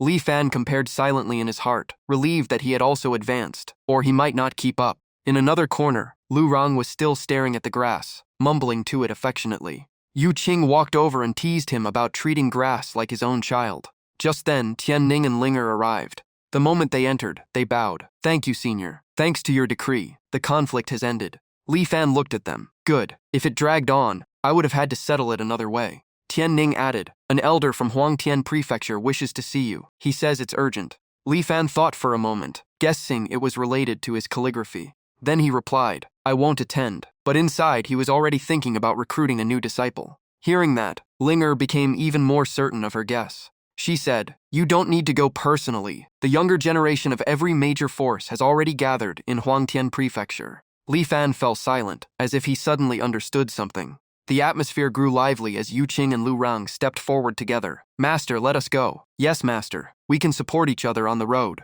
Li Fan's gaze rested on them briefly before he nodded. "I was planning to send you two anyway. Prepare yourselves and leave at once." The two could not hide their excitement and quickly bowed. Suddenly, Lu Rang ran into the garden, grabbed a handful of grass, and stuffed it into a jar to take with him. Huo Linger watched in confusion. "Is he seriously bringing that jar of grass?" Yu Qing took out a brush, looking troubled. "Master, I want to bring this brush, but I can't control it." Li Fan rubbed his chin. "Makes sense. Even I find it heavy. Not suitable for a calligraphy contest." After thinking for a moment, Li Fan suddenly reached out and grabbed Bai Xiaoqing. Bai Xiaoqing had no time to react. A bunch of its thick fur was yanked out, making it cry out in pain. He then replaced the brush tip with that fur. He proudly held up the result. "Haha, a Cathair brush. Yu Qing, take it. Much lighter than mine." Bai Xiaoqing stood there half-bald, glaring at Li Fan with pure resentment. Yu Qing immediately bowed and accepted the brush with both hands. Everyone present, including Ling Er and Tian Ning, stared in shock. That was no ordinary brush. It carried the power of the white tiger, practically an immortal weapon. The moment he held it, Yu Qing began writing a few lines of poetry. After trying it out, he looked satisfied and bowed in thanks. Li Fan waved it off calmly. No need. Go to the study and take the sunset painting I made. He knew Yu Qing's calligraphy was strong, but against true masters, it might not be enough. Yu Qing bowed again, fully aware that his master had prepared several protective treasures for this trip. Li Fan personally escorted them to the gate and added, "Ahem, if you meet anyone seeking the Tao, bring them back. I still have a few skills without successors, preferably someone like you two, with special interests." The two exchanged a glance. Those so-called minor arts were likely profound great Taos. Music, painting, calligraphy, even stranger paths. Their master truly had no limits. Lu Rang cupped his fists, eyes flashing with calculation. "Rest assured, master. I'll bring back someone who satisfies you." Li Fan then stood there, watching them leave for the competition. He turned to Gong Ya. "Gong Ya, even as a maid, there are things you must learn, like the art of tea. That's where you're still lacking." Gong Ya lowered her head respectfully. "Please guide me, Senior Li." The scene shifts to the teleportation array inside the secret realm of Taiyan's Sacred Hall. Ling Chao and Yuan Yang came to see them off, full of expectation. Since Senior Li's disciples are going personally, we're at ease. "Please wait a moment. The array will activate soon." Yu Qing replied humbly. "You praise us too much, seniors." The two sacred lords released their power together and activated the formation. Yuan Yang glanced at the jar of grass in Lu Rang's hands, his eyes darkening. "That's what young Master Lu is bringing?" Ling Chao observed carefully. "Not ordinary grass. I sense a terrifying sword intent." After standing in the array for a while, Lu Rang grew dizzy. "Ugh, this space is spinning. I'm about to throw up." Yu Qing also felt sick and quickly turned away. "Hey, if you puke, I won't forgive you." At that moment, a flying ship was heading toward Huangtian Prefecture. A young man spoke proudly. "This is divine brew from my Duanmu clan. If you two ladies don't mind, have a cup." The girl in green replied softly, "We dare not accept without merit. Thank you, young Master Duanmu." The pink-haired girl pointed ahead. "Duanmu Yang, someone is throwing up over there, and you still want to drink?" Looking toward the bow, Duanmu Yang frowned in disgust. He covered his nose and ordered, "Change direction. Stay away from those two." Yu Qing and Lu Rang quickly jumped onto the ship and cupped their fists. "Are you heading to the buried immortal mountain range? May we join you?" Duanmu Yang stood among the crowd, eyes full of disdain. "Ignore them. They look like poor nobodies." The girl spoke up. "These two aren't simple. Let them ride for now," Duanmu Yang replied reluctantly. "Since Miss Qinglan says so, I won't refuse." Lu Rang and Yu Qing showed gratitude. "Thank you. Where are you all from? Also going to the mountain range?" Duanmu Yang answered casually. "We're from the Earth-Wind Alliance. We're seeking opportunities there." Lu Rang smiled. "Perfect. Let's team up then." Duanmu Yang sneered. "Team up? Who are you? Who's your master?" Lu Rang replied lightly, almost joking. "Just villagers from the mountains." Hearing that, Duanmu turned away coldly. "This ship is for geniuses of the Earth-Wind Alliance. Find a corner and sit quietly." Lu Rang bristled and stepped forward, but Yu Qing quickly stopped him. After settling down, Yu Qing whispered, "Master gave us an important task. If we fight, we can do it later." Lu Rang smirked. "Didn't expect junior brother to think ahead." Yu Qing returned the look. "Learned it from you." Before things calmed, Duanmu walked over, voice pressing down on them. "This isn't a place for filth. Cause trouble, and I'll throw you off." Lu Rang couldn't hold back anymore. "Yu Qing, don't stop me. I'll teach him a lesson today." A subordinate pointed a blade at him mockingly. "Country bumpkins dare act up?" Duanmu added coldly. "If not for Miss Qinglan, you wouldn't still be standing." Qinglan's junior sister stepped out, displeased. "The ship is huge. What's wrong with two more people?" Duanmu waved his hand, pretending generosity. "No need to bother with them," a subordinate muttered. "If it were me, it'd make them kneel." Yu Qing kept pulling Lu Rang back. "Master's matter comes first. We'll deal with it after we arrive."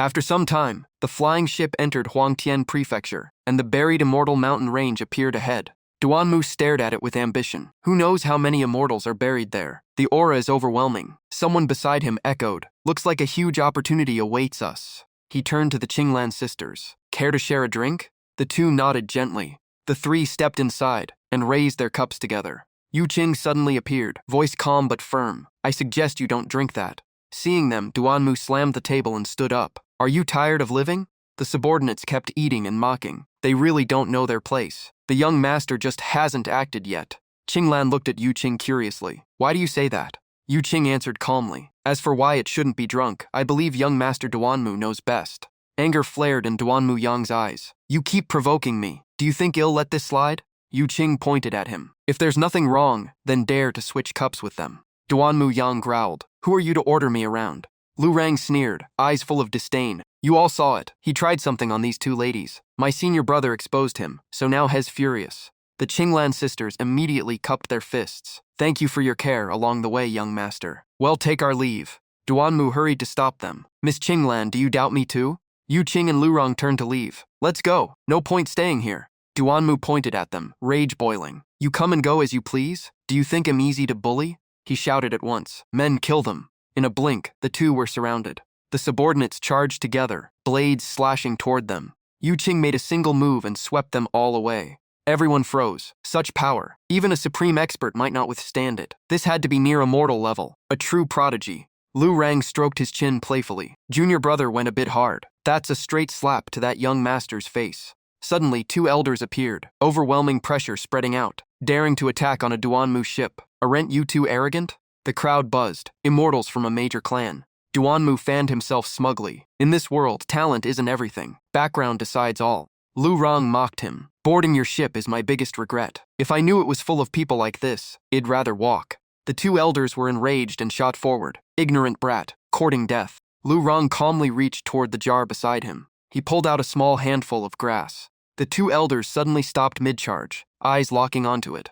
They felt a chilling, killing intent from that grass. One muttered, its quality surpasses even immortal artifacts. This is no ordinary item. Lu Rong spoke slowly, full of confidence. In terms of background, your entire Earth-Wind alliance can't compare. Under that invisible pressure, the two elders withdrew their aura and cupped their fists. We failed to recognize true masters. Please forgive us. The subordinates were stunned. Why were Duanmu clan elders lowering themselves to two so-called bumpkins? Duanmu Yang stood silent, not daring to speak. One elder bowed again. We meant no offense. Please pardon us. Yu Qing raised a hand calmly. Forget it. We're leaving anyway. The two walked past, even bumping Duanmu on purpose. Today we spare you for my junior brother's sake. Don't try this again. Waste of time. The Qinglan sisters also bowed. Young Master Duanmu, well be going. The four quickly left the flying ship.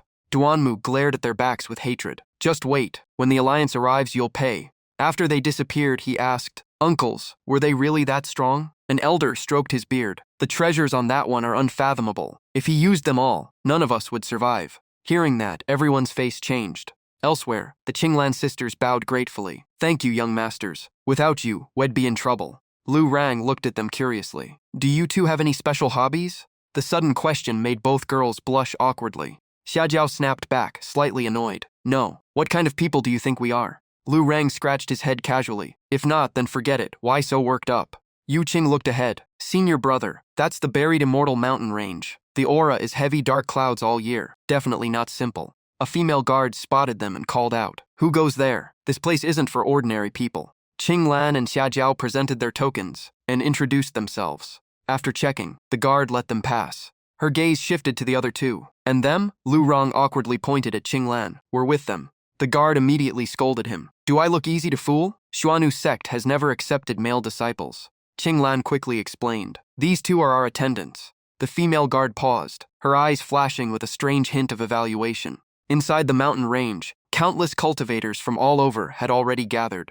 Lu Rong and Yu Qing stepped in and scanned the surroundings. A scholarly-looking young man approached. Saintess Qinglan, Miss Xiaojiao, you finally arrived. Where is Brother Duanmu? From the crowd, Duanmu Yang raised his hand. I'm here. The man surnamed Ning frowned. Weren't you traveling with the two saintesses? Duanmu Yang looked displeased. A couple of troublemakers caused a misunderstanding. Lu Rong immediately pointed at him. You still dare to say that? Ning turned to them, voice probing. May I ask who you two are? Lu Rong crossed his arms calmly. Just villagers from the mountains. Ning's tone turned sharp. You dare insult Brother Duanmu in public? Do you look down on the Earth-Wind Alliance? Lu Rong shot back. Insult? He drugged the wine and tried to harm someone. The crowd instantly erupted in whispers. Duanmu's face changed. Slander. My Duanmu clan is righteous. Lu Rong didn't hold back. Trash like you only shame your family. Duanmu roared. This place is sealed. Those without clear background must leave at once. Lu Rang snapped back. You're the real disgrace. Ning turned and ordered his men. Escort them out.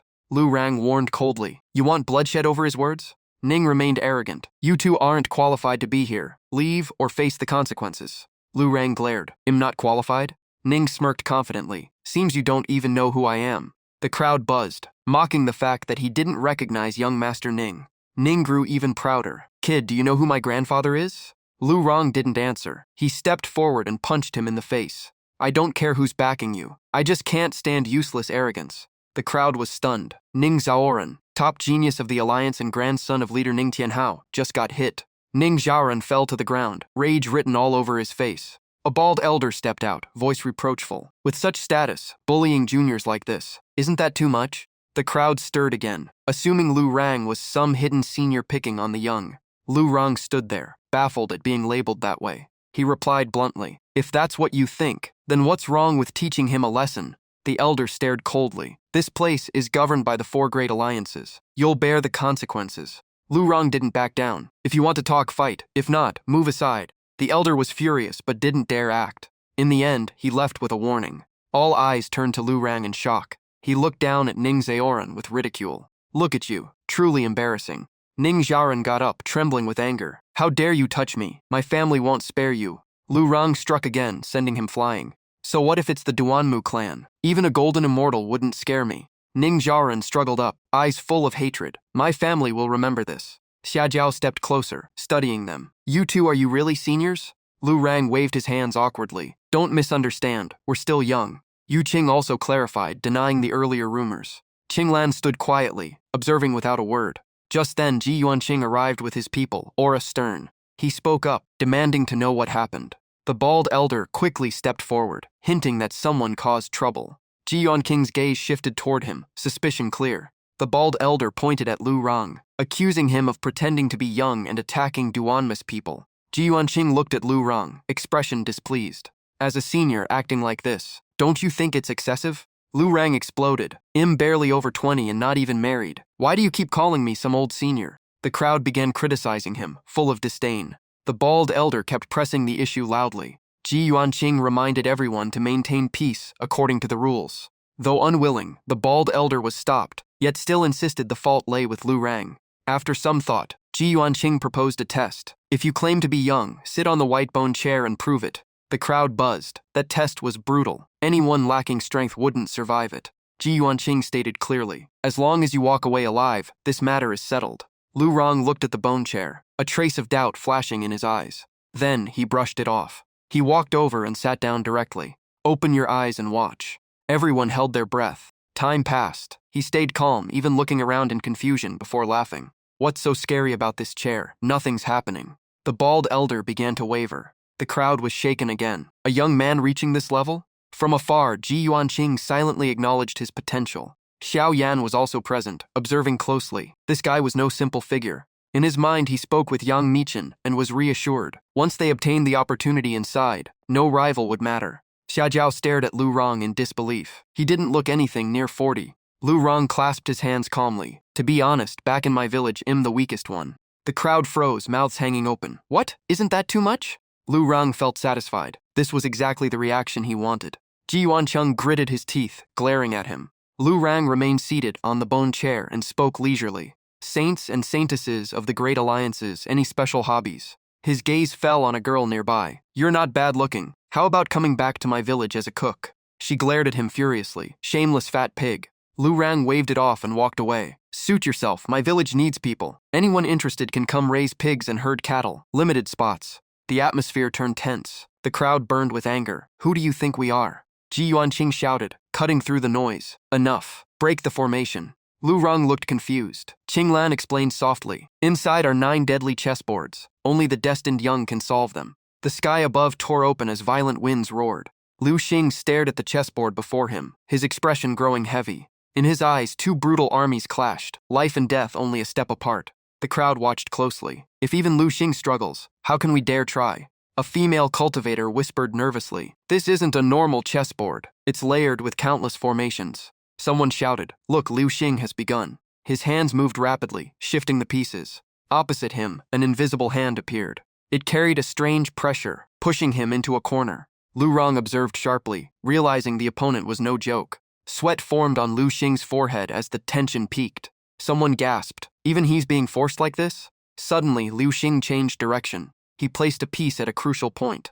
The formation collapsed instantly. The crowd erupted in cheers. as expected of the top chess genius of the Earth Origin Alliance. The Earth Spirit Alliance also succeeded. Elsewhere, Mu Shenxi of Xuansheng sect passed as well. The name Heavenly Derivation Sand Table echoed, a supreme treasure refined over generations, capable of breaking countless formations. The old Xuansheng sect master watched proudly. He did not disappoint. Behind Lu Xing, Ning Zhaoran's eyes flickered with calculation. Looks like we can't break it ourselves. The Earth-Wind Alliance leader looked grim. There's only one way left. Outside, Duan Muyang shouted, Ning Zhaoran, act now. Ning Zhaoran condensed an energy sphere, voice heavy. I can only rely on you. Lin Qisheng, please help. A face slowly appeared inside the sphere.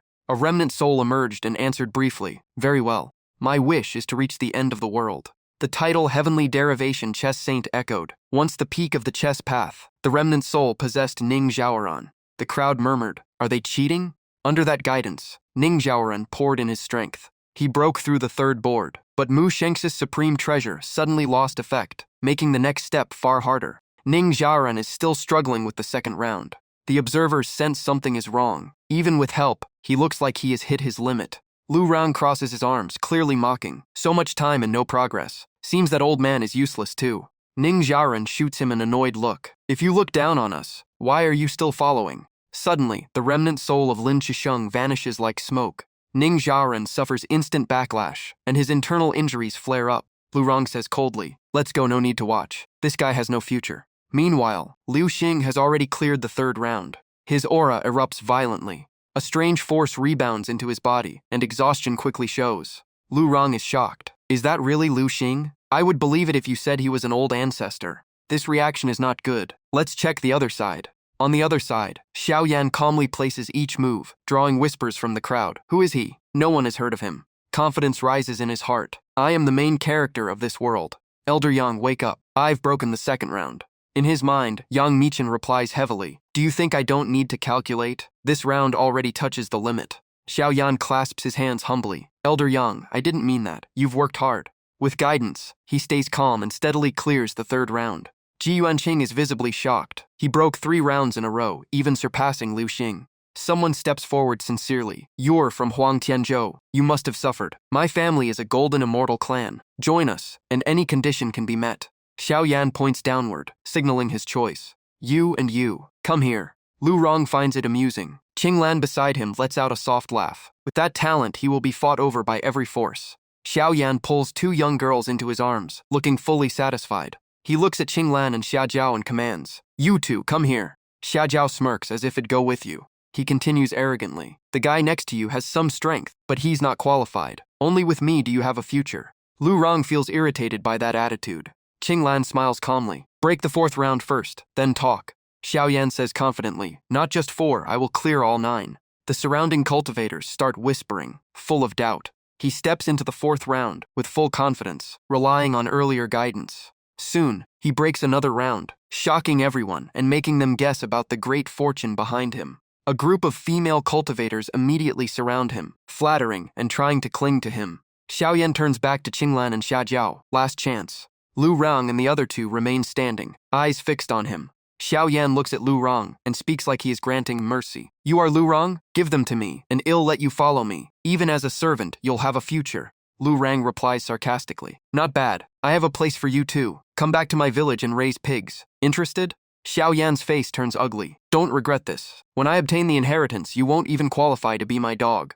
The female cultivators keep urging him to continue, their voices full of temptation. He can't hide his excitement and immediately steps into the 5th round. But once he faces it, his expression changes, and he seeks Yang Michin for help. In his mind, Yang Michin sounds exhausted. I've consumed too much. This round is even more terrifying. Just looking at it is overwhelming. Handle it yourself. I need to rest. Losing his support, Xiaoyan instantly feels shaken. The people around him keep flattering him, while he tries to calm himself. Even without Elder Yang, I am still the center of this world. He places a chess piece down. As cheers echo non-stop, the piece slowly descends. But while he hesitates, the female cultivators begin fighting each other. After the chaos, someone reminds them that everything still depends on his decision. Without help, he quickly fails, and the backlash makes him spit blood. The crowd's attitude immediately shifts. He failed? Impossible. He was doing so well before. Admiration turns into contempt in an instant. Xiaoyan stands there, heart heavy. Lu Rang says coldly, I take back what I said. You're not even qualified to enter my village. Xiaoyan snaps. What right do you have to say that? I broke 4 rounds. What have you done? I can't, I just haven't made my move. Watch closely. At the same time, he sends a message to Li Fan. Master, your disciple ran into a small problem. Please help. Li Fan takes one glance and recognizes the chessboard instantly. Through the communication orb, Lu Rong confirms he needs help breaking the formation. Li Fan pauses, recalling the days he was forced to train in chess. Then he sends back the solution through the orb. With the guidance received, Lu Rong moves at once. His hand lands firmly on a piece, no hesitation. The formation on the other side keeps shifting unpredictably. But with Li Fan's guidance, he barely needs to think. Each move flows smoothly into the next. The spectators stare in shock at his control. No flashy tricks, just simple moves that cut straight to the core. That level of understanding is terrifying. Even Lu Xing is shaken. He realizes he is far inferior. On the other side, Li Fan keeps glancing at the orb, giving instructions while clearly busy with something else. Lu Rong replies quickly, asking him not to rush. Li Fan sees the key point instantly and sends the next solution. Lu Rang's rhythm becomes even smoother, completely different from before. The more Lu Xing watches, the more stunned he becomes. This is beyond common sense. Someone whispers that even Xiaoyan earlier never reached this level. The difference is clear. One had to think step by step. Lu Rong moves almost at the same time the words arrive. His eyes lock onto the board, sensing the dense killing intent shifting within. Lu Xing notices something unbelievable. Lu Rong is even forcing the formation master to change strategies. The difficulty of the game now has clearly surpassed the original standard. Li Fan studies the board and realizes the opponent has switched to defense. He immediately sends a series of aggressive instructions. Lu Rong follows without delay and executes the next move.